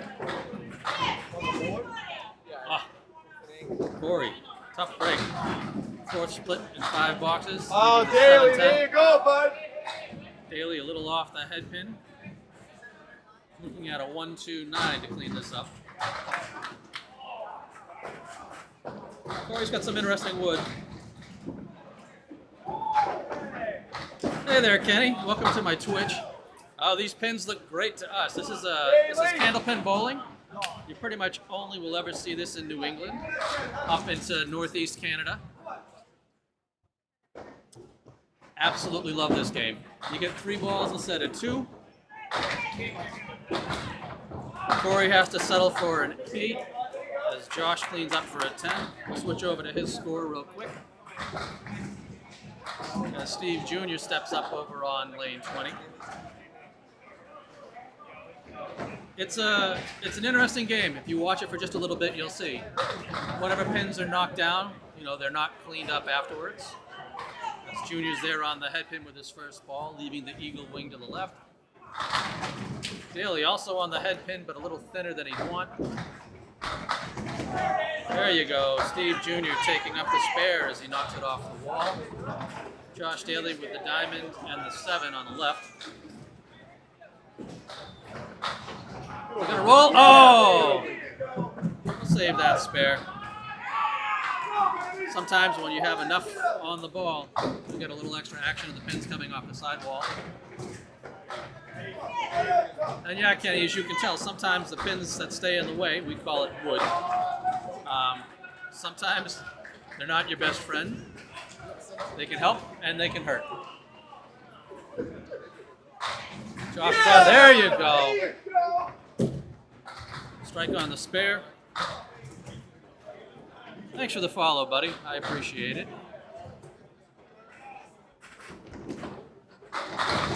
Junior a little off the pickup and leaves the head pin standing for a 9 box.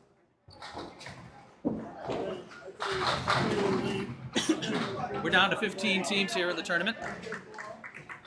I'm focusing on lane 19 and 20 as we have a pin that sacrificed itself. See if Josh can do something here with a strike, double it up.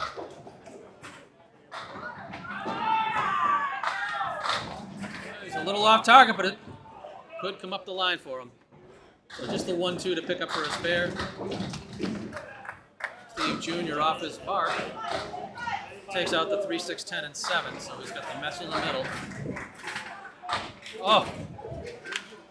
Josh chops out the head pin, leaves the 3. Tough break, very tough break. And a little skinny pin, so 115 with 1 to go. Steve Jr. picks up the 10, so he's at 90 with 2 to go. 355 plus what he can do here. So again, what we do is we take the team totals for all 15. I believe they're going to cut 4 teams out after this, maybe more. We'll see what they do. Steve Jr. a little to the left of the head pin leaves the 1, 3, 7, 9.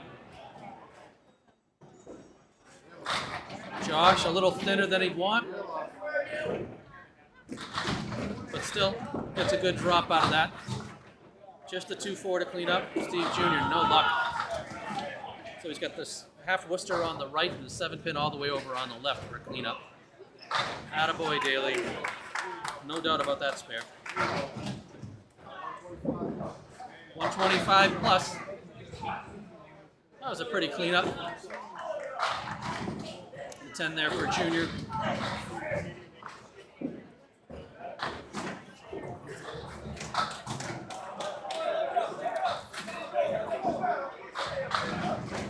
Once again off the head pin, leaving the 1, 2, 4, and the 10 all the way out right. Boom! Wow. Daley with some late love in the string. Pulls a 135 out of that.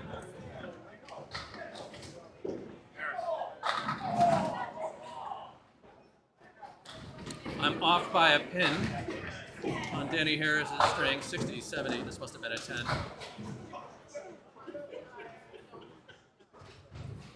Steve Jr. finishing with a 9. So 119, 127, 109. We'll hover up the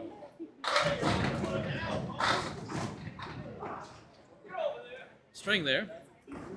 So a 376 for Team Johnson, a 355 for Team Renaud. The scoring does work the same, Kenny. The only difference being that since Candlepin can throw a third ball, the third ball just counts as a 10. There's no bonus ball thrown after that. So looking at the string, again, you can ignore my average field there.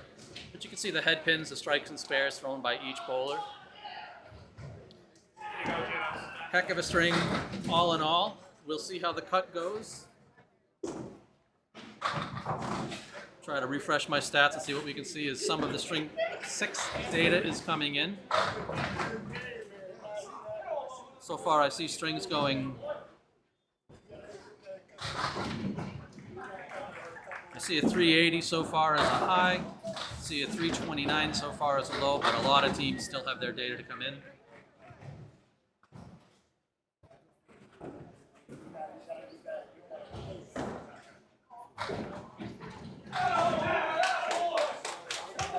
As you can hear, there's still teams bowling.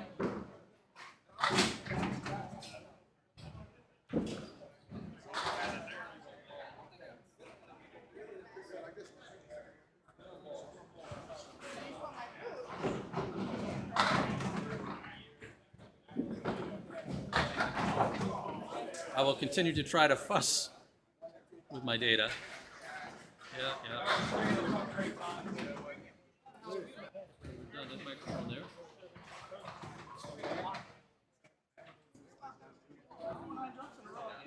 That way we don't pick up any doubles of people walking by and chit-chatting.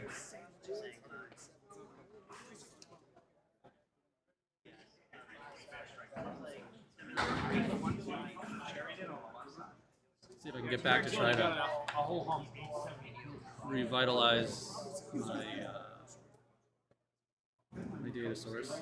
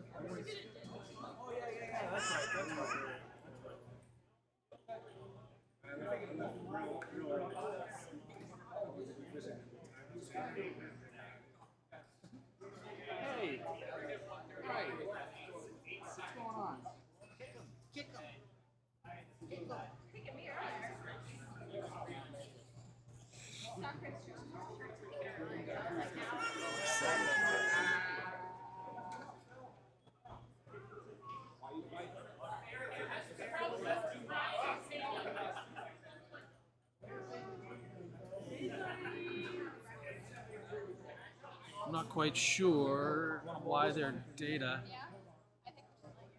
no longer shows up in a way that it helps. It's too bad.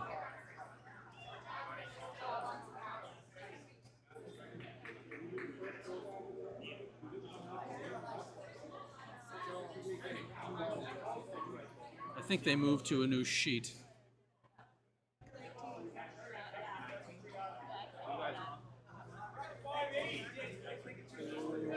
But I'm still watching here as data comes in. We'll see what their sort is. I'll let you guys know as soon as I know.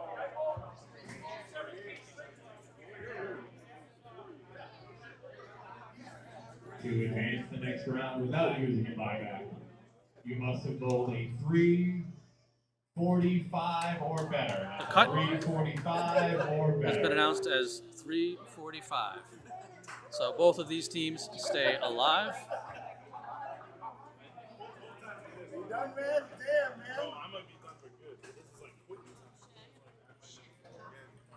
So for the people that didn't have it, they cut out 4. Southall, Matt Rich, John Blaze, and Dan Esdale. So I get the feeling that John Blaze, their team, has already used their buyback, so I think they are out for the tournament, which means that we're down to 14 teams.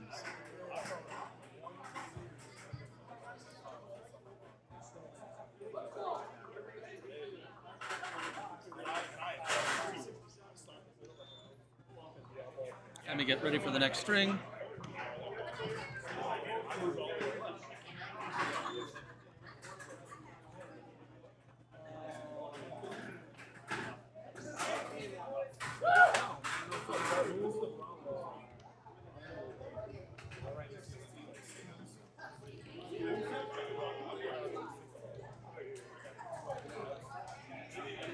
Trying to react as quickly as I can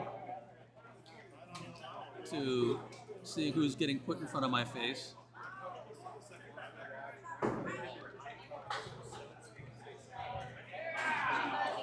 So we got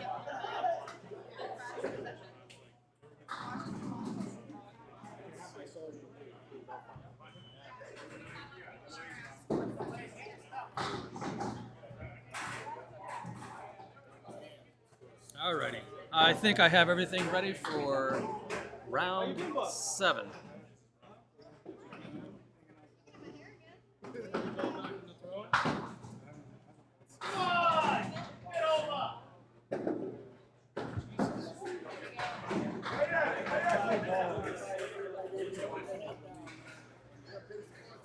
Both people right on the head pin to start it off. Sage, everything but the 10, but unfortunately doesn't convert it. Lori looking at the 2-4, but misses it. So a couple of opens to start it off here. Oh. And as you can see, the wood is not your friend all the time. Sometimes, sure. Sometimes, not so much. Lori shaves out 1, so a pair of 9s to get us started here. As I nail my table, sorry about that. And string 7. Sage, right back at it, right back on the head pin, everything but the 5-8. Lori with a nice late break on the ball, leaves the triangle to the left. Oh, Sage chips out the 5, leaving the 8 behind.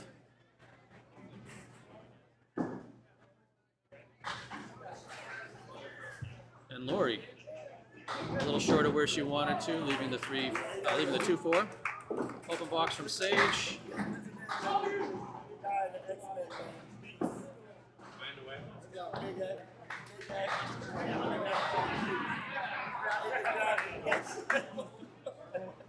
Alrighty, so a couple more open boxes here. I'm going to bring in that other mic so I can capture some more audio.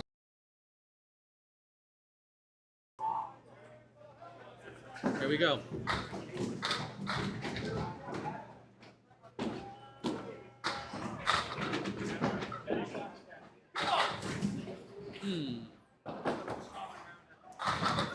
So both bowlers off the head pin for the first time. Actually, that wasn't the case. Sage was on the head pin.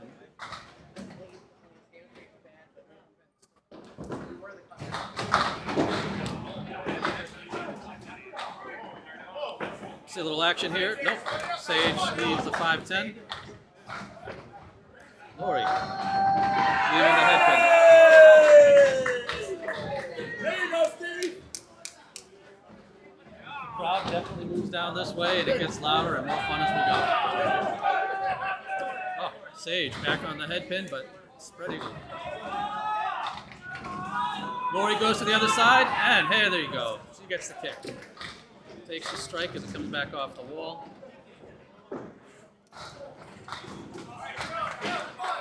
Sage off to the side just picks up 1 out of the spread eagle.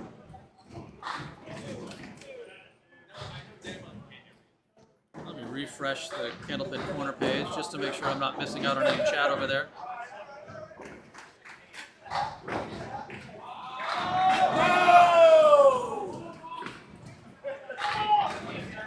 Sage struggles her way to a 6 out of the spread eagle.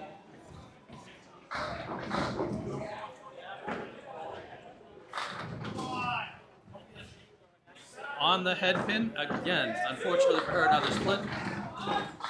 Lori looking for the double. leaving the 3-6. Cait having a tough half.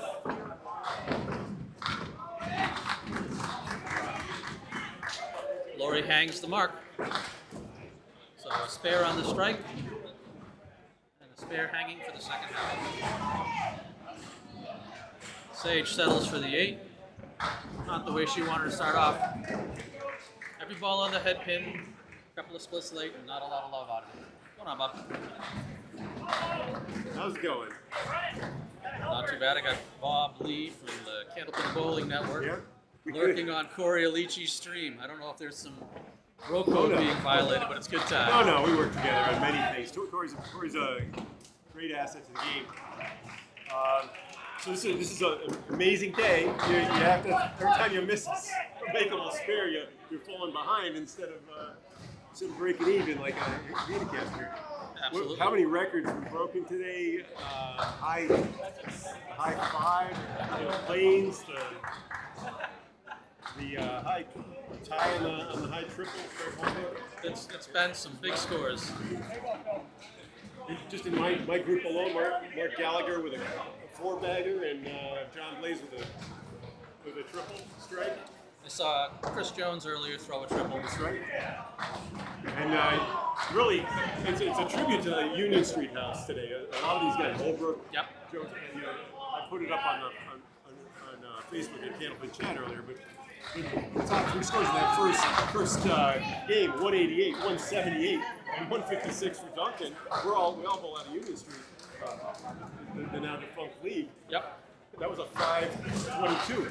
Oh, when you say defunct league, are they moving to a new house? They're moving that. That league is going to Wednesday nights in Timber Lanes in Abington. So we had to make a choice. Now we're either in Millis or there. We can't bowl in both anymore. Right. South Shore is losing one of its great institutions.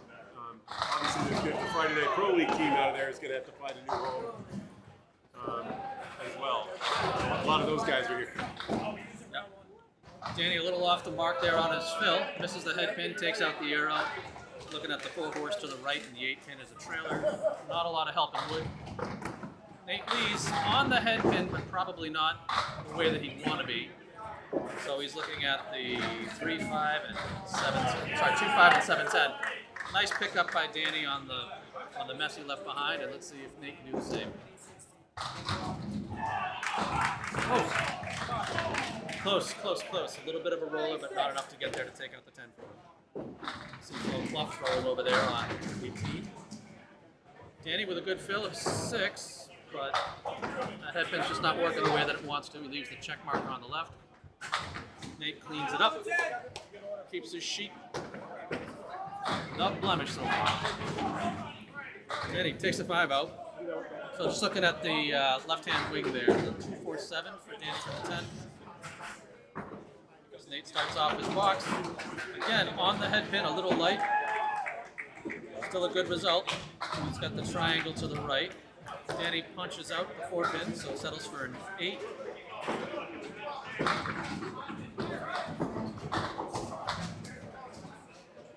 And unfortunately for Nate, that's going to end the perfect string for him, 145 through 4. He's got some work to do to keep up with his teammate.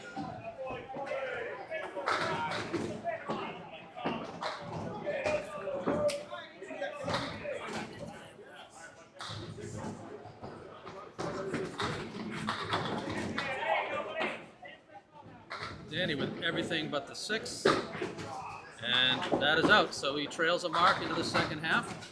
So 58 plus. You know, right on the head pin, but he left the bedpost here. The 7-10 without really anything other than a couple of sticks in the gutter. He tried to kick it off the wall. No such luck. So just a 10 to shoot.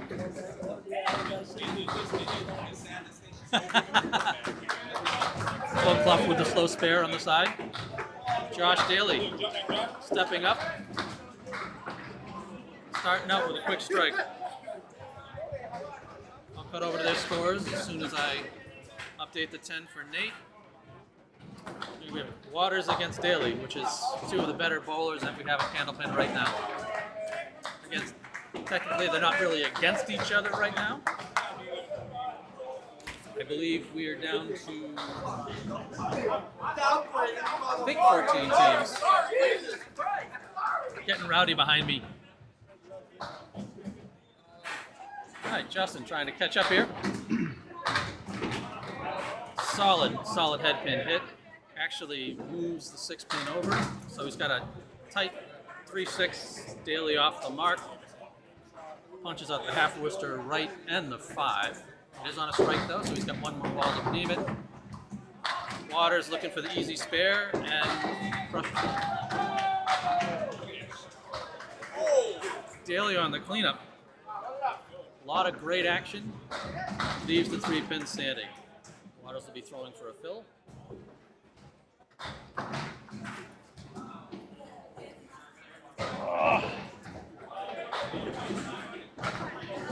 As Daley cleans up the 10.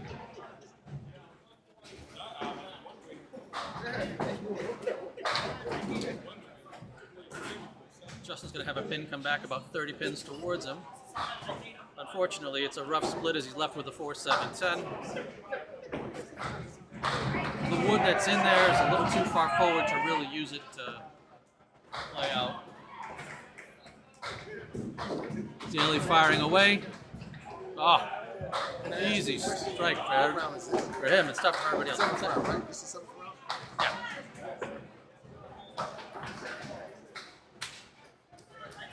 So Daley with strikes sandwiched around his end box. Justin picks up 2 of the 3. Settles for the 10.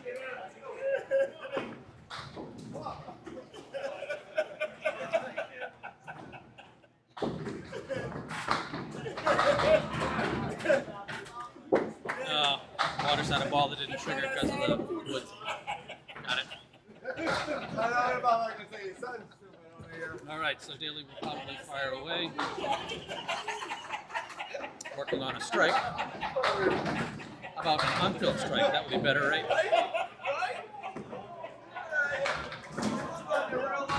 Oh, wait for Justin to catch up. I like it.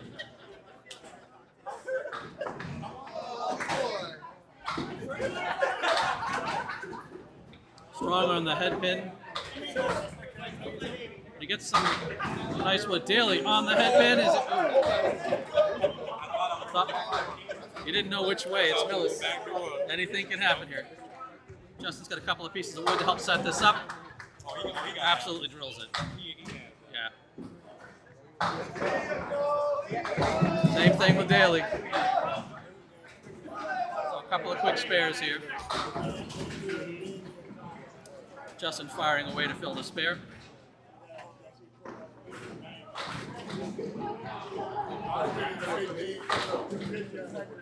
Definitely far more solid than he'd want as he throws the spread eagle at a rough time. All right, Daley on the spare.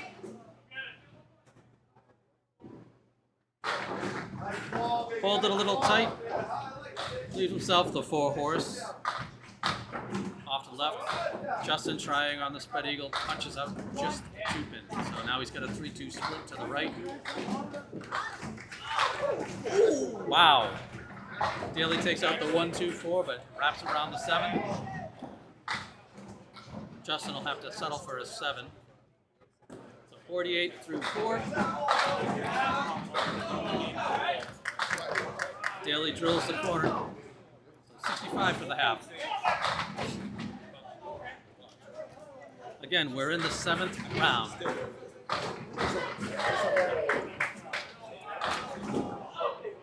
Down to 14 teams as Waters absolutely blows it up to walk away hanging a strike. So that's how the string's looking right now. 169 with 2 to fill versus 163 with 1 to fill. Pick it up as Lori's on the head pin to fill her spare with 8. Leaving just the 5-9.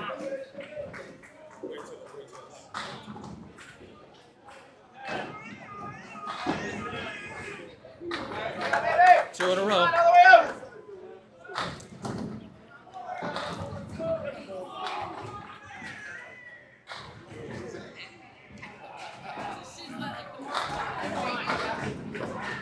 Sage settled for a 9 on her first box. Somebody got All the attention. I think it's Sage is trying to load the girl great. Oh! She just made noise. Said, hey, Wow. A 1-5. Lori a little tight on the fill. Has to settle for 3. She takes out the back left triangle. Sage is really having a tough time out there, punching out the 6-pin. So she's got a lot to work with.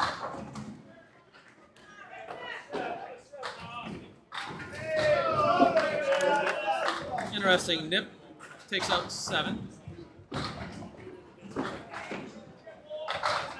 Lori just off the mark leaves the head pin behind for a 9 box, but 86 clicks. Right. What Sage does. Oh, there we go. That's gonna go. That's gonna go. Absolutely. Welcome back after this string and the headaches that she's had. Hi, Micah. Just a couple updates from down the lanes. Chris Jones threw a 70 through the first half. Chris Jones threw a 76. His team's 27 over through the first 2 bowlers. Jason Doucette, 59 on a ball. Mike Nardone, 63. The team with Duncan McDougall, Craig Holbrook, and Rick Kamrowski's right at the line. They're all hanging around 50. Holbrook's bowling now. He needs to come up high. They're in trouble. Joey Lister threw a 69. Rob Linehan at 71 to go with Mike Legendre at 66, and Steve Renaud Sr. just threw a 73 to our right.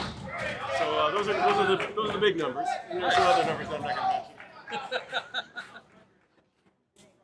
Good time. Probably having a little fun now. Just walk around, watch and enjoy. Fortunately for him, his day came to an end. Sage fills the strike with a 9, everything but the head pin out. Lori working on the half Worcester. Whoa! Thought she was going to get it there. That pin was spinning around. Sage cleans it up. 85 with 1 to go. I'm assuming Lori with that wood's going to take the runway right in here. Oh, wrapped around. I didn't see it was that far forward. So 105 for her with the box to go.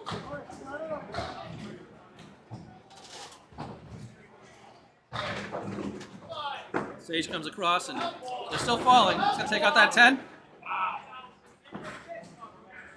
Everything but the 8.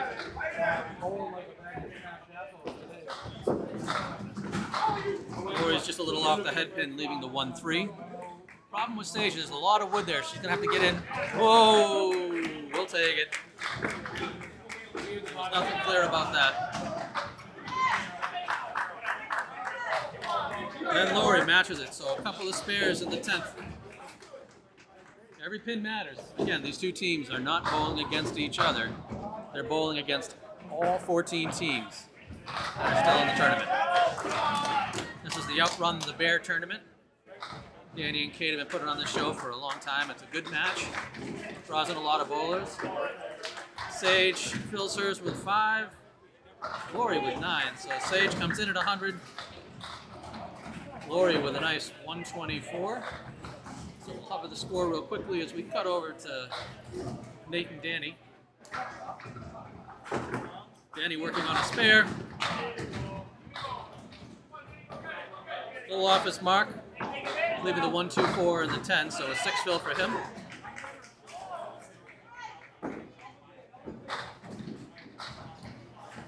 Nate Lee's also off his mark, taking out the left arrow, so he's got the 4 horse to the right with the 8 as Danny punches the head pin out.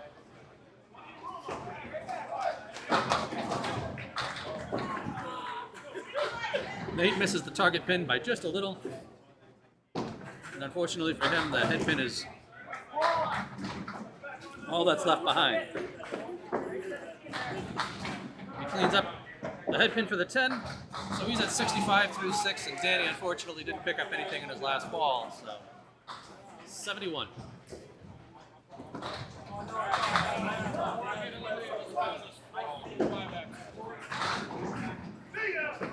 everything but the 6.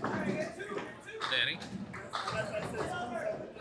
Nate, a little off the target. Misses the head pin, but gets credit for it anyways. Doesn't count as a head pin in my book. Nothing but the 10 pin over there. A lot of wood sitting in front of it. Looks like he could cap the straight guy. I think if he tries to hit the slant, it could be bad news. He needs to aim for that cap. Oh, he managed to drive through it, so I'm happy to be wrong. There's Biz. Oh, Danny in there with an absolute hammer.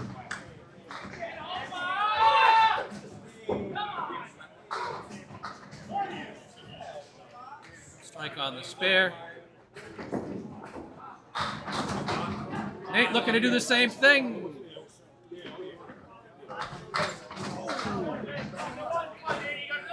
All right, Danny struggles on the strike with half Worcester, but that's why you get 2 balls. Nate cleans up the 10 pin using the wood. Tell me if you've heard that before.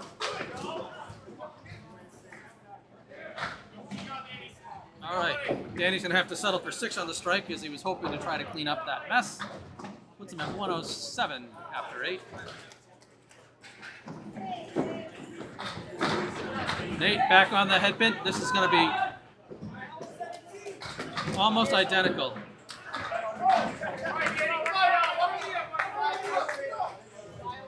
Danny settles for an 8. 1:15 with 1 to go. Nate picks up his 3rd spare in a row. Doing a good job setting himself up with 10 pins. Danny a little off the head pin. Sitting there cleans out everything on the left, so he's got the 1-5 and the rest of it to the right.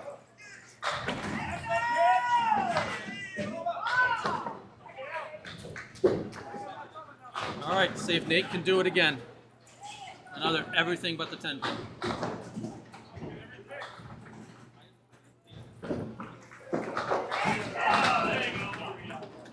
This time a little more full on the head pin, leaves himself the 4-6.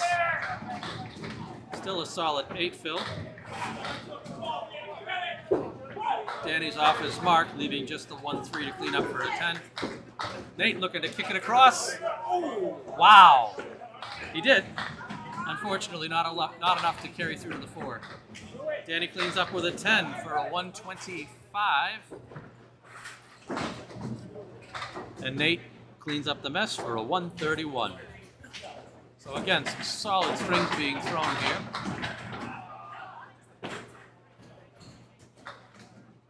As Justin and Josh take the lanes to finish us up. Justin working on a strike.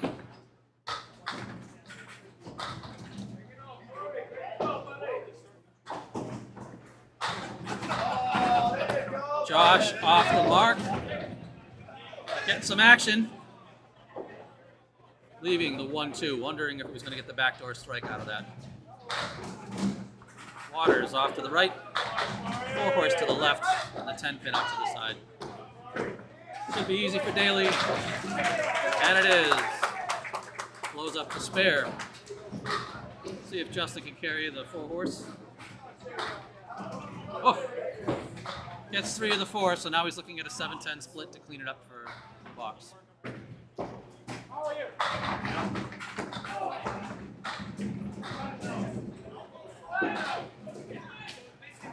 Tried to go outside to get a little luck out of that, but wasn't there, so an 8 box for Justin. Daley sitting at 75 plus.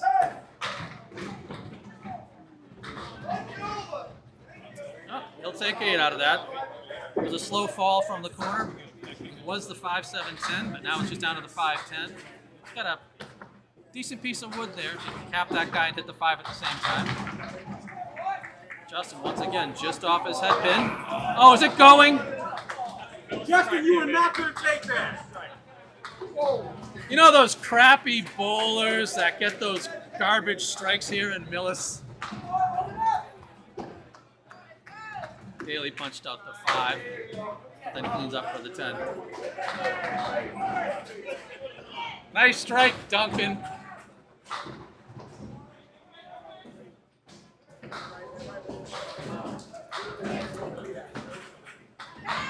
Justin to see if he can make up for that awful strike. Solid head pin hit, left with the 5, 6, 10. His plank's probably a little more forward than I'd want to see it. Oof. Daley dead on. Spread eagle to work with here. Way to go, Justin. Way to go. So, carries the spare. That closes it at 94 through 7, but a $1.04 plus a ball. Daley takes 1, knocks out the 2 pins, so he's got a 3-2 split to the right.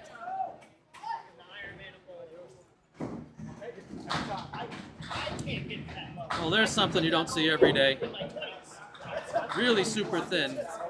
Hits the head pin, gets some strange action. Daley settles for a 7, so 100 with 2 to go. Justin's looking at the 2, 7, 8, 10. Bob Lee's coming in. All right, just a few updates. Most teams are through 1 or 2 bowlers. Rob Linehan has the high score up there right now, 136. He's team median. His lead-up bowler in that group had an 88. They're hanging on. Steve Renaud, senior, finished with a 131 to our right. Sonia Johnson with a 126. Her team's looking in good shape. Rick Kamrowski just pulled off a nice split in the 10th box for 125. He's on the team with Holbrook and McDougall. Holbrook's through a 69, and they're looking a little bit. They're looking better now. Nice. Correcting my score mistake here. Giving Daley 10 extra pins. Let's not give Justin 100 extra pins. So Daley's actually at 110 today. No love on the follow-up there. Did you just discover these? Did you just discover those? Justin gonna get another. Oh, it looked like he was gonna have another backdoor strike there.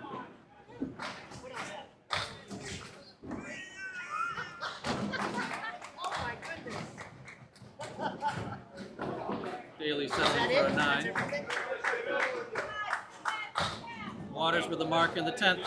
Again, these two teams aren't bowling against each other.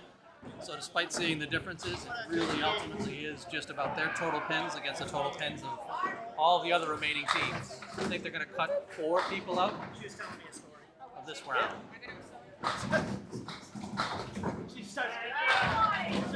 Waters closes it out with an 8 film, so 138, giving the team a 393.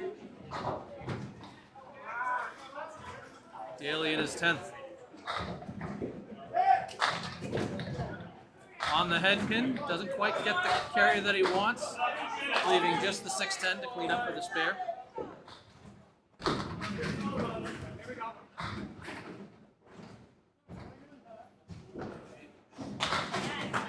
And absolutely cleans up the garbage. So 129 plus.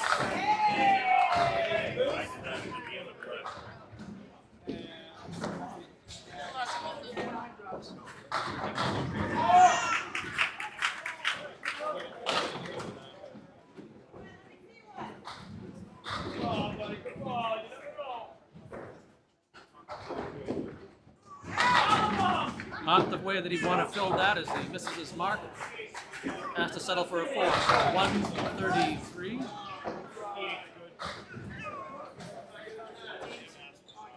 A 393 for, I guess, Nate's team, Nate Lee's. And a 358 for Team Daley. So at this point in time, we're going to have to see what happens with all 14 teams. And we'll go from there to see who makes the cut. I'm going to get rid of the second mic for now. Big strike by Steve Renaud Jr. over there. I'll hover the stats really quickly so you can see head pins, strikes, and spares, and 10s.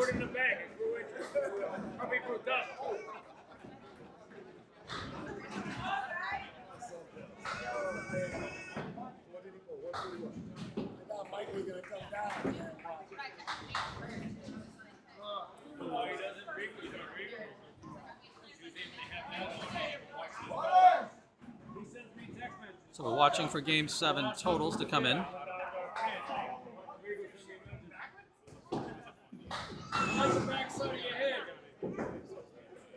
Go back and watch Waters strike. Look at this. What do I do giving him a head pin for that? That was a mistake. Let's watch that garbage one more time.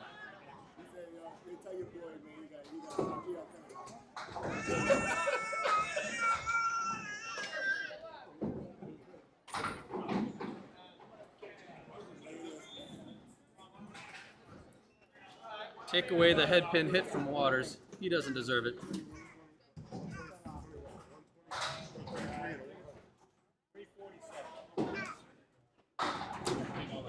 See if we can catch where he is around here. If he comes by.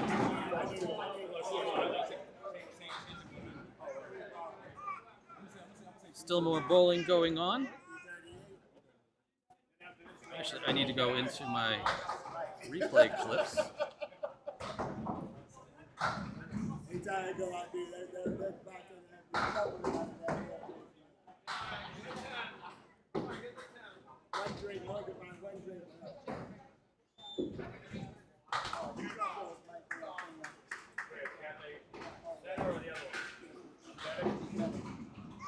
That's why I go that way, because I don't know all about it. You could be coming back to trash and drinking down there. Let's just see what you get.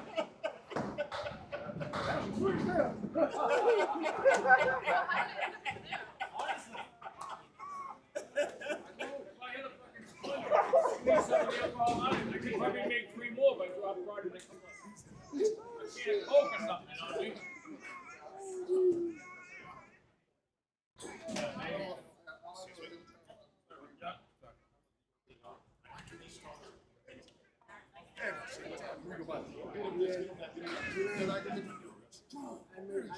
I miss what Mike was a bartender. Oh my goodness. I have a whole bunch of replay clips here, probably a couple of minutes worth. I might as well throw these up while we're waiting in between. I'll keep the audio going here so we can hear whatever's going on.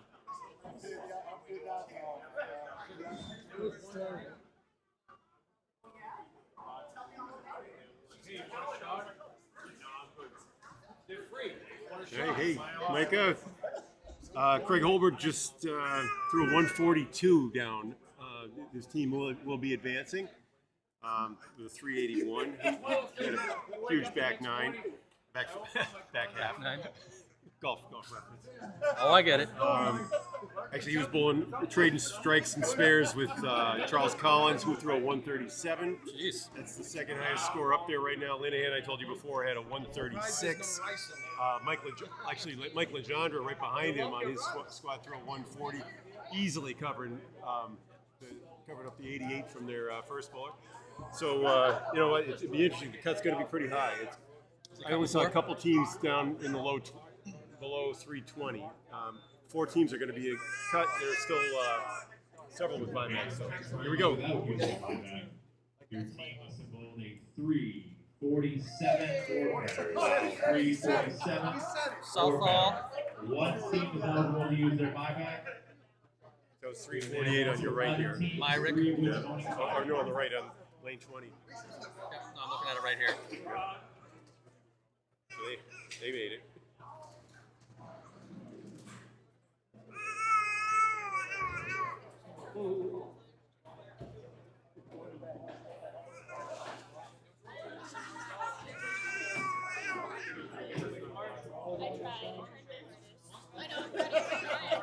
All right, stop doing the replays now. We'll get back to live.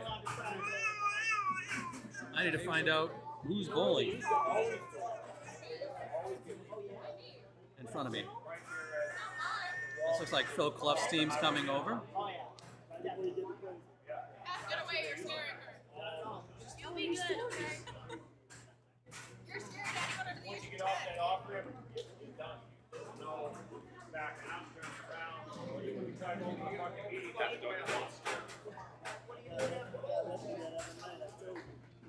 Keep it up.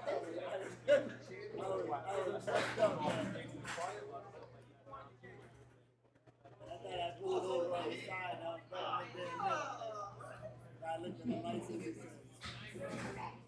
you know why I'm letting you go, right? Bye. I love kids when they're not. They're the best kids to have. I'm not sure of the bowling order, but we have Gauthier's team coming in.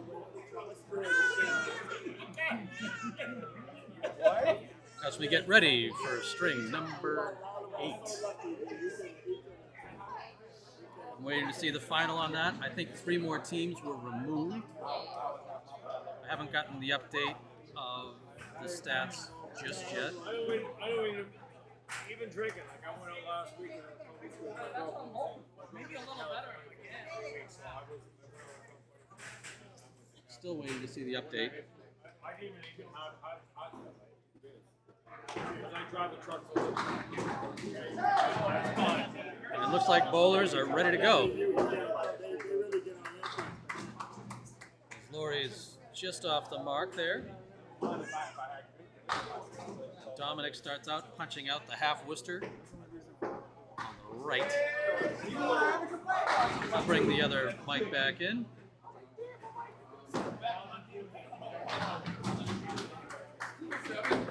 Laurie cleaned up for a pretty spare. I would eat like 490. Hey, I would eat like 490. Dominic punches it over to the 4-6-10. Oof! Hell of a run at it, but slices the 6 actually in front of the 4. Just robbing himself of the 10. Even though he's like 2 hours away, but still. Laurie looking at Phil as Scott Douglas is animated.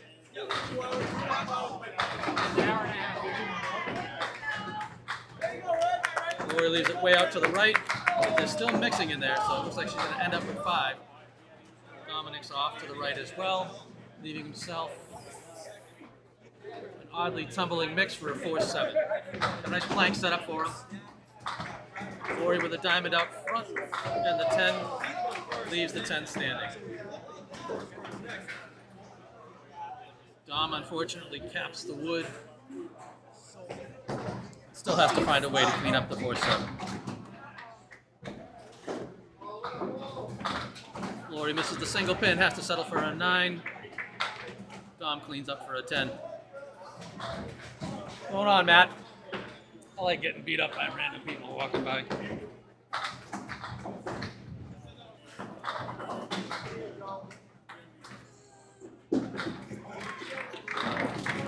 Laurie back on the head pin, gets a good push. The 10 gets knocked out, but unfortunately the 4 is still standing.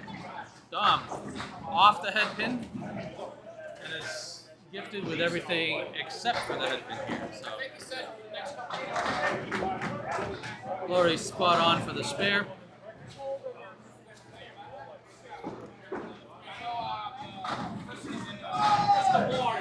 Dom misses the head pin. So it looks like Myrick's team used the buyback, and Dom's going to settle for a 9. I'm looking at the stats right now. We're down to 11 teams.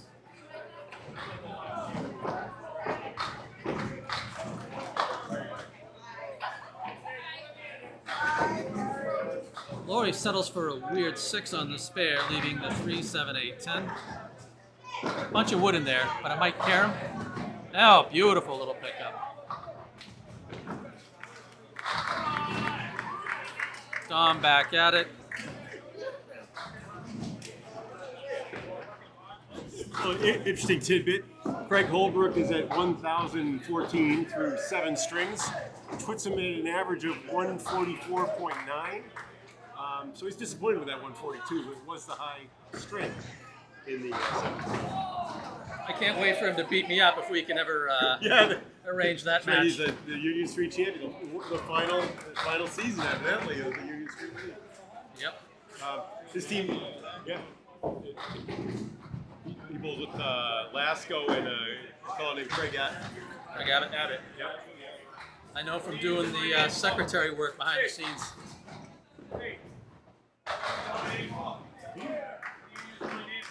Oh yeah.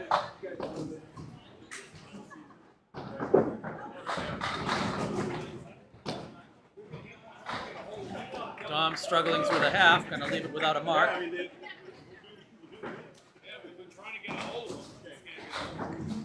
Laurie grabs one of them, so it's 67 for a first half. Real solid start. Tom's going to settle for a 9 and a 46 half as we move on to the second bowlers. Oh, no, I am wrong about the order, and that's fine.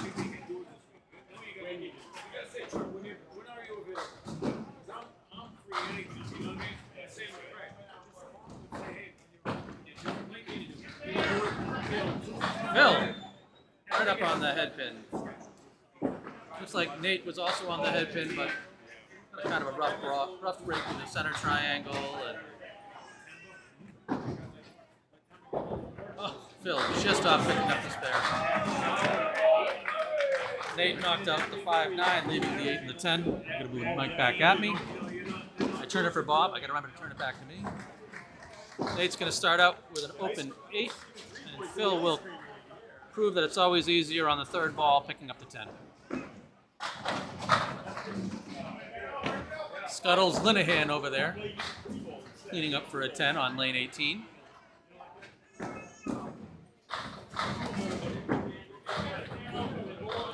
Nate off target, leaving the high-low jack. Phil also missing the head pin, leaving the 1, 2, 4, and 8. So the sideways check mark.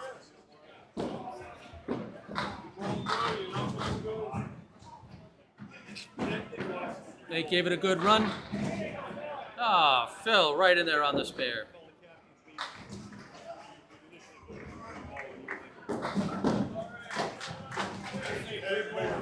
Nate, unfortunately, I think, took that one out of the gutter, so I'll have to settle for the 9 box. Phil's coming up for the Phil.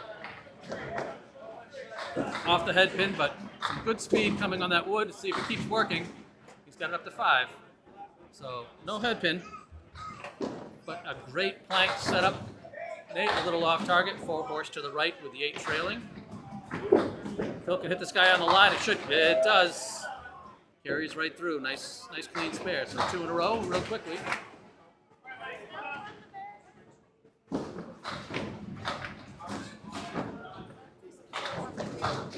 Oh, Nate's on the mark, but no love as the 6 stands tall. Phil once again to the other side, but getting some mixing. This time, a nice 6 Phil. Nate cleans it up for a 10. It's kind of like role reversal. Phil's off to the start that Laurie had. Looking for 3 here. Oh, right on it. Phil putting on a spare clinic.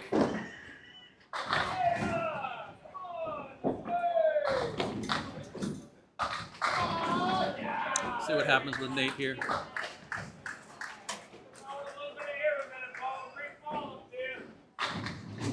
On the head pin, but not a heck of a lot of luck out of that. Bluff on the head pin, everything except the 9 pin, and it's woodless, so a nice single pin target for him. Oh, wow, unfortunately, just leaves it outside. Nate's got a great piece of wood setting this up here, so if he can hit the 8 well, yep, there it is.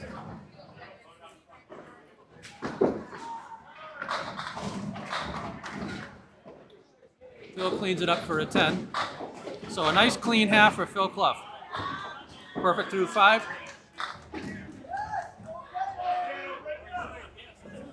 $70 for his first half. Nate, This is gonna go 12 strings.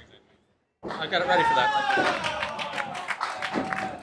Nate Lees takes down everything but the kingpin.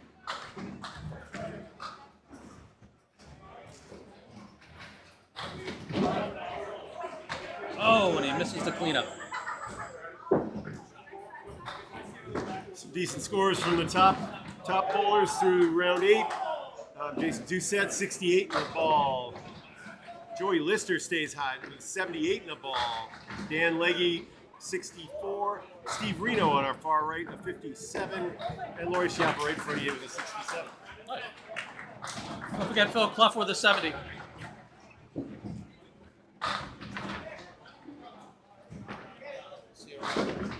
Take care, Dennis. Justin Waters firing away on lane 20. Hits the head pin real thin, leaving himself the 7, 9, 10. We were never close. And Jason leaves the 3, 6, 7, 8, 10 with a piece of wood hanging out in front. Waters cleaned it up.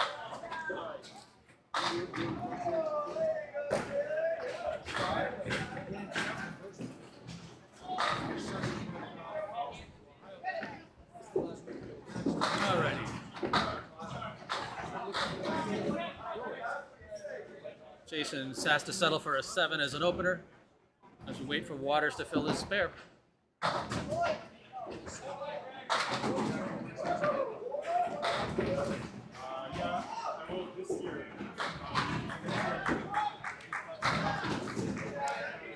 On the head pin was some great action, but not enough to get over there and take out the 7 pin. Jason a little off his mark, but left with just the 1-3 to pick it up for his spare.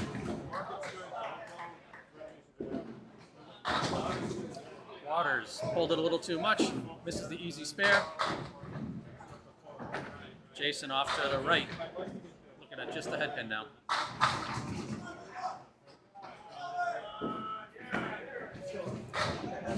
Waters is open with the 9 box. Doesn't like that 7 pin. Jason cleans it up for a 10.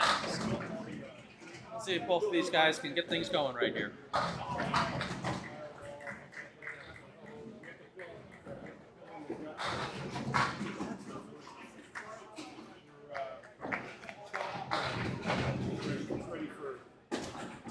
Alrighty. Let's refresh. Jason once again. Off the head pin, leaves himself the 4 horse to the right. That is as solid of a pocket hit as you can see on 18. You're not getting anything to show for it, and that is over. Waters takes the strike. Jason, everything except the corner on the 4 horse.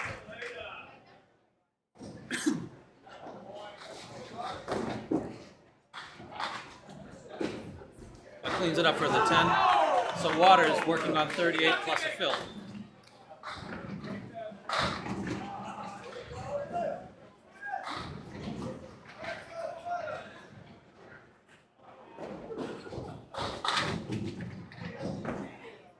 Not gonna push it. Oh, Waters dodges the split. I was wondering if that was actually gonna be able to come back and roll forward and take out the 2 pin. Single pin for the spare here.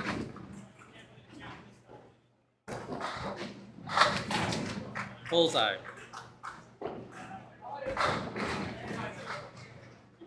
Well, that was a quick strike.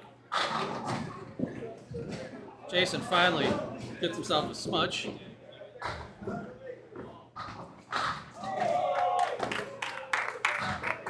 Waters stepping up for the fill.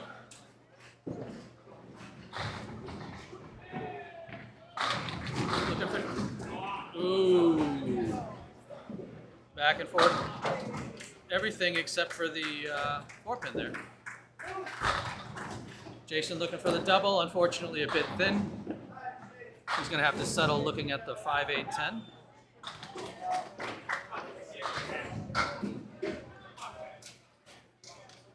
Waters with a pretty solid half, 77 plus, as Jason's off his mark. Settles for the 7 fill on the strike. Couple more updates from down the lanes. Corey Packard with a 72 on our far right. Sonia Johnson with a 72. She stays hot over the left. And I had, of course, presaged that Dan Legge was going to throw a 64. That was actually what you saw here in front of you. And of course, Legge did throw a 64. There you go. One against me, 1 for me. There you go. Back and even. Bob gets to have fun.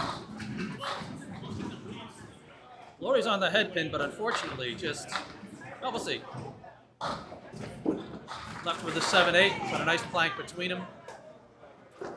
Dominic just a little off, so the 1-2-10.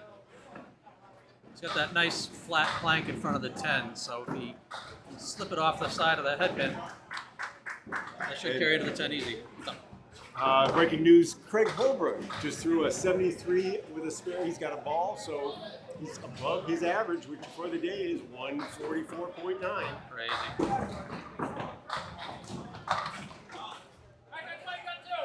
Dominic's going to settle for an 8 out of that box as Lori steps up to fill her spare.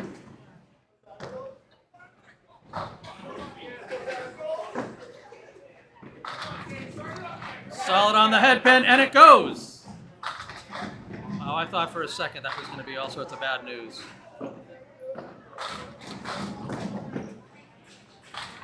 Strikes everywhere as Dominic comes in, too.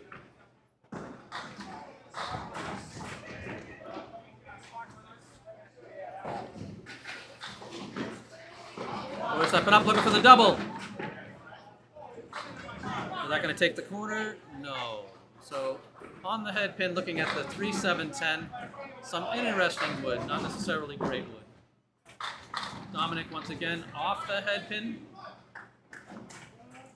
Still gets a good drop, only looking at the 1-2 to have to clean that up for a spare. Flip that one as Lori picks up that spare on the split.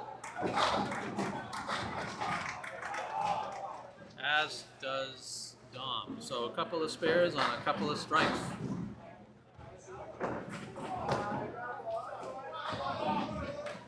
So Lori's sitting at 117 plus. Light on the headpin, but gets the great mixes. Both of them kind of catch in the middle. Takes a 7 fill, so 124 with just the baby triangle to the right. Dom looking to keep the trend going, but unfortunately just can't get any love. Settles for a 9. Lori cleans up the mess. As does Dom. So some great bowling late in the string with both of them. So Lori at 134 plus a ball. Dom at 103 plus a ball. Lori's just off the mark, but still gets a 6 drop. So 140 with the 1-2, 6-10. Dom a little more to the side of the head pin than he'd want, but still gets the head pin. Leaves himself the diamond to the right. So 109 through 9. Oh, Lori gets toughed up with a little chip out. Dom, a little trouble with his footing there. Lori needs a single pin.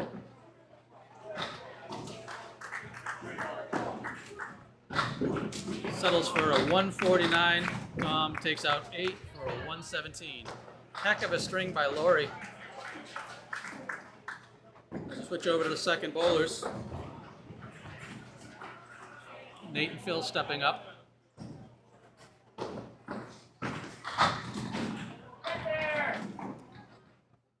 Phil's on the head pin. Leaving the 7-8. Nate leaves also on the head pin, getting away from a split to only have to deal with the right wing. Phil put the ball right on target, but no love carrying the 7 pin. Nate's just got to shoot the wing. Oh. A little off his mark. Phil, unfortunately, coming out of the gutter to pick up that pin is going to ruin the perfect string with a 9 box there. Nate also with a 9.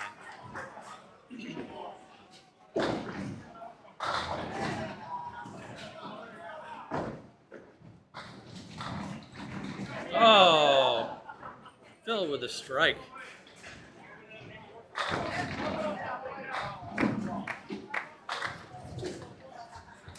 Nate's off his mark a bit, leaving the 1-3-4-6.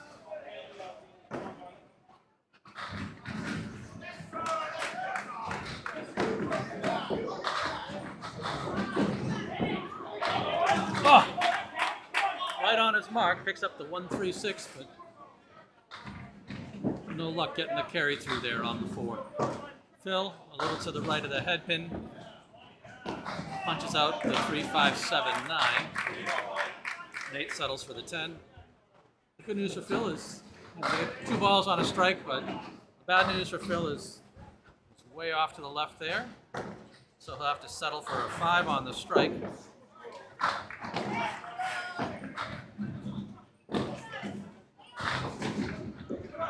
And had to fight his way to a 7 on the box.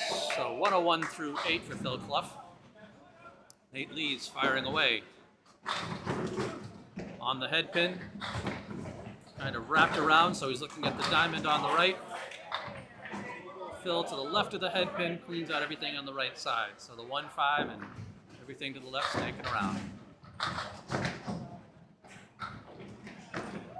Nate with a lot of ball action and a lot of pin action, but unfortunately the 5 pin stays up. Phil too far to the left. Got the 1-3-5-8 to clean up as Nate picks up the 10.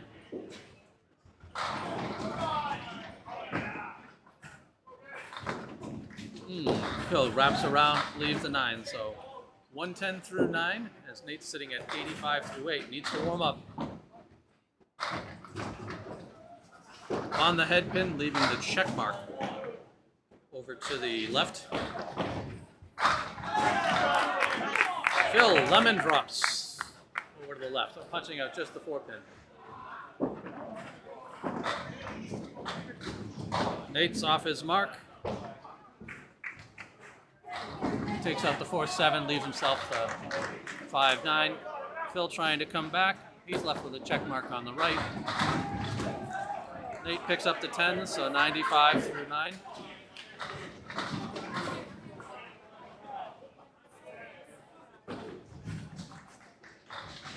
And a pretty 10 from Phil, so 120 for Phil Clough. Nate really wants a mark here. All right, he got a little love off the wall there because that was looking ugly for a second. He's got a really nice plank on the 3-6. There's a little gap between that. Nope, it's touching now. So pretty much hit the wood, take the spare. And just as expected. So 105 plus a ball for Nate Lees. Rob Linehan watches split go from bad to worse.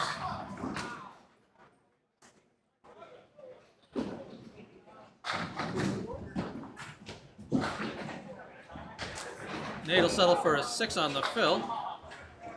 So a 111 as the third bowlers come up. So Justin and Jason are back. Justin again sitting at 77 plus a ball. And that ball is imminent.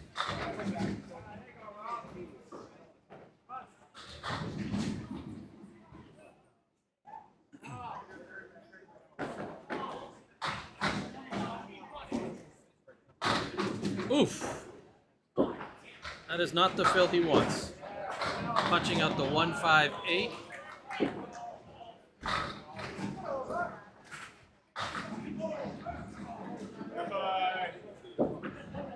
Jason with a slow moving, late action strike. I'm sure he'll take it.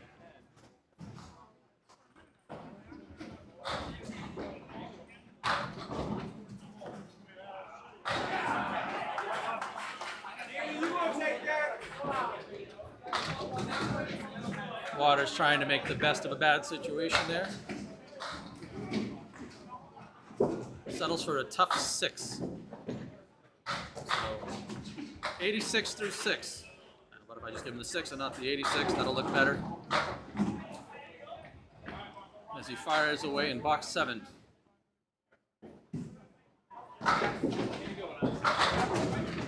He pulled that one across the head pin, taking out the left arrow, so 4 horse to the right, plus the 8 pin.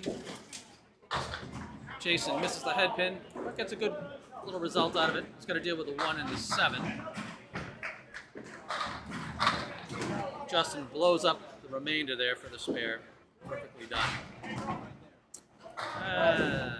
Same thing with Jason, putting the spare on the strike. All right, well, everybody, it's getting a little bit lower scoring this time around. that Holbrook team we've been watching on the far left, you're hoping that they come over here soon because Holbrook's on pace to be near his high 10. So his high 10 is, I believe, 1467. Is that at 140? See what happens. 144.9 base, so he's right in that number there. He's at 74 in a ball. His team, though, they do have a buyback. First ball is throw 102. Jason Doucette threw a 128. Michael Legendre, I think you can see him at 128. Corey Packer just finished with a 126 to our right. The team of Danny Harris and Josh Daley, they may be using their first buyback on the right there. Harris had a 109, and there was an 87 at the first round in there. So, but coming down to crunch time, I'll be back in a minute. Sounds good.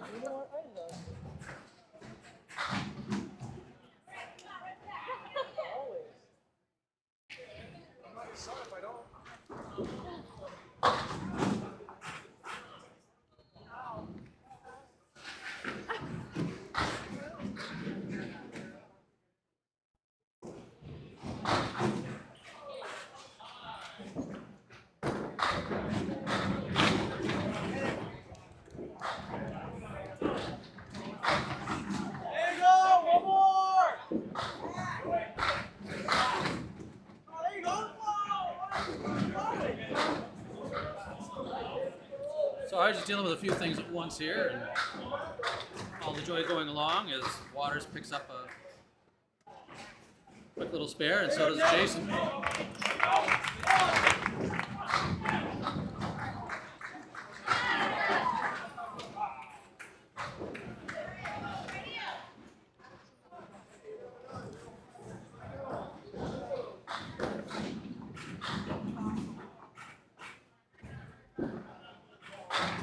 Waters off the mark uncharacteristically, leaving the horse to the right.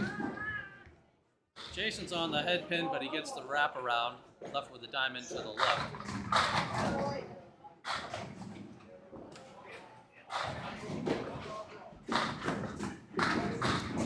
Waters picks up the full horse, nice and easy. Jason takes out the diamond. A couple of good strings coming late here. See if Waters can load it up. He's sitting at 136 plus a ball. Jason's sitting at 116 plus in the ninth.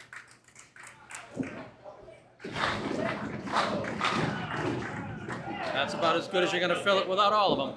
A 9 drop for Waters and a 145, putting them up over 400 for the string. A 4 fill for Jason. Pretty tough cleanup here with the 1369 on the right and the 47 on the left. Just chips out 2. Laurie, 2. Good string for Laurie, too. All right, what, 2 boxes? Set up. That'll haunt you. I got 3. That'll definitely happen. Yep. Jason finishes with an 8 for a 128, so a 365. We'll see how that goes as we look at the string there. So 405 for Lee's team, 365 for Gauthier's team, and while I'm at it, I might as well give the stats. There's a few people finishing up.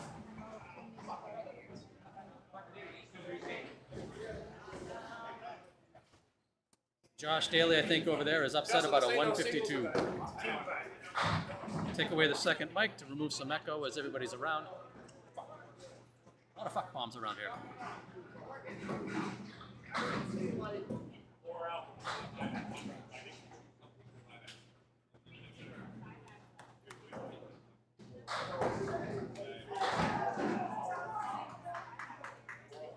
Number 150.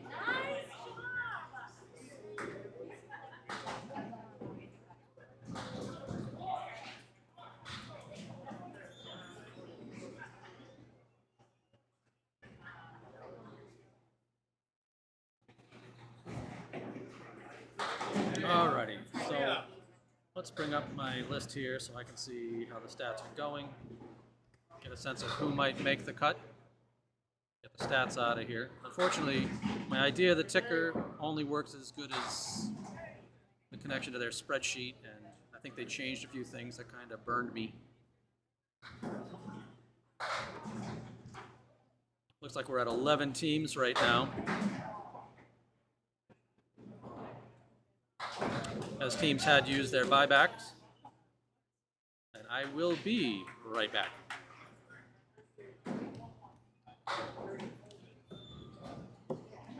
That's live. Live, okay. Craig Holbrook on his final pitch gets a 9 for a 139.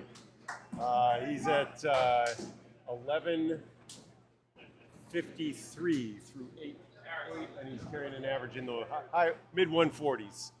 I haven't done the math in my head. I've seen a couple bowlers, a couple of teams coming in. Cut's going to be right around the 348 zone. They're probably below that, but their cuts are going to. I've seen 348 seems safe. I saw that Danny Esdale was frustrated. His team had a 330. They don't have their buyback. They're in their last legs. Great 146 out of Josh Daley is going to keep his team maybe right on the edge. They had a 55 minus 13, 43. I think that may be safe. This team with Daley, Harris. 43. It's going to happen. Haji, what did your team come in at? 351. Yeah, I think that's going to be.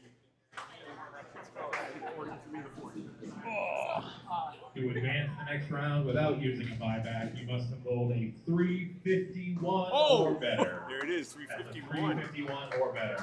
2 teams are out, and 2 teams can still use their buyback. So based on what you heard just there, it looks like we're down to 11 teams, if I'm not mistaken. As 4 teams just got cut, I think 2 teams are able to use a buyback, and 2 I think will be gone for good. One of the buybacks was Daley's team. They were in the 40s. The 51 team, Haji's team was right there at the cut. Yeah, I'm waiting for their refresh of stats. Okay. But I don't know who's going to be bowling in front of me.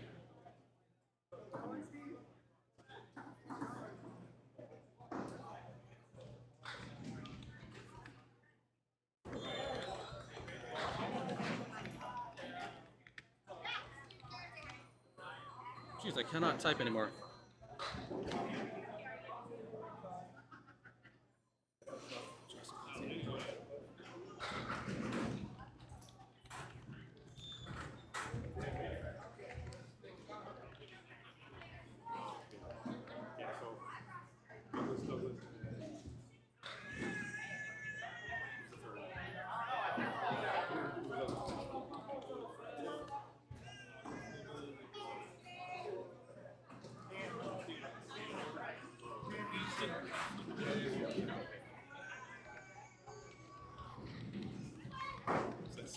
Tim Douglas's team is one's down.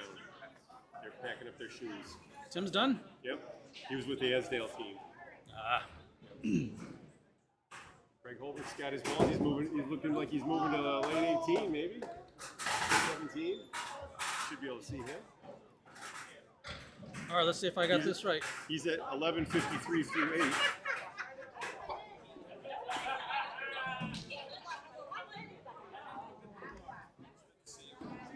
Yep, that's it. The team of Kamrowski, McDougal, and Holbrook's going to be at lane 18. You have to watch them again. Yep. That's what they started out on 19, I think. Yeah, I'll be. Oh, so you had the 188. Beautiful, beautiful. Yep.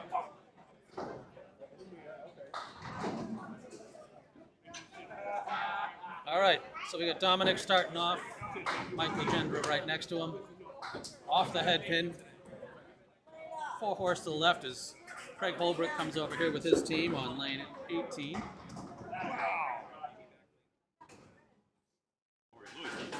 Oh, she was 140 plus last string. Mike starts off the head pin, so 1, 2, 8, 10. Dom cleans up the mess, runs the horse right down the line. See if Mike can do the same. No, just off the head pin, so that's all that remains.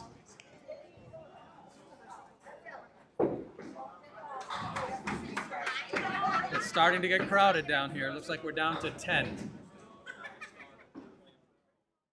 As Mike goes open, leaving the head pin standing. 10 teams remain, I think. Oh, take that back, it's 9. Unless those are 2 all the way down the end. I think that's open bowling.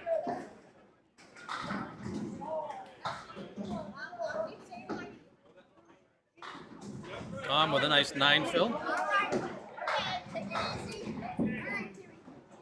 Leaving himself just the 7 pin to clean up. Mike, similar to the first box, got the 1, 2, 10 to deal with. Dominic unfortunately misses the single pin in the corner. I'll bring in the other Mike. Oh, Mike punches the head pin out.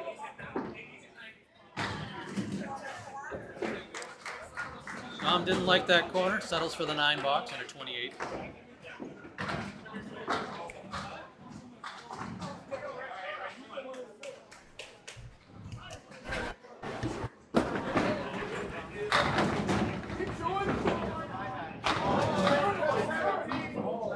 Dom's off the head pin. Looking at the 1, 2, 4 for a spare. This time Legendra's on the head pin. He's getting some late leaners, and it ends up working out for him with just the 10 pin remaining. Dominic misses the mark. No spare for him. I get to be the spare. Be nice. Mike ran out of lane, bouncing into the gutter and missing it. And Dom unfortunately misses the head pin, so has to settle for the 9 box.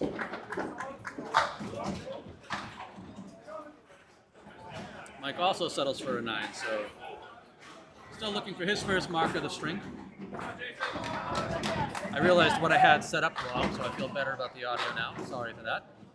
Dom off the target, clears out the back 6, leaving the 4 horse to the right.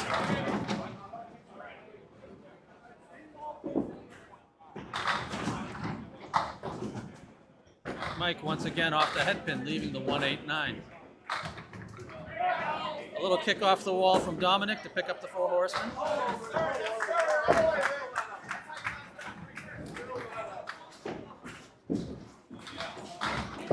Oh, we'll clip that one. It was pretty. A lot of pin action over there. Made that 1, 8, 9 the hard way. All right, Dominic. On the head pin. Settles for 7 and a baby split. Looking at the 3, 5, 10. Mike Legendra, also same kind of story, except for he's got the 2 and the 7. Picks up 8 on this one. Dom cleans it up. 64 plus at the half. Mike settles for 1 of the 2.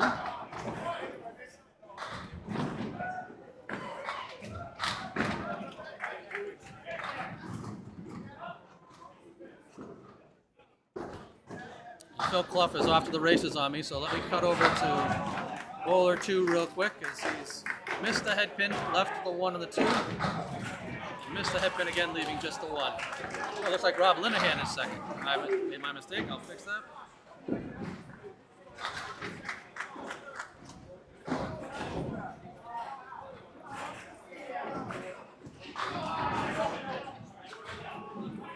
So Phil settles for an opening 9 as Scuttles Linehan gets up there and is off the head pin.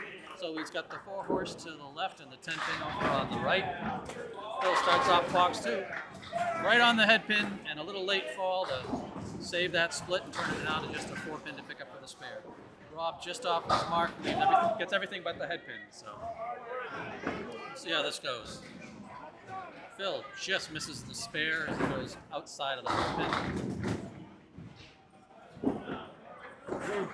Linehan picks up the 10.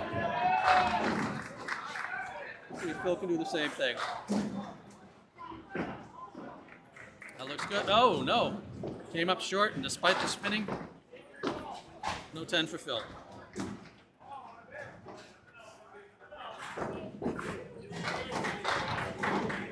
Rob this time misses to the other side of the head pin, looking at the 1, 2, 7, 10. Phil Clough, unfortunately, on the head pin, but drives right through it. Leaves a check mark to the right, 7 pin all the way over. Rob's a little short. Still looking at the 1, 3, 7, 10.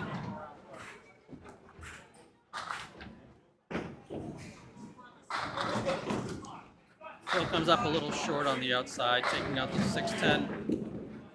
He's dealing with the 3, the 5, and the 7. Rob settles for an 8 box, leaving the 1 and the 7 standing.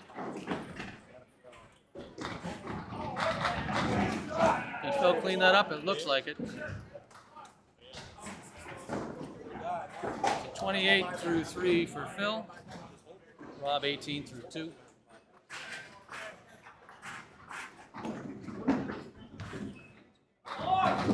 Phil Clough a little off the target. Rob Linehan right on it. Unfortunately for Rob, he leaves a 3-1 split to the right. And for Phil, he's looking at the 1, 9, 10 with some nice wood.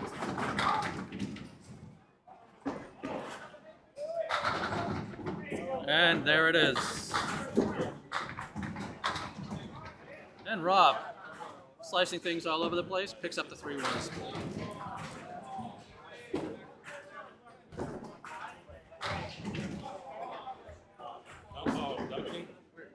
Phil on the fill. That was pretty. Almost all of them. Everything but the 7.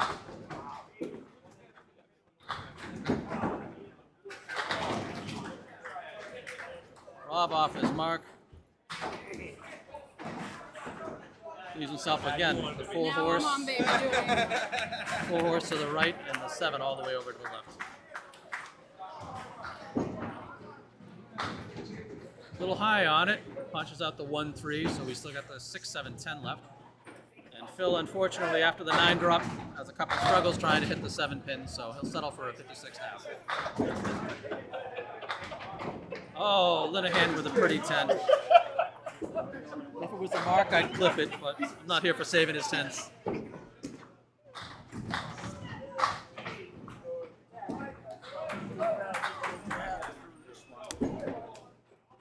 One more box for Rob as I shake my table. Sorry about that. He's on the head pin. Leave himself the reverse check mark there on the left.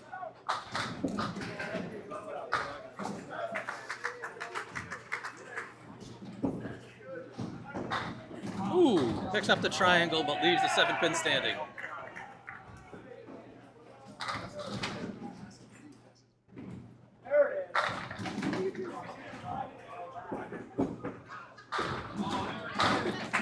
Closes it out with a 10 box, so a 53.5 for Rob. Move on to the 3rd bowlers here as Jason and Dan step up on the lanes.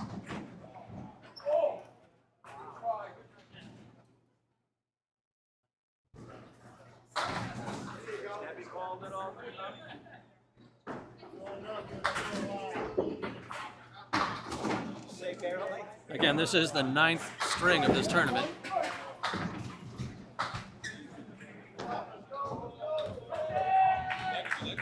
Jason off the target, as is Dan, but Dan gets a little better luck out of it. Everything except for the head pin.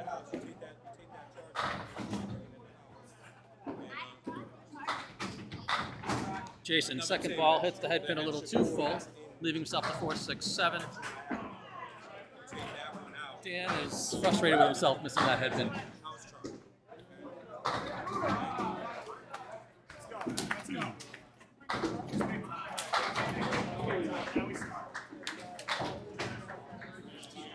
Jason opens up with a 9. Dan picks up the single head pin for the 10.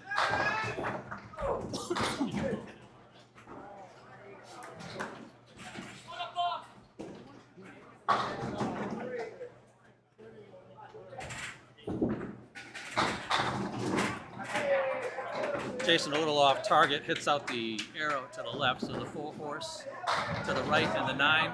Dan once again, big first ball. This time hitting the head pin, leaving the 7, but he's got some tricky wood to play with there.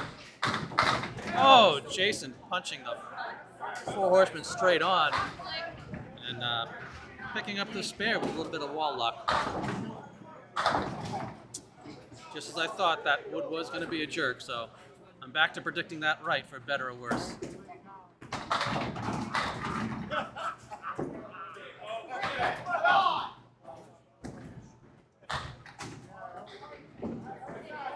See if Dan can pick up the 10 here. No. All right, so Jason coming up for a fill.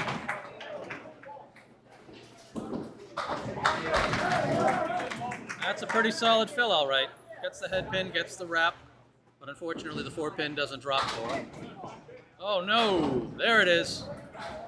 Waiting on those all day long, a 189 punch. So Dan's got the W to work with on the cleanup. Jason leaned, he knew it was going to be tight. Picks up the spare. Good ball by Dan to take out the check mark on the right, so now just to deal with the left wing to convert this for a 10.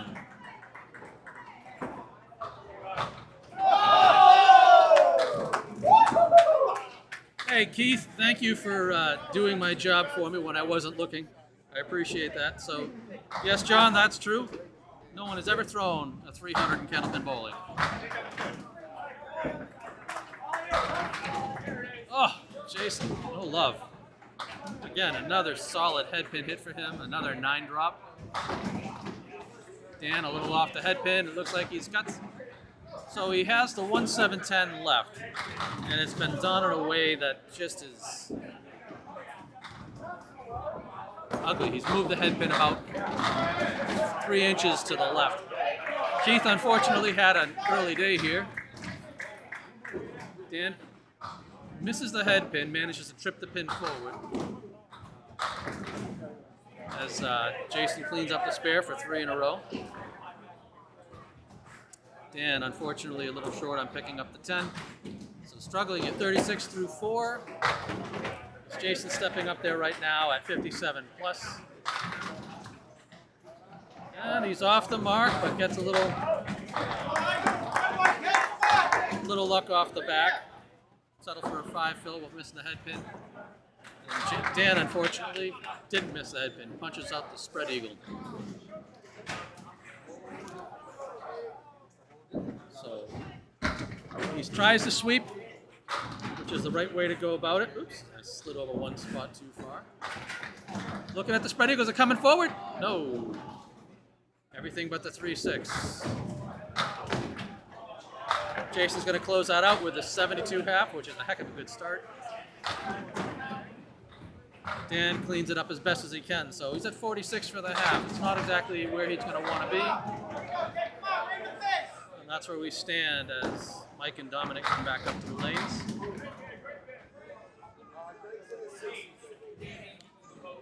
What's going on, Scuttles?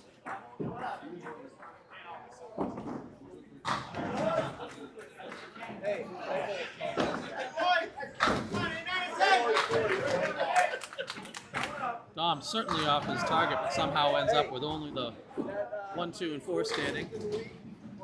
And I guess Mike got the memo to try the 6-7, the 6-10 pocket as well. So both bowlers way off their mark on their first ball.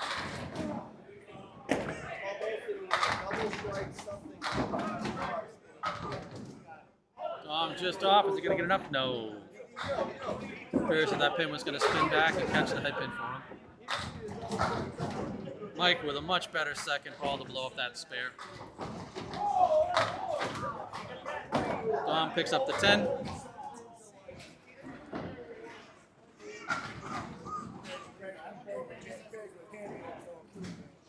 Trying to find out if people still hung around here or if they ran away.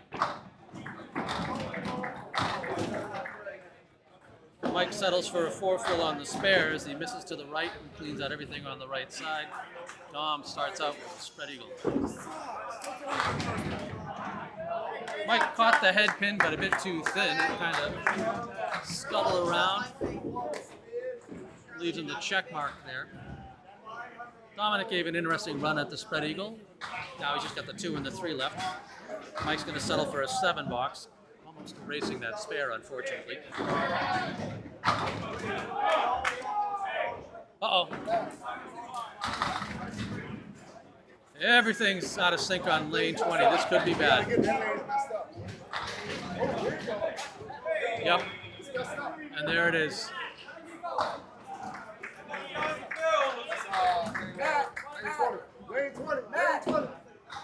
Lane 20 is going to need some love. Lane 20. Not quite sure how that happened. He picked up the 2-3, and then the rack itself came down. As Mike's off the head pin. Yeah, it's all out of rhythm right now.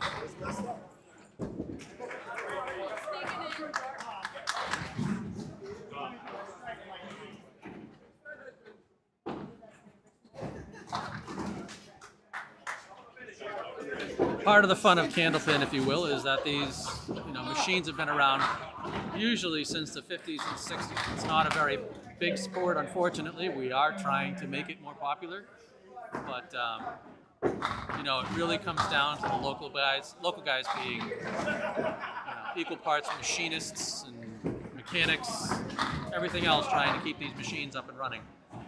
So lane 20, it's out of its cycle. Hopefully they can get that straightened away and back and running soon. I know these are the 2 lanes they like to use for the last matches. We'll see what happens. Mike's been having a tough time hitting the head pin. And as you can see, they're cranking down the rack to be able to get the pins out that are caught up on top of it. Normally called the table. And that looks like Matt Taylor down there working on the lane. He's going to clean the teeth. And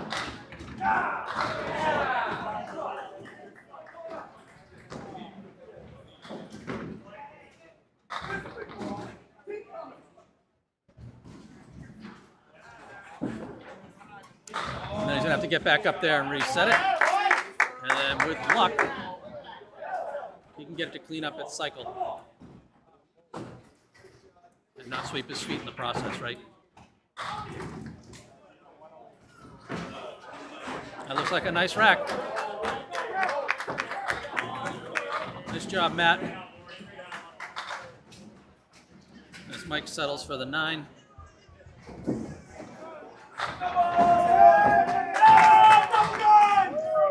Dominic off the target. Leaves himself the 1-3-8. They're going to let him catch up.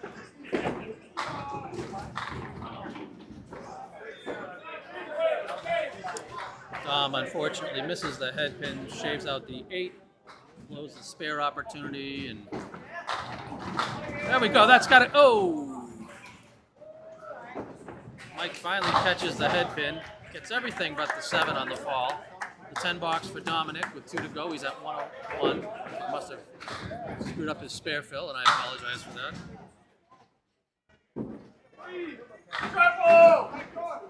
Mike picks up the spare.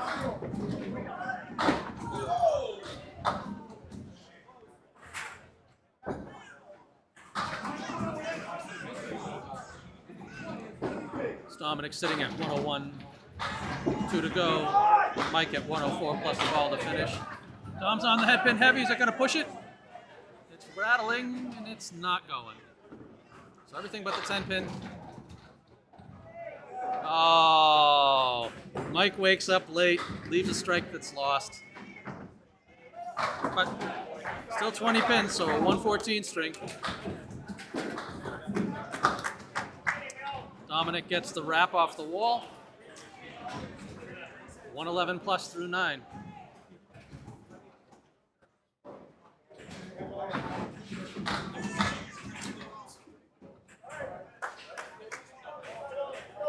Nice late rally.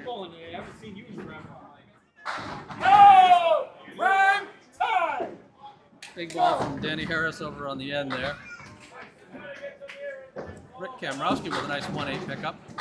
Rob Linehan's off to the races there. hitting the head pin, but splitting it up with a check mark to the left and 10 off to the right. Dom's on the head pin on his fill, but only gets 6 as he leaves the 5, 6, 7, 10. Rob looking for the cleanup. Good ball. Came up a little quick on him to punch out the 3, 5, so he's looking at the 6, 7, 10. Dom hoping for the sweep. Leaves himself the bedposts. So he's sitting on a possible 127. Rob settles for the 9. Dom hits the field goal, has to settle for a 125. Cut over to Rob and Phil Clough at this point.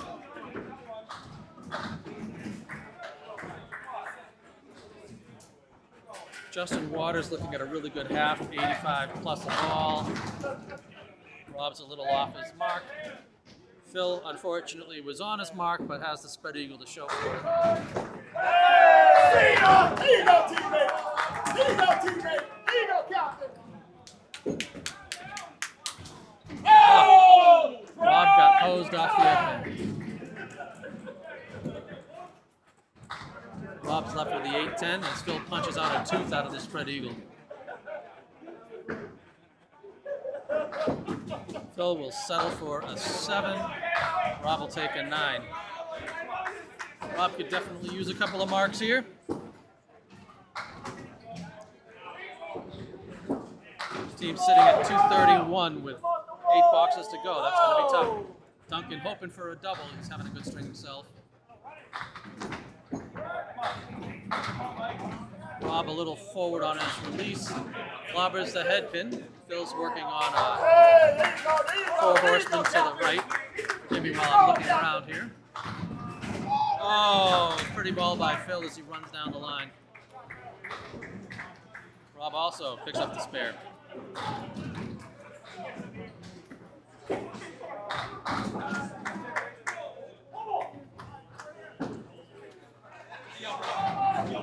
Phil comes across the head pin, settles for 6 and kind of a rough break as he's looking at the 4, 5, 7, 9. Rob short of the head pin, knocks out 6. He's looking at the 1, 3, 6, 9. Phil rides the wood but only picks up a solo. Rob off his mark leaves the head pin.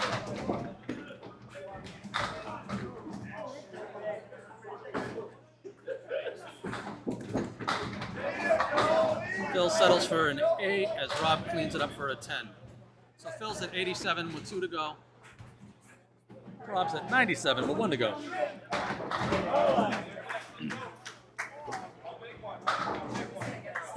Here comes Phil on his 10th. Sorry, on his 9th. Gets the head pin. Gets a little action. Is it going to push forward? No. 9 drop, leaving just the 3. Linehan looks like he's thrown a strike that I've missed. Maybe I caught it in time. We'll see. Phil cleans up the single pin.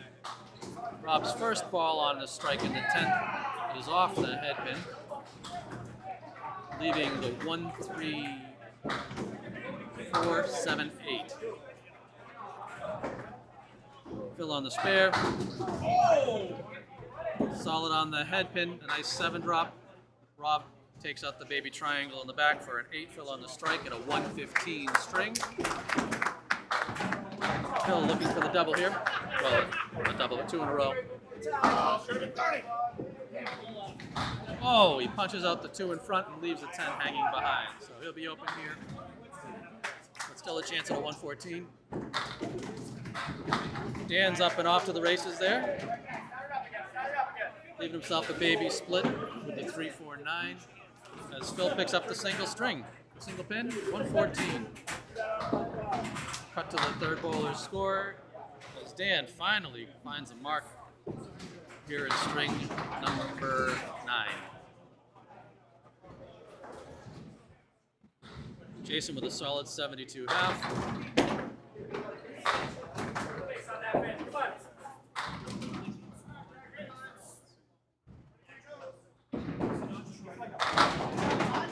Dan on the head pin again. It's leaning. Wow. That one will need an update, I'm sure. Jason on the head pin, everything but the 4. And Dan follows his up with another spare. So he's coming back to life and saving their team's hopes. Another spare for Jason. That's his 4th of the string. Dan steps up to fill. Off the mark. Gets some good action. Is that going to take out the corner for him? Looks like it's going to. Yep. So 9-10.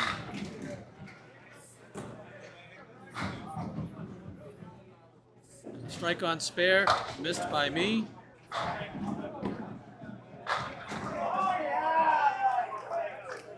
Jason continues to have a really solid string. So does Justin Waters.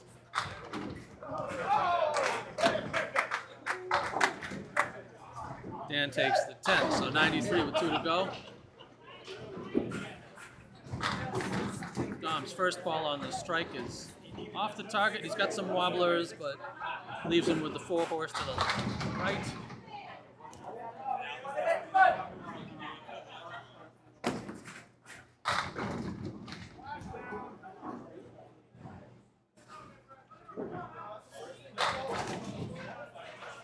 Dan off his mark, knocks out the arrow on the right, so the 4 horse to the left with the 9 trailer. Dom misses his spot, so put 9 on that strike. 111 through 7. Oh! Dan got hosed out of that spare. The 10 for Jason has him at 121 with 2 to go. Dan leaves it open, so he's at 102 with the box left.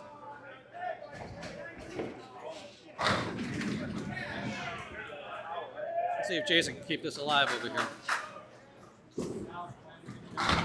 There it is. We'll give him another one. I need to clip that guy because that was a make up for the fact that I missed his last one. 131 plus 2 balls. Dan's on the head pin a little high. The split comes in and takes out the 10 but leaves the 6. So he's got the 2-6 with an interesting piece of wood in the middle. Dom's on it. Is it going to push back? No. Still another solid head pin hit and 9 on the first ball. Dan's going to have to settle for a 9. Oh, sorry, that's not a 9. He missed the spare on the split. Speaking of spares, spare on strike, so 151 plus. Now Dan will settle for the 9. Jason exploding on the string, 151 plus.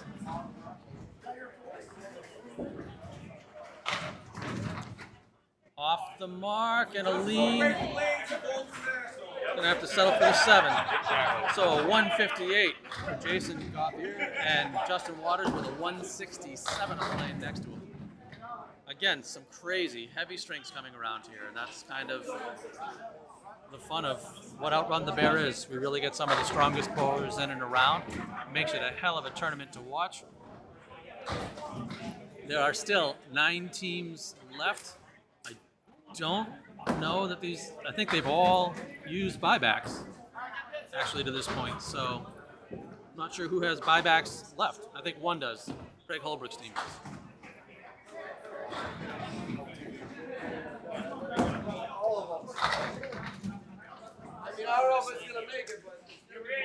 I'm going to kill off that second mic just to take away some of the double.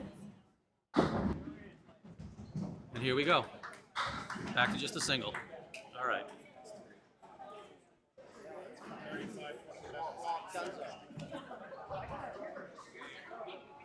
Surviving. Put up the stats of that last string, and again, as always, you can ignore the average. The average isn't important, nor is the fact that, Jason's team beat Rob's team by 57 points. In the end, it's everybody's team's total score lined up, and the bottom teams get cut out. I think the bottom 4 will get cut out of this round. So we're down to 9 teams left.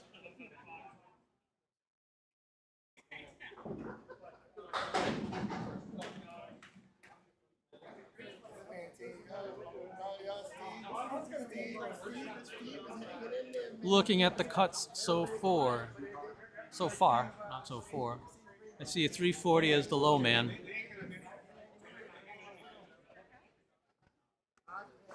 So Rob's team is in trouble.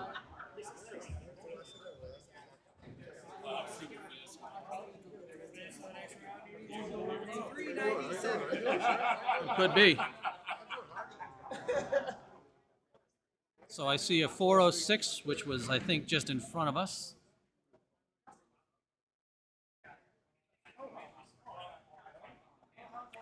A 405. A 397. To advance to the next round without using a buyback, your team must have bowled a 373 or better. That's a 373 or better. The one remaining team. Boy, these stats are getting published in a way that I can't see it so much, but it's so good. 373 or better.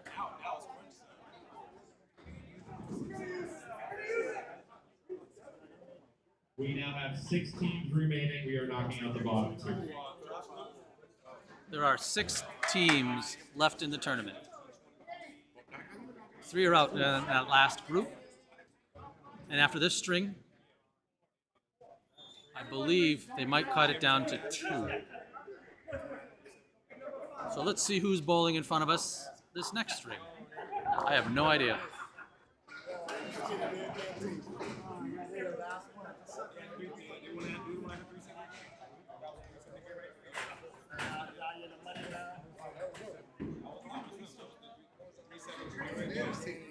I just don't get how come the spreadsheet isn't updating the way that I would want it to, but it is what it is.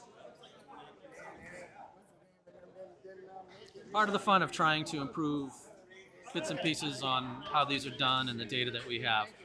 So we are using 17 through 22. We are paying out the top 4 teams. So we are knocking out the bottom 2 this round, 2 the next round, and then we have the final. So it will be 12 strings now with the buybacks all in. It'll be 12. And we'll be paying the top team $1,000 a person. So I don't know if it was heard clearly. There are 6 teams left. This is string number 10. After this, 2 people are out. That brings us to string 11, after which 2 people are out, which brings us to string 12, which is for all the money. First place is $3,000 for the team, $1,000 for the person.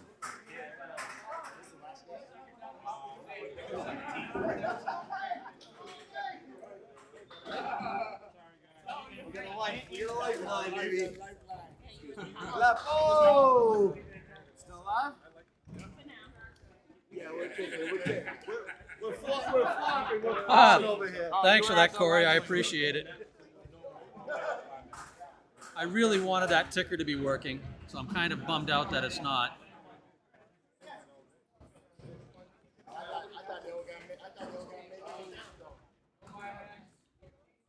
Can't remember who the third bowler was for these guys. Charlie.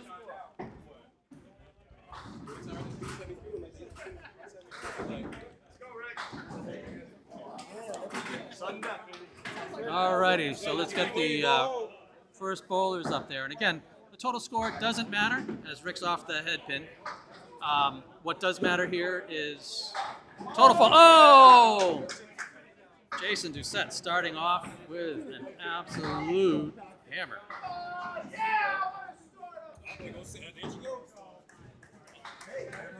Rick Kamrowski a little off his target. Looking at the 1-3 to clean up for a 10.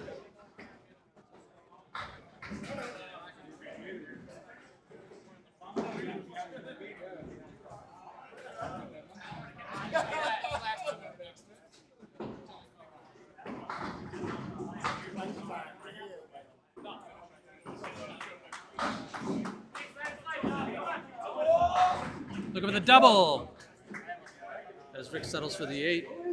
Everything but the kingpin. Another solid head pin hit. Oh, Rick. Dead on the head pin with a splash, but no love pushing to the 10.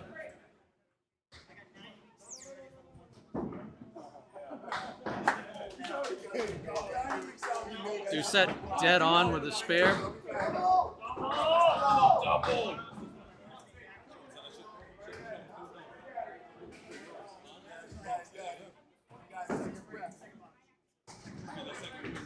Rick plays the wood, even though it was stacked up for him, and rides it in for the spare. Doucette looking to keep his string going. Heavy on the headpin. A tickle and a fall. Keeping the Dutch alive as he goes. Strike, spare, strike to start off the string.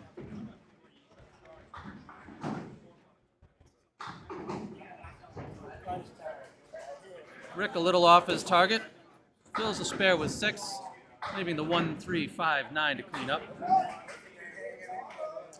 What's really cool here is you can actually see all of what remains of the tournament at the moment as I enable the other mic to get a little more of the bowler sound. Over on 17 is Nate Lee's team. Obviously Steve Renaud over there on 18. We're watching Collins and Kamrowski here on 19 and 20. Doucette a little off the head pin. 1, 3, 6, 7, 9. Down on 21 and 22. That's Jason Gauthier's team. And it looks like, I'm sorry, that's Nate Lee's down there. I take it back. Oh! Jason keeping this stretch alive as he spares it up. Still staying Dutch through 4.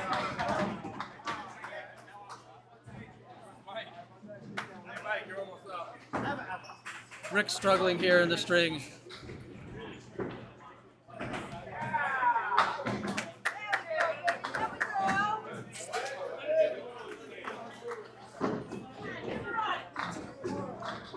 The first team is, Chris Jones's team, I believe. No, that's not Chris Jones, is it? No, it's certainly not Chris Jones.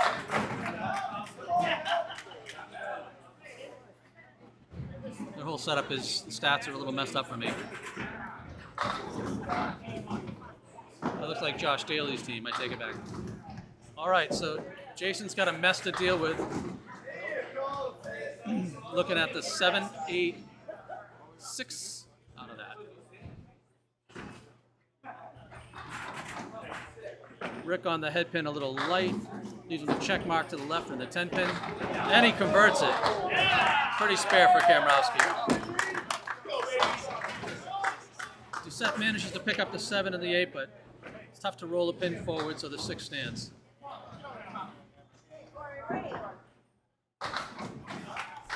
I'm off on Rick. Let's fix this up.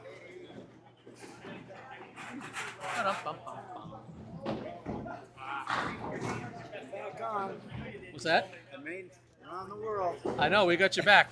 So we're going to see another 180 out of Craig.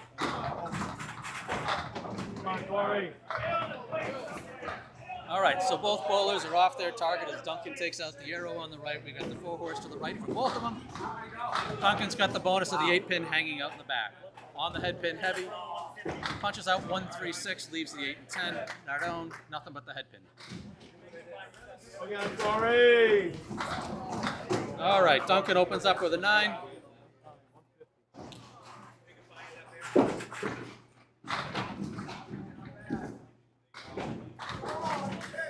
Corey Packard spiking the ball. Mike Nardone picks up the head pin for the 10. Good shot, Corey.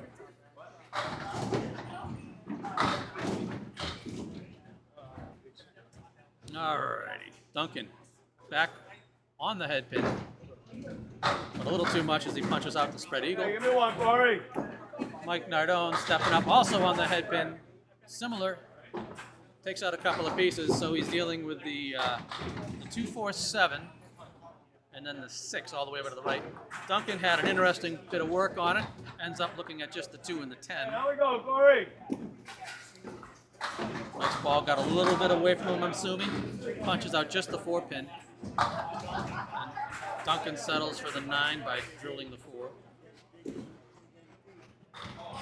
Oh! If it was better than a 10, I'd clip that because that was some great action. Watching the pins fly up and come back down and do the kind of damage you'd hope to see in this. All right, Duncan opening up the start. Oh, oof. Right in the pocket.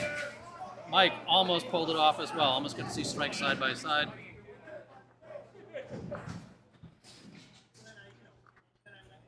Duncan will sit there and run the ball around his waist at least a dozen times. Go, Corey.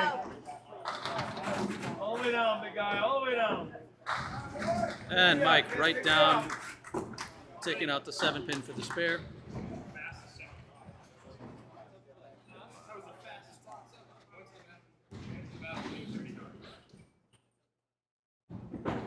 All right, let's see what Duncan can do with the strike. Wow, Phil with a nice pickup of the 6, 7, 10 there. Duncan's on the head pin. This one had a little bit of a deflect. He's got a nice plank in front of it though for the 5-9. Mike light on the head pin. Let's see if he carries a corner. No. So he's dealing with a 3-1 split as he's got the 3, 6, 10 with the 7 hanging out. Duncan drives through the plank.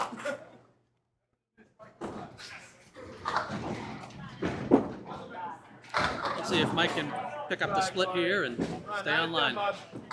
No, ball tailed on him just a bit, leaving the 3-7.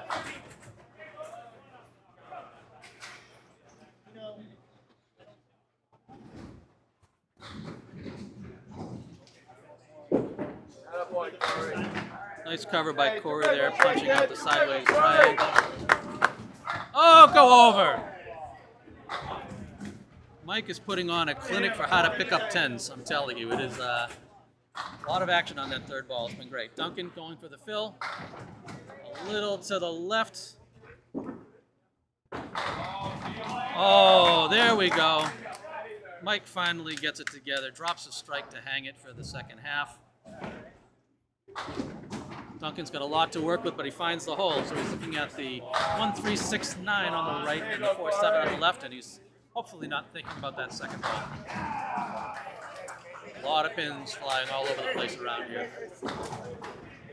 Out of the 6 teams that are in it, Duncan settles for a 6 and a 58 half. Out of the 6 teams that are left, 2 of them know that their tournament is over at the end of this string. So the pressure is definitely on, and the bowlers are probably thinking about it the whole time. Let's enjoy Charlie Collins and Craig Holbrook stepping up here. Craig is putting on a clinic today. Big hand with a 6, kid. Come on, Corey, load up. Come on, man. I get to hear what you're saying. It's great. I get to hear what you're saying. It's great. How you doing, buddy? How's your back? All right, so Craig's starting us off. A little bit of a drop there, not on his line. Leaves the 1, 3, 6, and then the 4 and 7 off to the side. So oof. Charlie, unfortunately, dead on the head pin. Spread eagles it out to start. We're gonna find a way of sitting in his chair without nailing that. Craig managed to take out the 1, 4, 7. I don't think there's enough energy left in that cooler. So he's got the 3, 6 to go, and I apologize for the shaky camera. Oh, you got a 6 out of it. All right, good 6. That's the one addition to my stream setup that I need to find is a chair. Craig cleans up the sheet, opens up with a 10. Charlie with a 3-1 split to the left, cleans us up for a 10.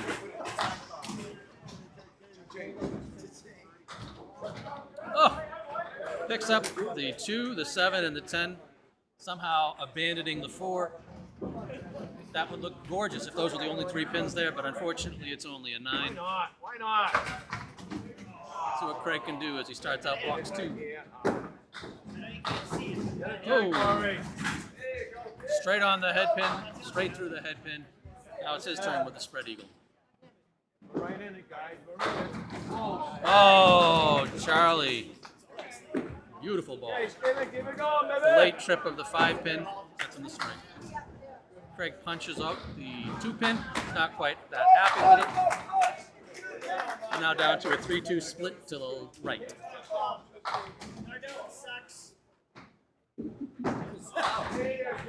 Oh, Craig is not going to be happy with the 5 box.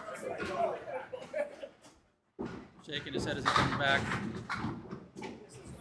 Hey, buddy, you're making these all the time, man. Slice one over. Looking around here, the 87 half by 2 set is by far and above the best opening half that I see so far. Nice try, man. Craig's a little off his mark again. Come on, put it in the pit. Looking at the 168, which is kind of a strange trio of pins to work at. Charlie on the head pin. Looked like he could have been in split trouble, but the right side fell down, so he's left with just the 4-7. Got him here, bud. Craig just off his mark. Leaves himself the 1-8. Charlie looking for the spare. Drills it. Spare on strike. There you go. Get on. Craig, uncharacteristically off his mark there, settles for an 8. So Holbrook with 23 through 3. Charlie is warming up. Their team is looking strong. Oh, we spoke too soon. There's Craig. He's not thinking about those 3 boxes at all. Drops the hammer. Charlie a little tight. He's going to have to settle for a 4 fill. Takes out the left wing in the 10. So he's got that big clump in the middle, the 1, 3, 5, 6, 8, 9.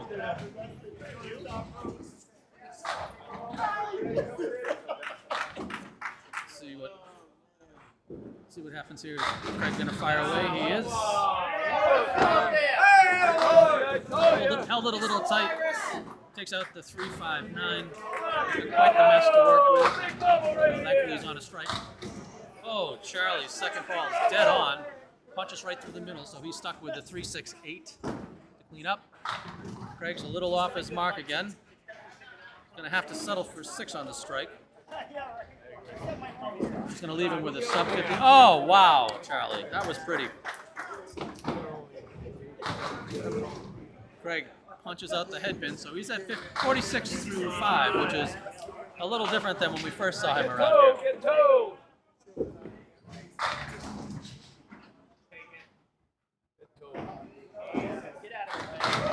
Charlie's in and solid on the head pin. Gets a little wall action to come over there to give him a plank to work with as he's looking at the 5, 6, 10. We'll see how this goes. He should be able to hit this and drive it back, but he's going to have to be right of the line. Kind of more heavy on where the 6 is. Yep, he came to the left, so when you come to the left of the line, it's going to make that pin wrap around and leave the 6 and 10 alone, and that's exactly what happened to him.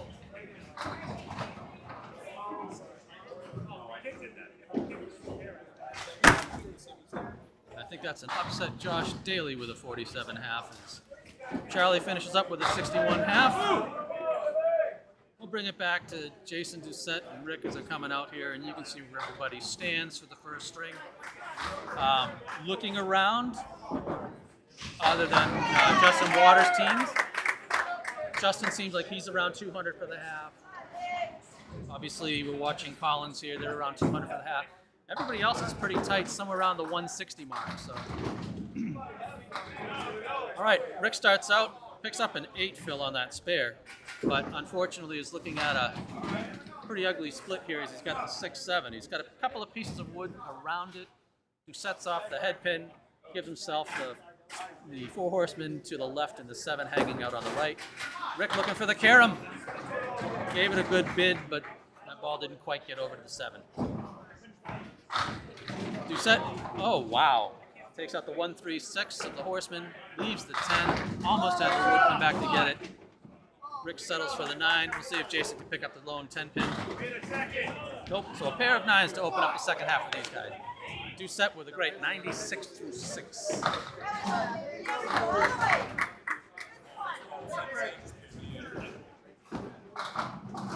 Alrighty.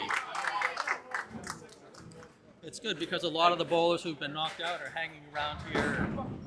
The extra seats are getting pretty full. Rick's on the head pin, shaves everything but the right wing. Nicely. Done pretty nice. Doucette comes up to the plate.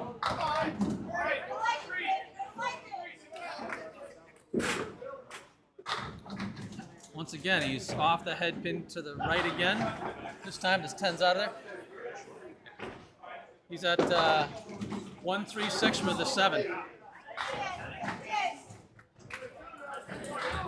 Rick, unfortunately, doesn't convert the spare. Jason's ball's coming up. Oh, and there it is. Nice, pretty spare. He is having a heck of a swing here. Rick drills the single for the 10.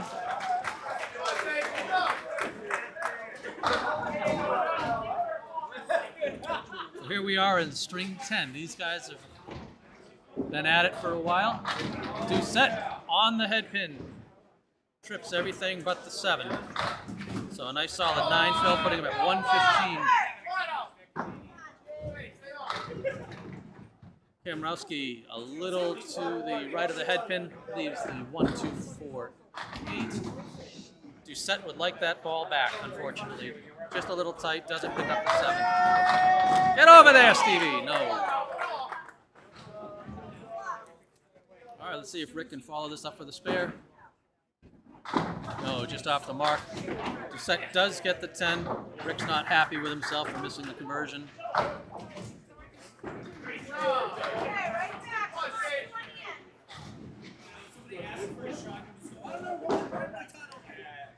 And there it is, pair of 10s. So 88 for Kamrowski, 125 for Doucette through 8. Jason a little light on the ball, misses the head pin, takes out everything but the 1, 8, 9. Just kind of the opposite of that frustrating lead, right? Alrighty, let's see if Rick can get back on track here.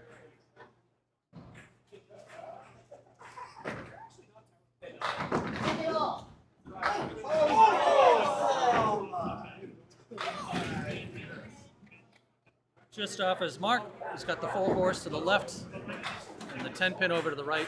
I think Jason knew when he let that one go that the ball wasn't on line, so he's still looking at the 1, 9 for a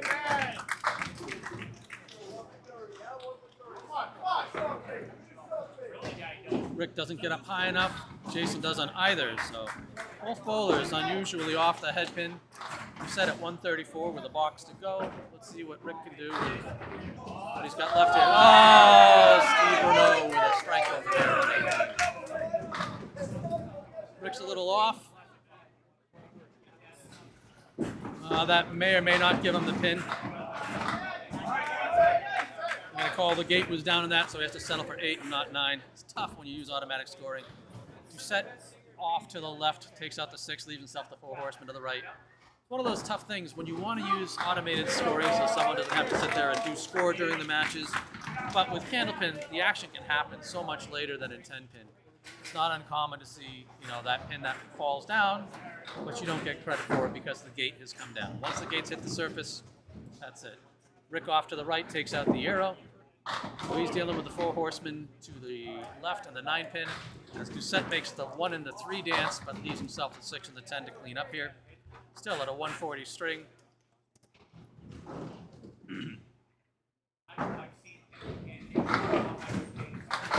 Settles for the 9. 143 for Doucette. Rick looking at the 4 and the 9. Possible 106 here.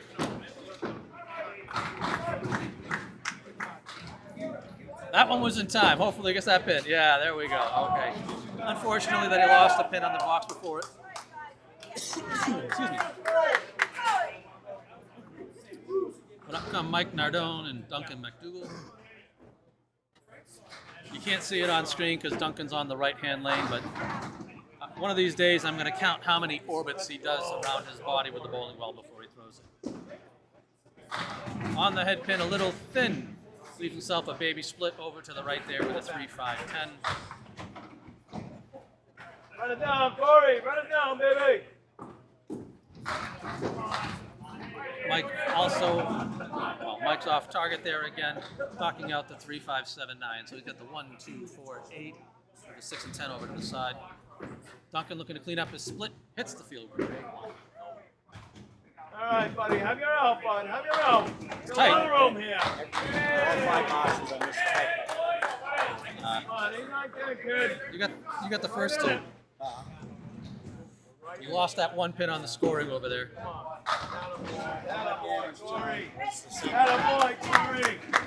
Wasn't there for you this time, huh? Yeah. 10 strings is a lot. Pair of 7s for these guys starting off the second half. We'll see if Duncan can get back on target here. That ball there might have picked up the spare or the 10 that he missed in the box before. He was right there on the 3-6 pocket. I don't know. Scores are kind of tight.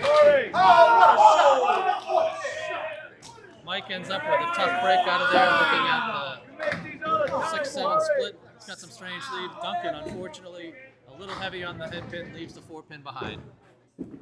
Let's see if we can get the kick here. Oh! The wood did not want to cooperate. 6 rolled over. Duncan nails the 10. Every pin matters here. Again, these two teams, they're not bowling against each other, but all 6 lanes that you see that are bowling, they're all bowling against each other. The top 4 teams will continue on. The bottom 2 teams will not. Oh, there it is, the 189. Everybody's favorite. Oh, Mike on the head pin.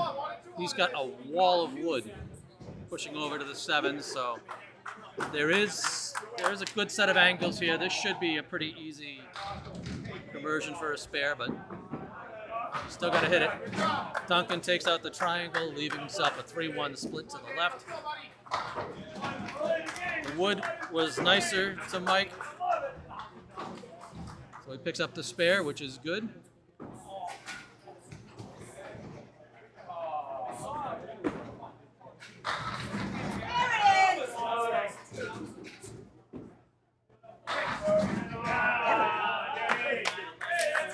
Harris dropping a strike over there on 17.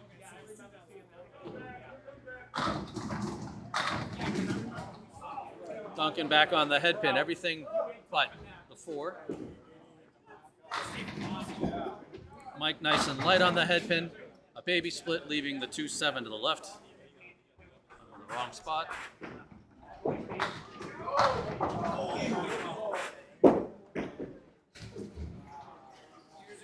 As I'm screwing stuff up all over the place.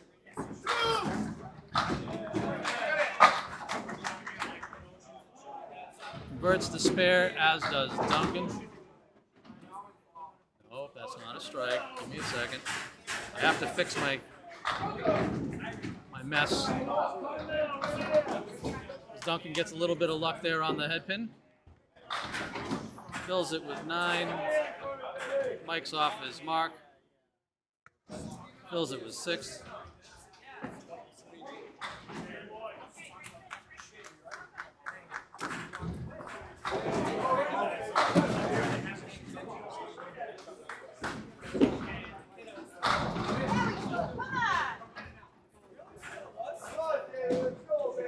Take that back, he fills it with 7. Duncan cleans up his 9. Sorry guys, as I'm making sure that my scores are right.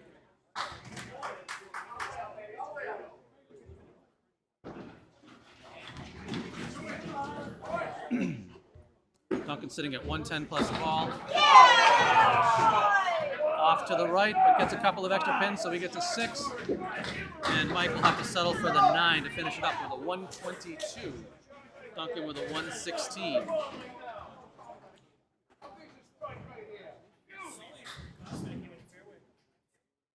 And I will roll up a box so my score looks right there as I move over to the 3rd and hover the string for you guys.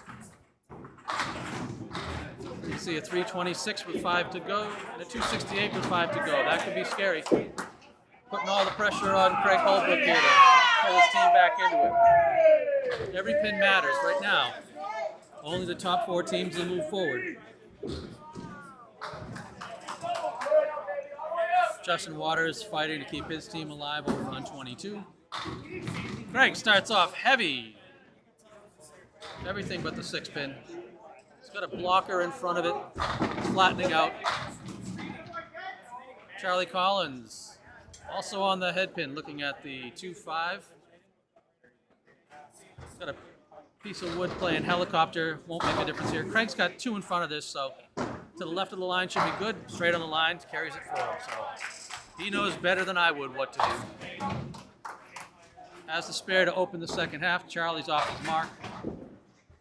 The open. Looking around, I see Daley's team at about, probably pace for a 360, 370, 380, depending on how Josh warms up. Obviously, Charlie's team is in the running here with a pretty solid string, so he's looking at 360 plus him, so probably 380, 390. Craig Holbrook's team is struggling a bit here. They're hoping to get to the mid-threes. Craig's a little short of his mark.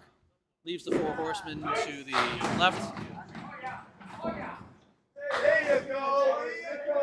On 18, Team Renaud is struggling. They're looking like they're also in the low threes. And I think Gauthier's team's in trouble right now, looking at about 350. Oh! Craig runs down the line, but unfortunately the 7 doesn't fall.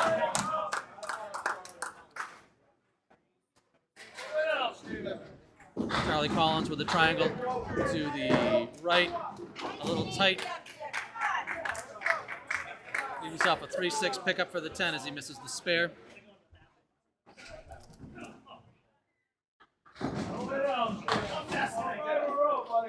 A punch through for Charlie, so he's sitting at 80 through 7 as Holbrook is at 72 through 7. Every pin's going to matter for both teams pretty right now. Obviously, Collins' team's in better shape, but with two teams getting cut out, you got to be in the top 4, and it is going to be really, really close. Holbrook, heavy on the head pin. Is that going to push? No. Everything but the 10. He's got a piece of wood to the left of it to help him out, but I don't think he's going to need that. Charlie misses the head pin, so he's looking at the 189. Sorry, the 1810. I lied. Holbrook used the wood, picks up the spare.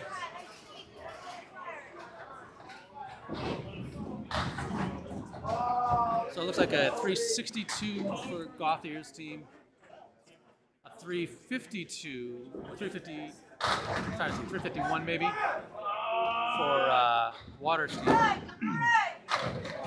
Holbrook again, no love, on the head pin, everything but the 7. Charlie leaves the head pin standing for a 9 box.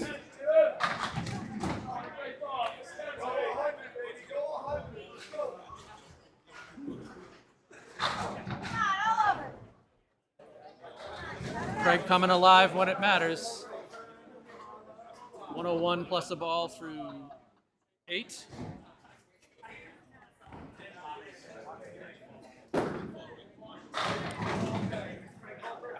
Once again, really heavy on the head pin, but absolutely screwed over as he's looking at the 4-10 split.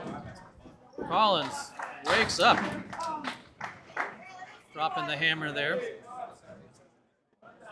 Certainly when it matters. Craig looking for the carry, no love. He gets the 4 to do the pirouette, but doesn't come over far enough to take out the 10, and that might be trouble for them. Looking for the 10, and that's how a Hall of Famer does it. A 119 for Holbrook. So that's a 341 for them. Collins way off of his mark. Takes out 3 on his first ball. 351 for Waters. 339. Plus 2 boxes to go for Renaud. Charlie takes the 8 on the strike as he's a little to the left of the head pin. Steve Renaud Jr. Tough break on the 4 horsemen. Leaves the 10 up there. Charlie through the hole for a 115, giving them a 380. That's actually pretty big right now. So a 380 for them, a 341 for Holbrook.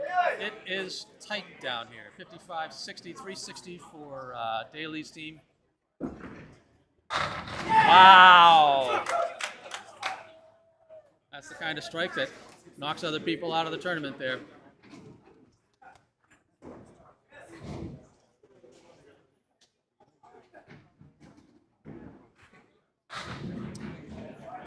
You can see it here. I'll get my stats out of the way so you can watch him finish up that string. But that strike gave him 110, which puts them at 349. Still got the 2 balls to fill it, and that should knock out, unfortunately, I think Holbrook and Waters.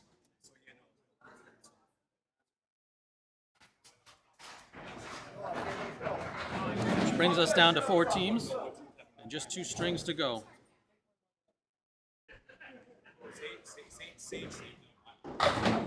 That's not the kind of way you want to throw your first ball. He punches out the half Worcester to the right and see if you can make the most out of this because he's sitting at 352, or 351.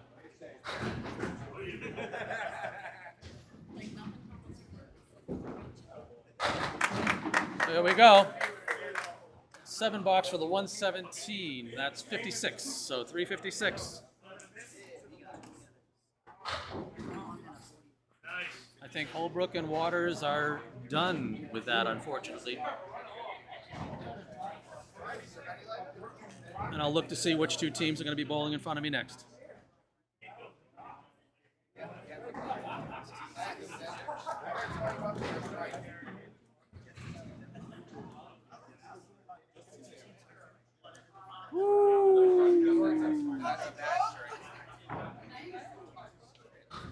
Take off that second mic for now.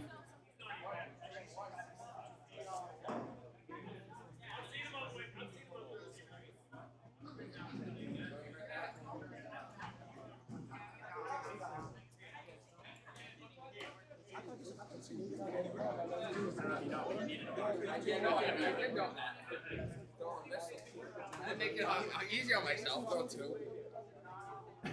Down to 4. See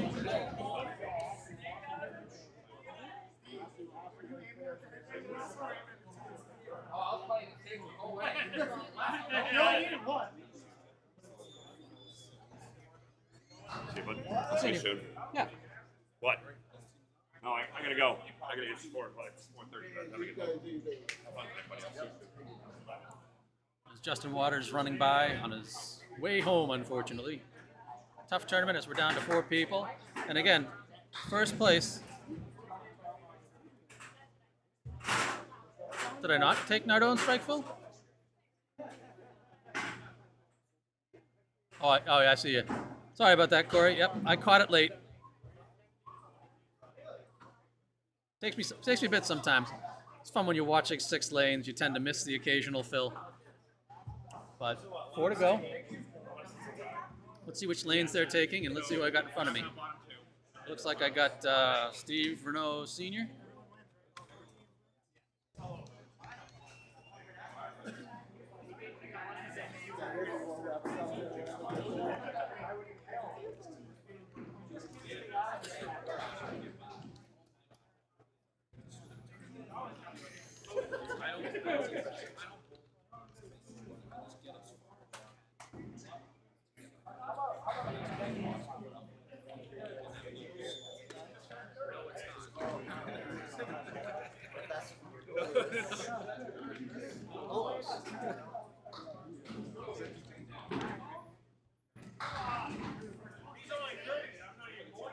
All right, let's get the scores back up there as we go into string 11. You're only going to see 4 teams bowling because that's all that is left. Doucette once again on the head pin to start. You can't stumble. One little stumble, one five boxes, and bye-bye. I mean, hey, there's a lot of good bowlers here today. Yeah, we did really good. Jason unfortunately doesn't convert. Oh, Steve Sr. kind of wraps around, leaves himself the 10 pin. Jason picks up the solo, as does Steve, so a couple of 10s to open.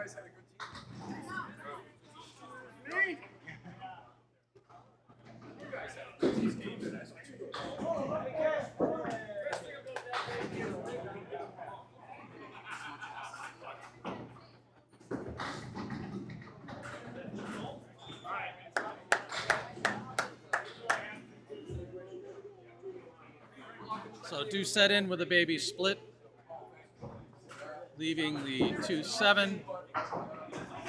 Steve's on the head pin, leaving himself the reverse half Worcester as Doucette cleans it up.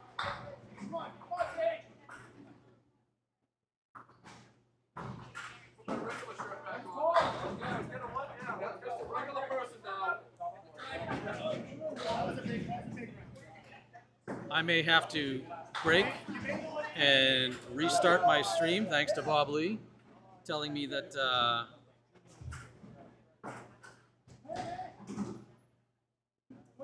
Facebook can only handle 6 hours. So I'll cut this off and then try to get back to it as quick as I can.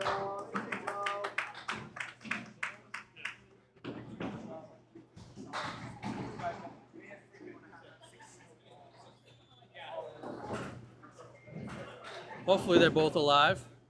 I see a 7 fill over there for Doucette. I don't see what he's shooting at because I've been paying attention. He got a baby split out of that too. Steve with a bigger split, unfortunately, comes off target on it.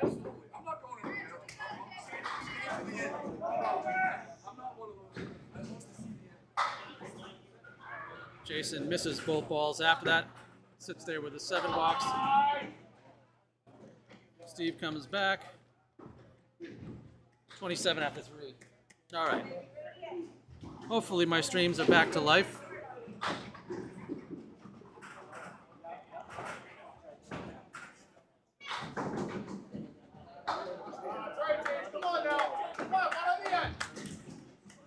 More reasons to love Twitch, folks, let me tell you.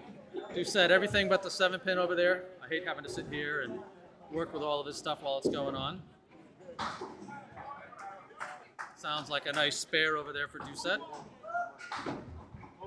Steve is on the head pin but can't get any love taking out that 7.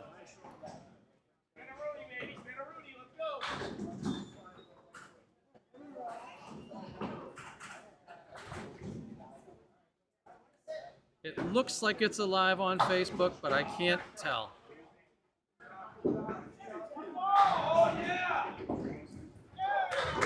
Someone tell me, please. Oh, Doucette drops the strike. I'm not going to be able to get a catch of it because I'm still sitting here trying to deal with Facebook being Facebook. Strike on spare for Doucette sets him up with 64 plus for the half.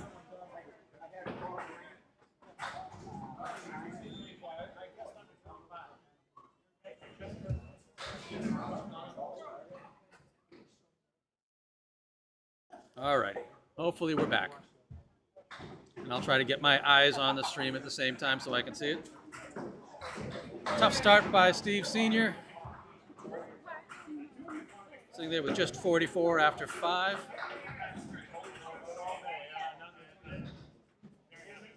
Thank you guys for your comments. I do appreciate it. Thank you for watching it. We appreciate it too. We're down to the last 2 rounds of the Outrun the Bear Team 350 Scratch Tournament here in Millis.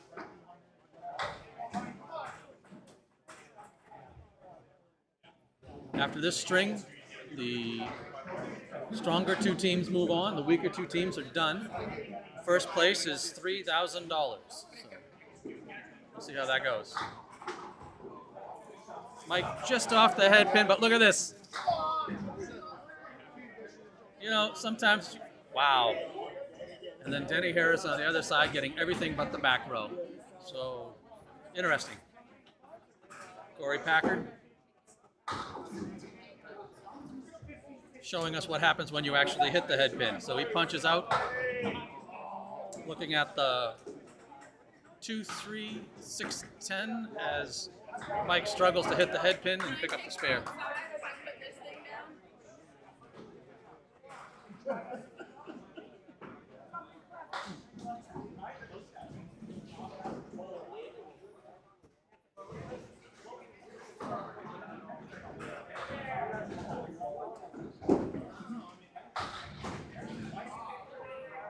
Oh, gave it a run.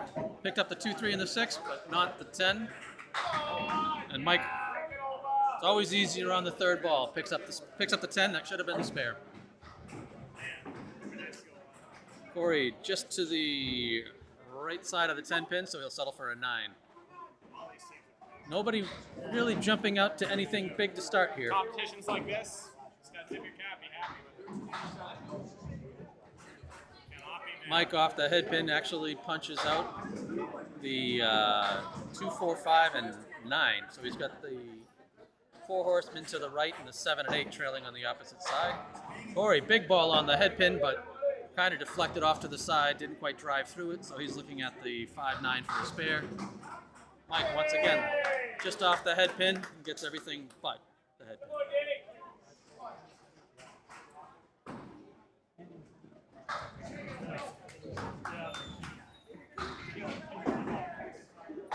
And covers it perfectly for the spare, so. Oh, Mike does not like the head pin in this string.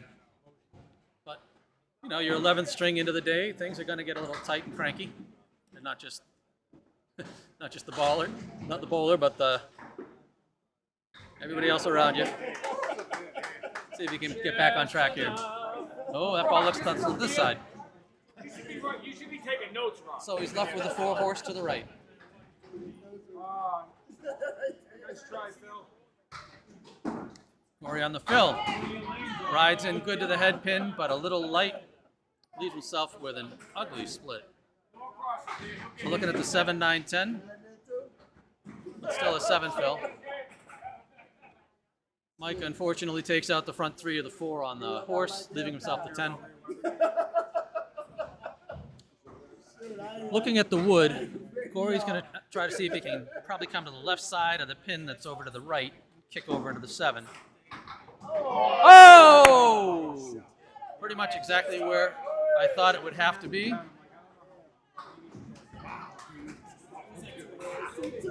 Mike picks up the 10. But unfortunately right now he is throwing 10s in a spare match. We'll watch Corey pick up that split again. It's nice that we're down to fewer teams and all I get a chance.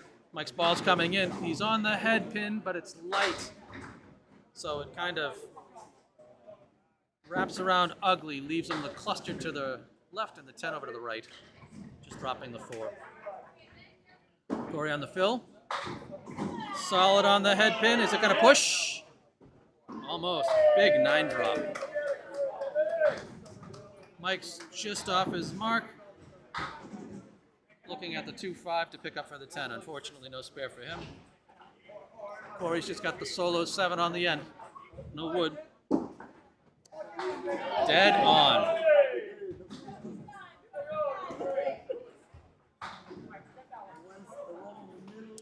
Mike did everything he can to show you how close you can get to not pick up that mark. So he's open through 4, sitting at 38.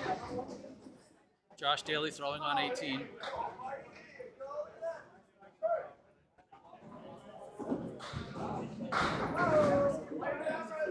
Mike once again off to the left, leaving the 4 horse with a 9 behind it on the right. Corey looking for another big fill. Drifted a little. He's getting some luck out of that though. Gets stuck with a 1, 4, 8 and a 7 drop, and there you go, Mike. Hangs a spare leading into the second half. So 48 plus. Let's go, buddy.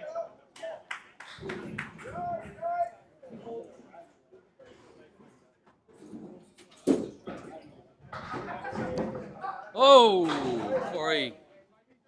Helicopter fell off the back of the lane, so no mark for him on the way out. Still 71, possibly 72 if he picks up the single pin. What's going on, Duncan? Josh Daley's bowling on 2 lanes again. Corey Packard picks up the 10, so 72 for the half. We've got Charlie and Steve Jr. stepping up on the lane. That's one way to kill a ball.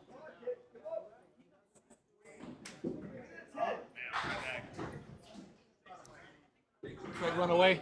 What? Craig ran away? He's just chilling. Huh? He's over there. All right. Yeah, it was like he went 1371 for 10. I believe it. Oh, Charlie's first ball, half Worcester to the right. And Steve says, hold my beer as he spread eagles. A couple of tough early balls and breaks. Let's see if Charlie can come back on this one. Almost. Steve gets some good action out of that. Still wrapping. That's gonna take that guy out. Oh, as Daley drops the strike on 18. Oh, the wash for Jason over on 17. Charlie dead on for the 10. Steve matches him. Looking across the boards right now. I don't see anybody running away with it.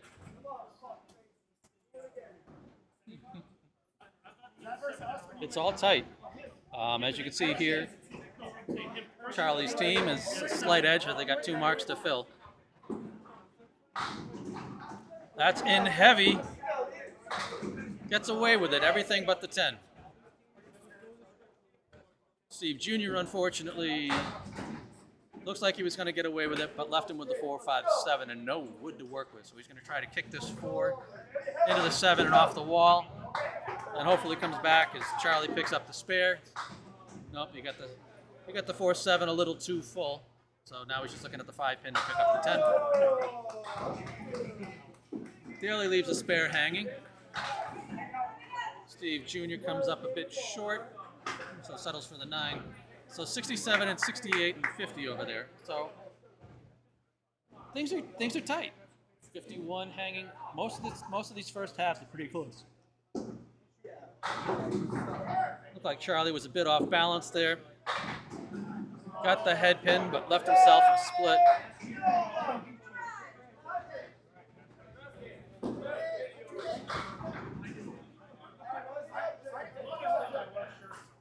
You got it.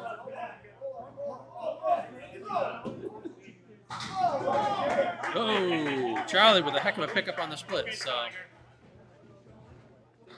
we'll keep this going as he picks up another spare. Oh! He gets the pin to go one way, he gets the ball to go the other, and unfortunately, sitting there looking at the 5 pin.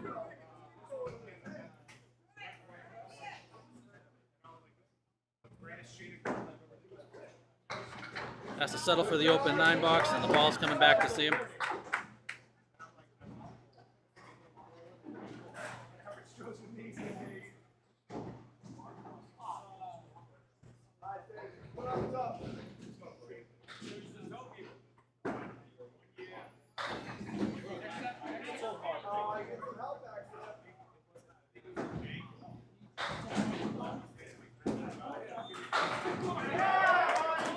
Charlie, the hammer.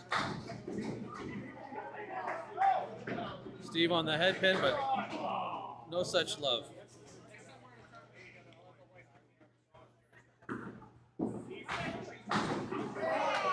Bullies his way through the check mark for the spare.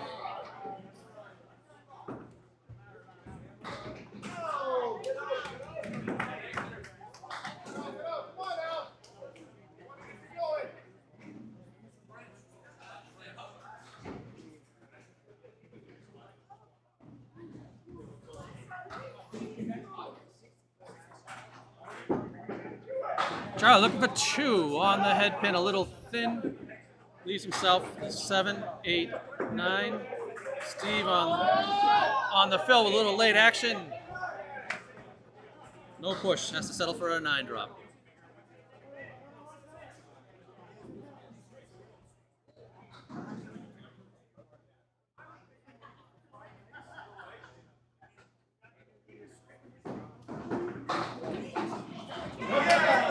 Charlie tried to get some love out of that. Has to settle for 8 on the strike. And Steve Jr., after fighting his way through the first half of that half, puts a couple together late on. Charlie settles for the 10. And a 76 half, so it's tight, it's tight. So they have 2 marks to fill for Team Collins, which should put them a little ahead of Team Renaud. But we'll switch back to the scores here real quickly. See, they've got 15. Arguably, let's say 22, as I imagine their fills will come out all even around 7s or 8s.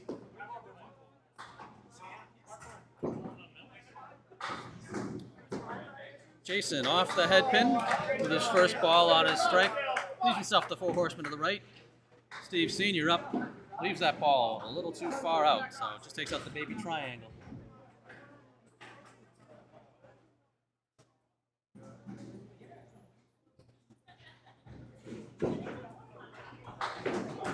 Oh, Jason doesn't quite get up to where he wanted to. Sitting there looking at the 1-7 for a 10. Steve comes across the line. Is it going to roll forward? No. So both bowlers are going to be open starting out the second half. Jason's ball coming up and in and finding the field goal. So 80-6 for him. Oh, look at that. Steve Sr. Everything but the head pin. We should mic him up and see what he really has to say about that. All right. Jason firing away again. Oh, there you go. Solid strike. Unfortunately for Steve, not the same as he punches out the half whister on the right.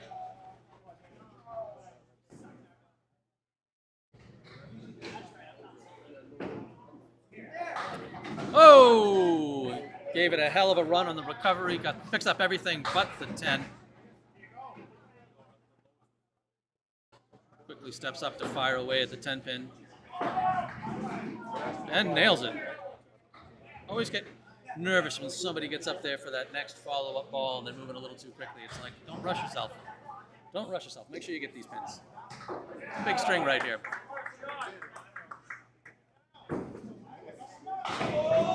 Jason on the head pin, solid. Leaves himself a 4-7-10. Steve off the head pin. Leaves himself the 4 horse to the left with the 8. Jason's thinking about the spare. He's got a double plank square to the 4 pin, so there we go. Steve Sr. punching his way through that for the spare. Wow. Yep. The double plank can be tough. You never know how it's going to behave exactly, and as you can see, it chewed the 4, kicked the pin, but failed to pick up either of the 2 corners. Shoots the 7 for the 9 box, sitting at 107 with 2 to go.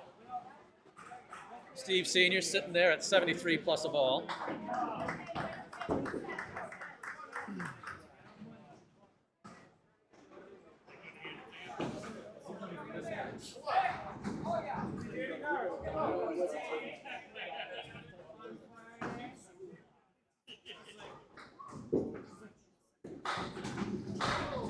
Set a little short of the head pin. Denny Harris takes a little tumble there. Don't worry, we got it on film. And you know the best thing is, as soon as he comes up, it's a foul. Sage is losing it. All right, let's see what Steve does here. On the head pin. A little light on the opposite side, so it was running away, and it leaves him the 3-5-9-10. Jason misses the head pin and throws his hands up into the air for that one. See if Steve can pick up the spare here. A little thin. I think he wanted to leave that one outside. So nothing but the 9 with a roadblock in front of it potentially. I don't like that wood at all. He's going to have to cap that sucker straight on. No. Yep. He was off.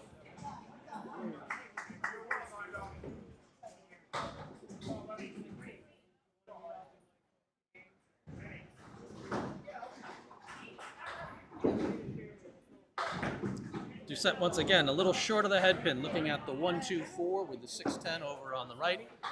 Steve Sr., nice and thin on the head pin, leaves himself a beautiful plank and a setup for a spare. Looking at the 3-6-9, that plank is slightly turned, so it's possible. Oh, look at the kick of the 7 pin. Jason pulls that one just a bit, leaves himself the 1-6-10. Yup.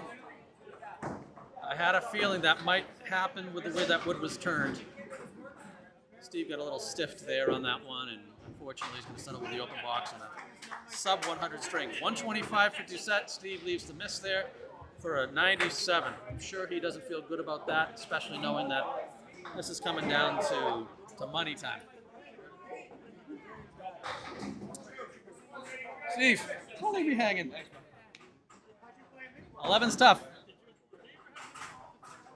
Alrighty. So looking at wow, it's really interesting out there. Looks like Denny Harris is sitting at about a 130 point right now. See if he picks this up. Oh, he does. So that makes that 134, 144 plus. It's kind of putting them out in the front. Phil Clough on a fill, 129. Mike on the head pin. So he's filling that spare from before with a 7, putting him at 55 for his half. See how Corey does. Corey had a great 72 start. 150 for Denny Harris, if he comes up.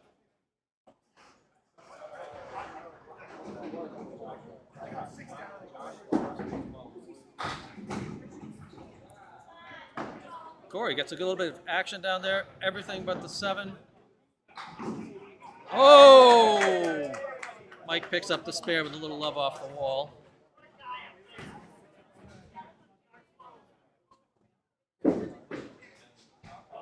Oh, a little too tight for Corey.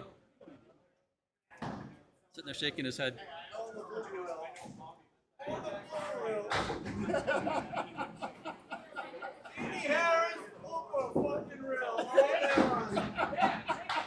Oh, you're there. Alrighty, so Corey picks up the corner.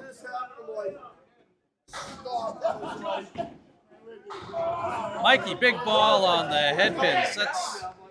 Sits 9, leaving himself the 7. If there's a time to warm up, this is the string to do it. I almost did it.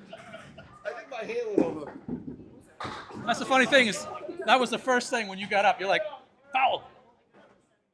That's got to be a foul. I put my hand over the line. That's what it was. Yeah. Ardone, 3 spares in a row. Josh Daley slicing it thin there, everything but the 2 pin. And poor Corey dealing with the spread eagle here.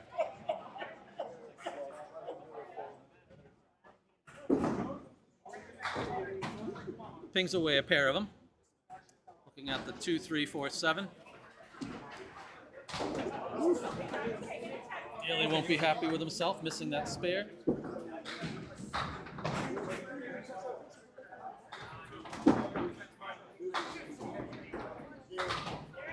Excuse me. Big old yawn as Corey settles for an 8 box there. Let's see what Mike does with the spare. He's been on it. Ball came back. Wow. That kingpin does not want to drop.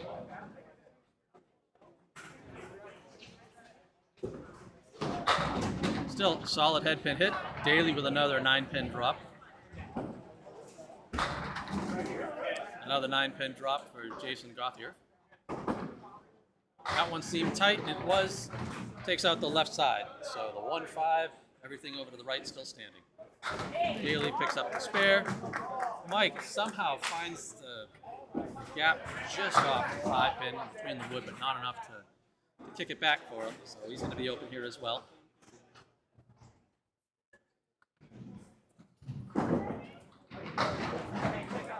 Corey caught the head pin and the ball's still on the plate, but looks like he's left with a 5, 9, 10 as Mike really hates that 5-pin.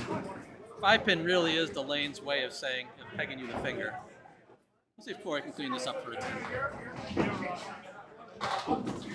Takes out the 5, 9, but the 10 stays stubborn. So 99 through 8. Mike is at 102 through 8.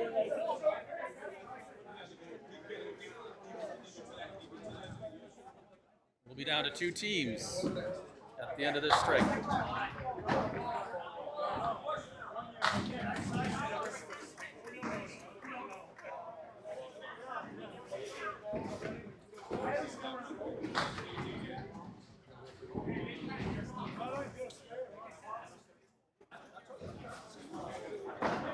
Oh, they disabled the ball triggering so that they can clear the ball.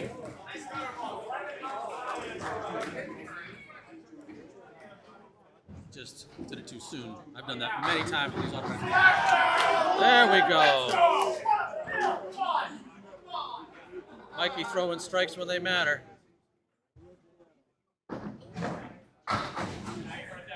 Corey, once again, right on the head pin, but second spread eagle of the half. Certainly not what he'd want to see. Don't rush it. Take your time. You still have a good string going here. Oh, Mary, if I get a chance to talk to him, I'll pass it along. Spare there in the 10th for Josh. Corey gives it a good run, but he's left with the 310. Looks like he's going to pick it off prettily. Takes the 10, so 109 through 9. Every pin matters, but they're having a little bit of trouble. I think Steve Jr. is really going to have to come together because the other lanes look really, really strong. Mike hits the head pin, kind of wraps around, gives him a baby split there with a 3, 5, 9, 10. That's why they give you 2 balls on a strike. So yeah, it looks like Gauthier's team is 26, so 55, 355. Corey's on the head pin, and again, another split, unfortunately. Sitting there with the middle triangle and the 10 pin. Mike found the gap. He has to settle for the 6 on it. Josh Daley's team almost a 400, a 398, as Denny Harris had a 150, and Josh had 148. Corey tight on that spare pickup.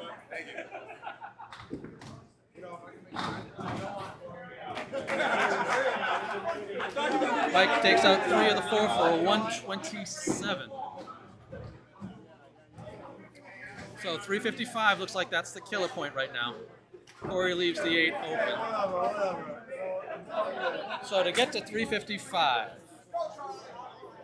right? Yep, to get to 355, that's the point. Looks like Charlie's team shouldn't be too bad to get it. He basically needs 27 pins and 28 pins and 5 boxes. Starts out off the head pin.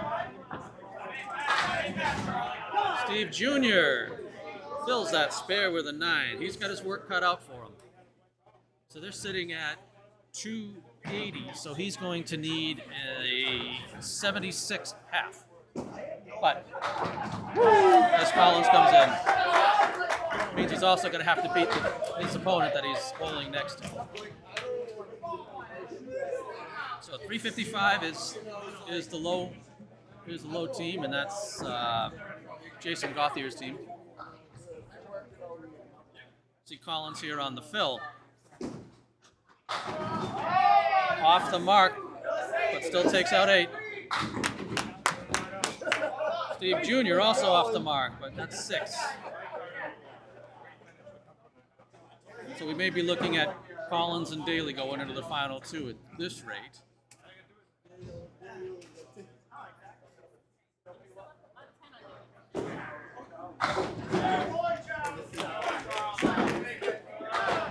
Oh! Steve Jr. trying to will his way through there with the swing. Settles for the 9, so 91 with 3 to go. He really has some work come out.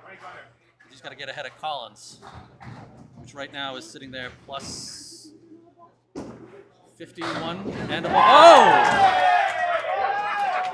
That probably seals it.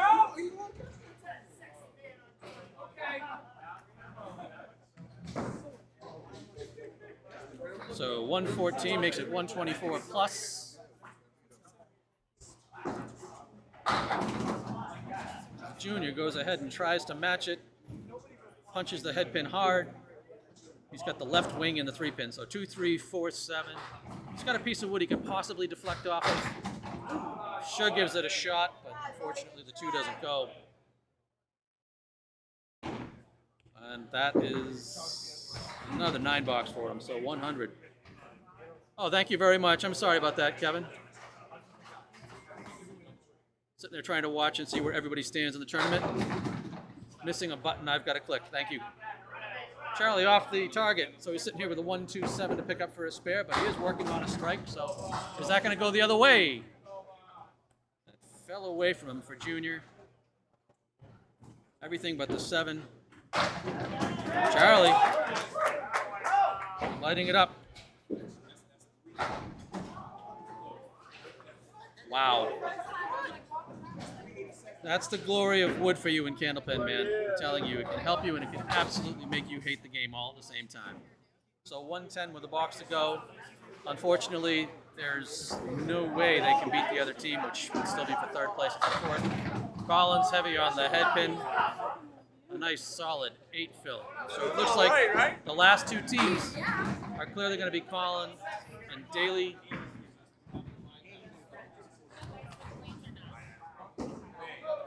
Oh.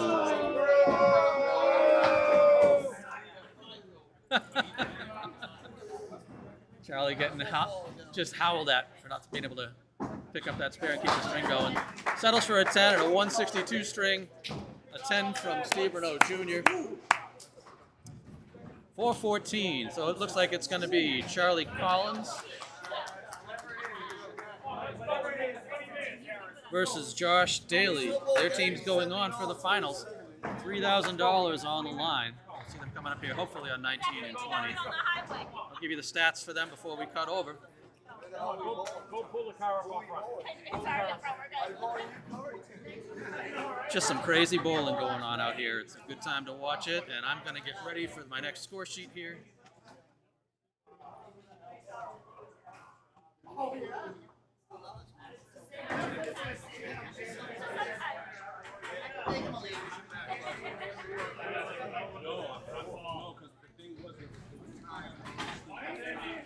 Sage Johnson.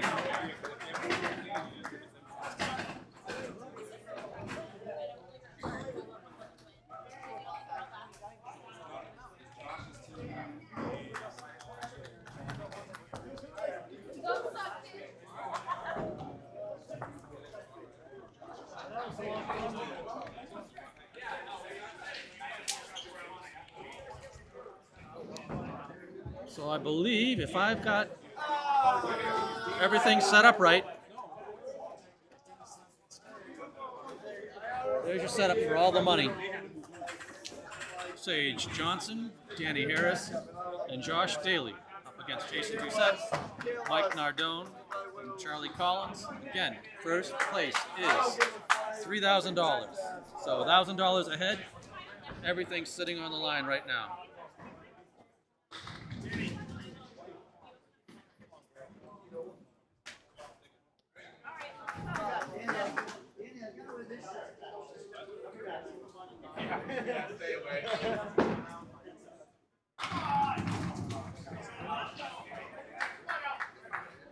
A big 9 drop by Sage to start it off. I've got to switch them around.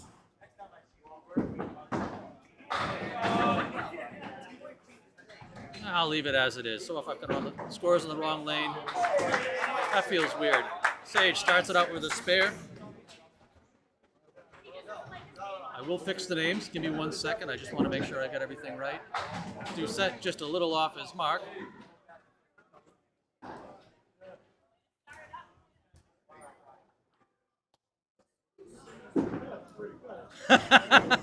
Yeah, Jeff, I'd love to give him that to you. I know he's up on the lanes. I figured he'd appreciate the laugh as much as anybody else.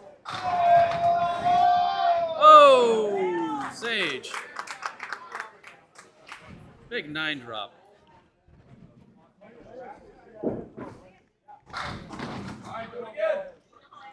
Jason a little off the head pin. As Sage makes it 2 in a row.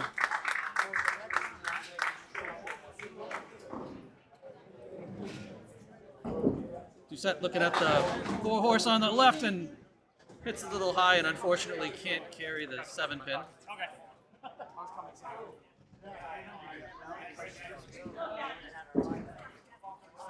Picks up the 10.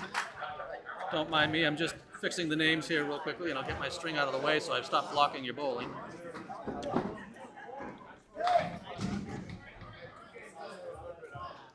Sage, unfortunately, off the head pin, takes out the left side. I'm there, Jeremy, I apologize for that. Just a bit going on at once.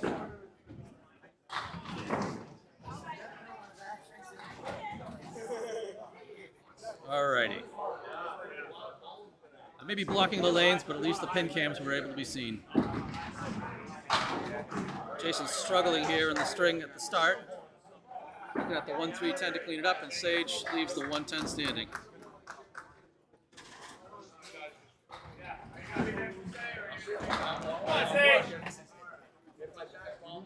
Jason settles for a 9. So the pressure of the money is riding on everybody, maybe? Who knows? Sage starting out her forward box, sitting at 41 after 3. Catches the head pin a little thin, and boy, a split turns into a 9 drop. So everything but the 3-pin from the looks of it. You thirsty? You want something? I'm good. Just got to get home to the wife. Thank you, though. Fun watching you. Nice that you did. It's 2-4-10, and Sage's wood gets in the way. Steve Renaud Sr. swinging by to say hello, and always offering beers. That's always nice. Jason tries to cap. Is that enough? No. No push on the 10. See if Sage can clean herself up here. She does for the 10. 51 through 4. Jason leaves it a little tight, so 37. Again, you know, it's tough. There's a lot of money on the line. This is the 12th string of the day for these bowlers. And there's quite the crowd here of people that have been previously knocked out. Sage off the mark. Takes out the right triangle, leaves herself the 4 horsemen to the left. Jason liked what she had and did the same thing. So both of them are looking at the 4 horsemen on the left side. We'll see how this plays out. Oh, she gets the back 3 and leaves the front. So just the head pin. Jason's shot at it. On the head pin, too heavy. Punches the 1-2 out, looking at the 4-7. So he's markless for the first half. Certainly not where he wants to be. Sage settles for a 9, but a 60 half. I'm sure Jason's going to pick up those 2 there with the easy duck. So 47, 13 pin split, and that split's pretty important because this time it does matter. Go, buddy!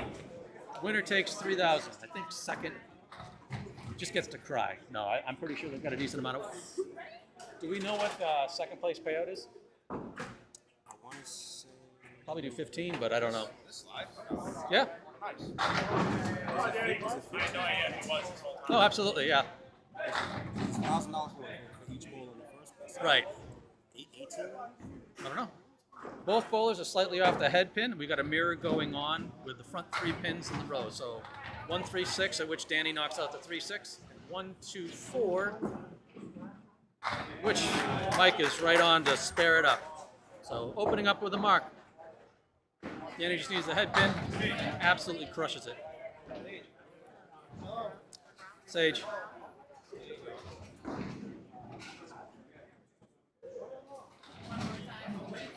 Alrighty.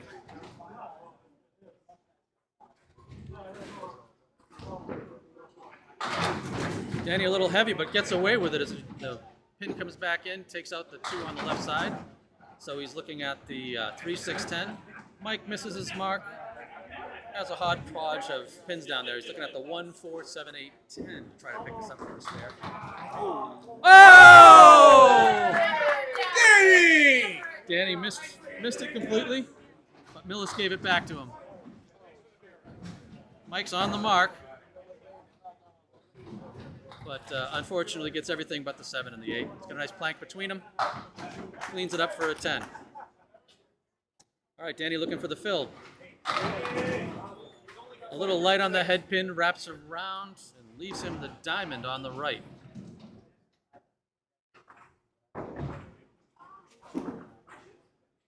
Mike also on the head pin. The back triangle on the right. All right, triangle on the left for Danny. He shaves 3 across the face, leaving the 5 pin standing. There is no buyback, actually, Corey, for the last couple of rounds. So we've been watching teams die out 2 per string for the last 3. It's been tough. Danny cleans it up for a 10. So does Mike. So a pin between them and 14 pins in the match so far. No marks hung yet.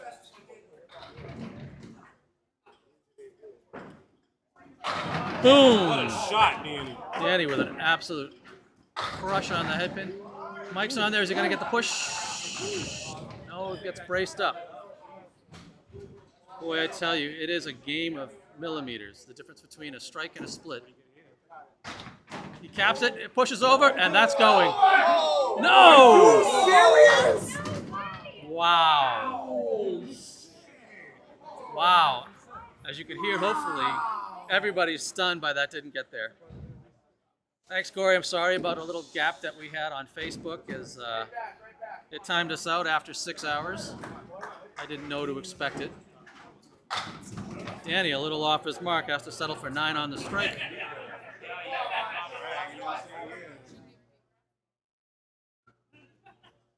I've had some flaws. I've had things not quite go right. Mike's up on the head pin, but unfortunately a little thin.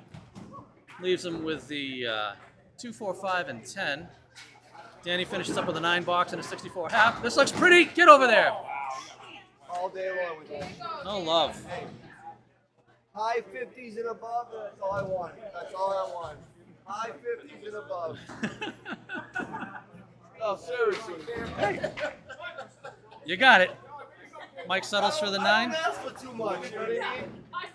So there is a 24-pin split Good pinning. I'm so proud of you, buddy. I like in that. favor of Team Daley at the moment, as Collins and Daley step up, give each other a little hug and good luck with the money on the line, and we'll see how this goes. Come on, Daley, what do you say, baby, huh? Corey, remind me, because I can certainly get you the full file. It's big though. That's my guy, that's my Josh guy. on the head pin, gonna be a push. Oh! Wrapped around, everything but the king. Charlie up a little high, doesn't get away with it as much. He's got a little plank there, but I think it's too far behind the 3-pin to really. Josh fires away. Both of these bowlers up over 36 mile an hour at the pins. You can tell because you don't see it on the scoreboard how fast they're throwing. Oh, Charlie just off his target. There you go. No. Hey! Glad to see you up there in New Brunswick. Oh, Charlie just off, so pin between them as Josh gets ready for box 2. I love streaming. I don't get to do it as much. But it's fun to be here for a day of this. It's been a good long stretch. Josh on the head pin gets some great action. It's not going to trip. He's got the triangle all the way over to the left, but he's got a great plank in front of it all. Looks like it's relatively square. Charlie a little off the head pin. He's got a little yuckier stuff to work with. He's got the 1, 2, 4, 9, 10. Wow, Josh went a little too far to the left, so it unfortunately wrapped around the 8. It is a game of just millimeters. Charlie gave it a good run on the head pin, but couldn't get the carry over to the 10 pin. Makes it fun. That looks like it's right on line. Charlie picks up the 10, so. Man, New Brunswick loves to catch on to our streams. Love it. I'm happy to put it up on Candlepin Corner's Facebook. As Josh goes ahead and back on the head pin, everything but the 4, 8. Charlie's on the head pin, but oh, there's a late trip. All right, that's better. So Charlie looking at the 3, 6. Josh looking at the 4, 8. He's got a nice piece of wood between them.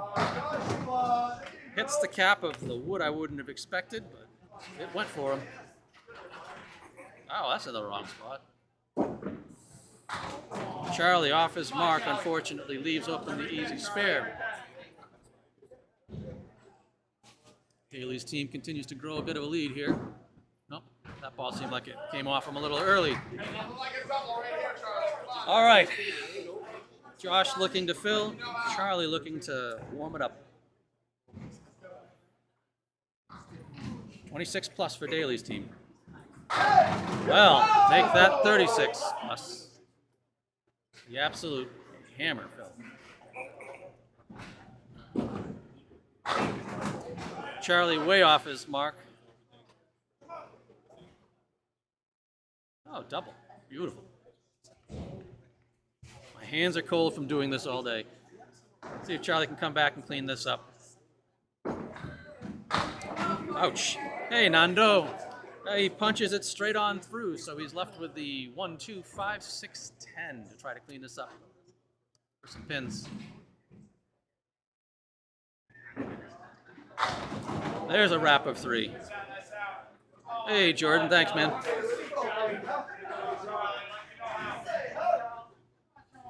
Alrighty, so Charlie settles with the 8. Josh working on a strike, so 60 plus. No, sorry, 50 plus. Brutal when you can get a hit like that and get stuck with the 5-7. No wood to help. Jordan, I'll see what happens. Charlie's up heavy. Is he going to get a push off the wall? All right, so Charlie's stuck with the 410. He's got some interesting wood. Josh is nailed on that pin. Kills the 5. Takes the 9 on the strike. The middle pin rolled out, but we've got, you can see on the pin cam, they're both angled. There is the chance for this to carry him. You kind of want to throw the ball. If he's coming across, a bit of a backspin. Whoa! All right, that's tough for Charlie. Josh misses to the outside. 68 for the half, though. That gives him a big lead. Charlie's wood blocked him on the other side, so the difference is 47. Second half is going to be really, really, really hard to come back for him, but hey, that's why we bowl him. Don't worry, I'll remember to get that thing out of the way this time.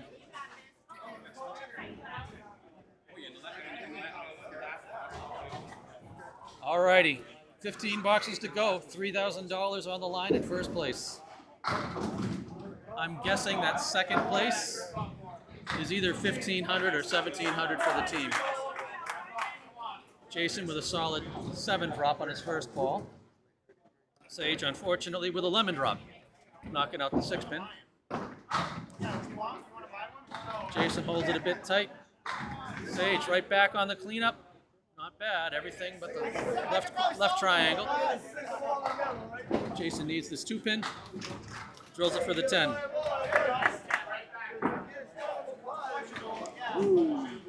Sage gets robbed by the wood. Has to settle for the 7. As you can see down in the bottom of the stream, the split is 44. That is live. And that is for all the money. It's good to see some open bowling in here today.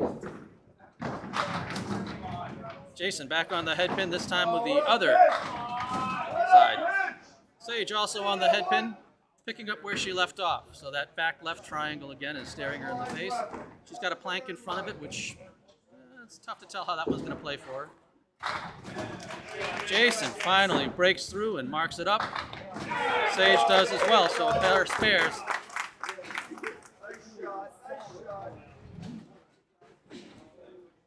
Things stay where they are. Both bowlers with a fill ball coming up. Jason's on his way. A little light on the head pin. Is it going to push the back? No. Sage. Also on the head pin, but this time she's got a bit of a split.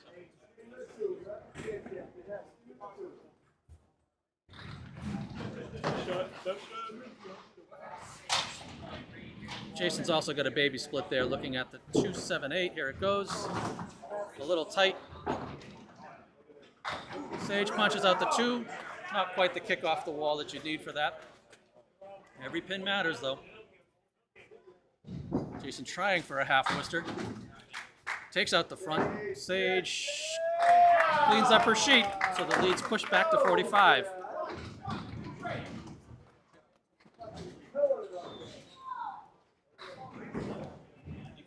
What's her average? She's got to be like 100 with these 2 guys.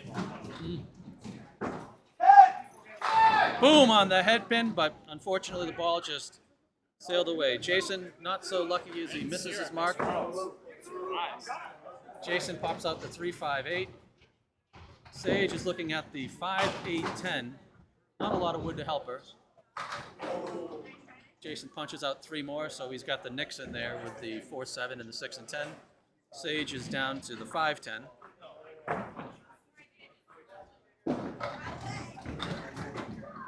Woo! Oh, what a bit! Telling you. Looks good. Jason takes 8. Sage takes 9, stretching out that lead 1 pin at a time, so it's now 46. You know how. Jeff, I think you came in here and jinxed your brother. Up on the head pin, giving himself the 3-1 split, unfortunately. Excuse me.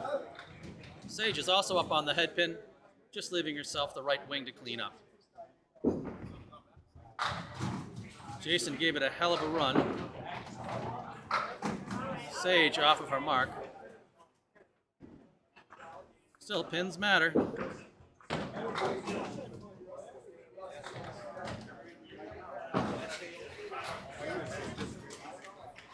$112 for Sage Johnson, $101 for Jason Doucette. I'm sure Jason is not happy with that result.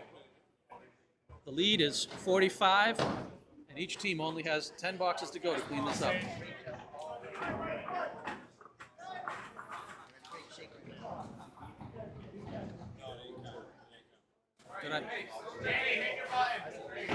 Did I miss something on Sage only getting a 7?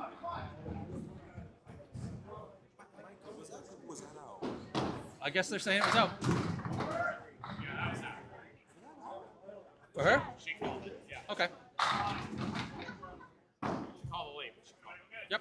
Was it out? Because that It was out. It was out? No, it dropped off. She called it. Okay. Dropped off just a hair, but Okay, Nardone picks up a spare. no, Sage, that's the right call. Yeah, that's great ball though. That's good bowling, yeah. You can always go back and look. Danny looking at the 8-10 without any help right now for a 10. He's going to settle for an 8 box.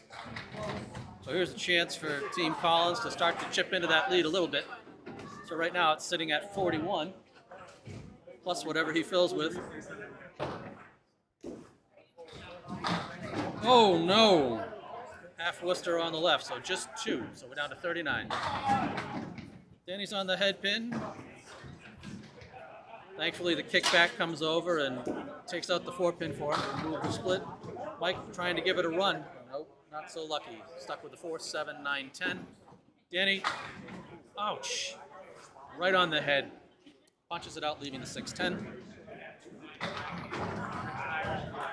Nice out by Nardone as he takes out the 4, 9, 10. And Danny squares him up with a couple of 9s. So we stay at a 39-pin split.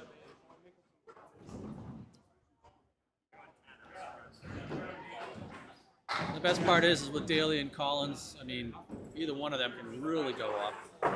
Mike Nardone off the head pin. So is Danny. Danny leaves himself a half Worcester on the right. Mike's got the 1, 3, 4, 7, 8. Unfortunately, misses the 1, takes out the 8. So 1, 3, 4, 7. See what Danny can do with the Worcester. Not too bad. Probably not what he wanted. He's left with a 6, 7, 10. But he's got a friendly piece of wood as Mike does a good job of cleaning up the 10 there.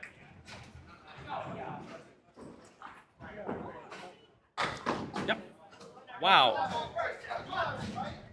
Right where I thought it wanted to be, but unfortunately didn't carry through the 10. So he picks up the 6, 7 and leaves the easy guy right in front of his head. Mike right back and firing on the head pin, everything but the king.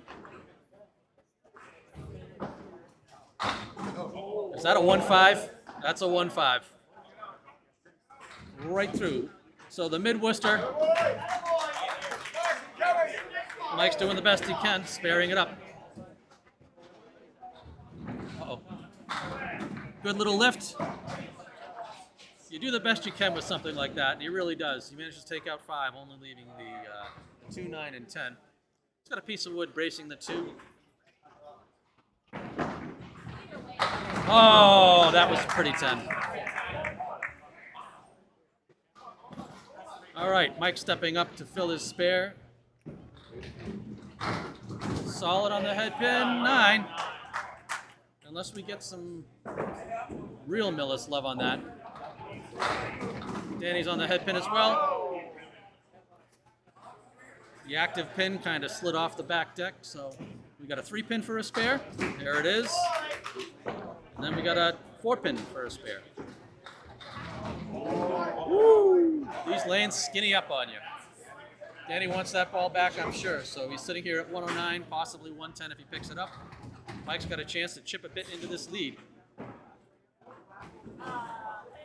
109 for Danny. And let's see what the fill is for Mike. The ball didn't quite come back, but every pin counts. He'll settle for 7. So 120 from Mike Nardone. That cuts the lead back to 21. So Charlie and Josh getting up there to get warm. And I'll get this out of the way as Charlie gets ready to fire. 21 pins, that's a lot to ask, especially when going up against Josh. But you know, Charlie is an explosive bowler, so is Josh. And a little bit of luck. We've got some help here. Oh! Wow. 1 for Charlie. Josh almost matched it right back up. Everything except for the head. Everything for the 10-pin. Sorry. See if you can shoot down the line. Sorry, 7-pin. He shoots down the line. Dead on it. That's a great shot from a lefty to kind of hang right in there on that line. Bananaed back right at it. Took it down. This is going to be great. Yes, it does.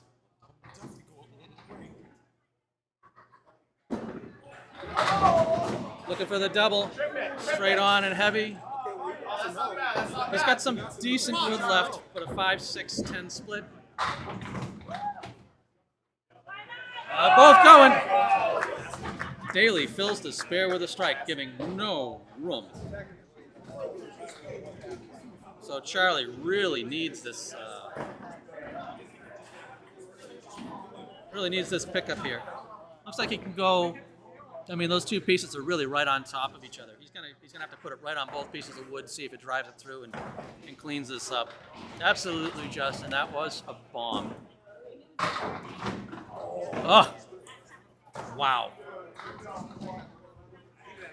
He did everything he could on that one, but unfortunately, Daley's going to stretch the lead out on this box. So he takes the 10. Daley's up 22 plus this next 2 balls. And normally my spreadsheet's so good. Unfortunately, I know that this is the version that I have that I didn't finish up my stuff on the second half, so I apologize. Charlie way off to the right, punching out the 6-10. Josh looking to put it away here. Takes down the walls, everything but the king. One more ball down the middle to put 3 in a row. Charlie coming back at it. Good on the head pin, but leaves the 2-4 standing. Josh, he knew it. Charlie picks up the 10. 10s are good, but unfortunately when you're throwing against a streak of marks, that's a tough way for it to happen.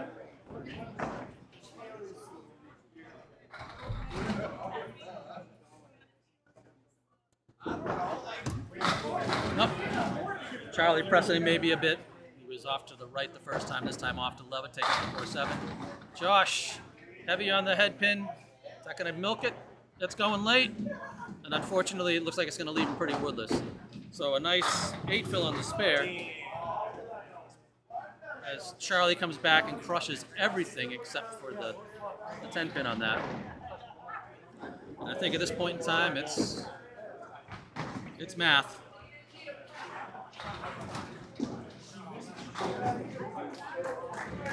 Charlie takes the 10. Oh, Josh with an 8 box, but at this point in time, up 39, well 38. It's mathematic at this point. Josh Daley, his team is going to take out the Outrun the Bear 350 team scratch here. Millis. Charlie, if you could only get 40 points for triple strikes. Drops another hammer there at the end. Josh. Wrong guy. Give him the split instead. Leaves himself the 6-7, but Not enough love to get there.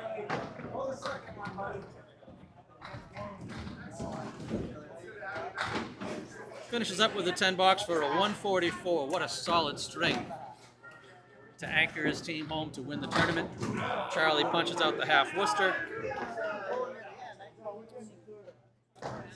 You know, with all of the bowling that's gone on,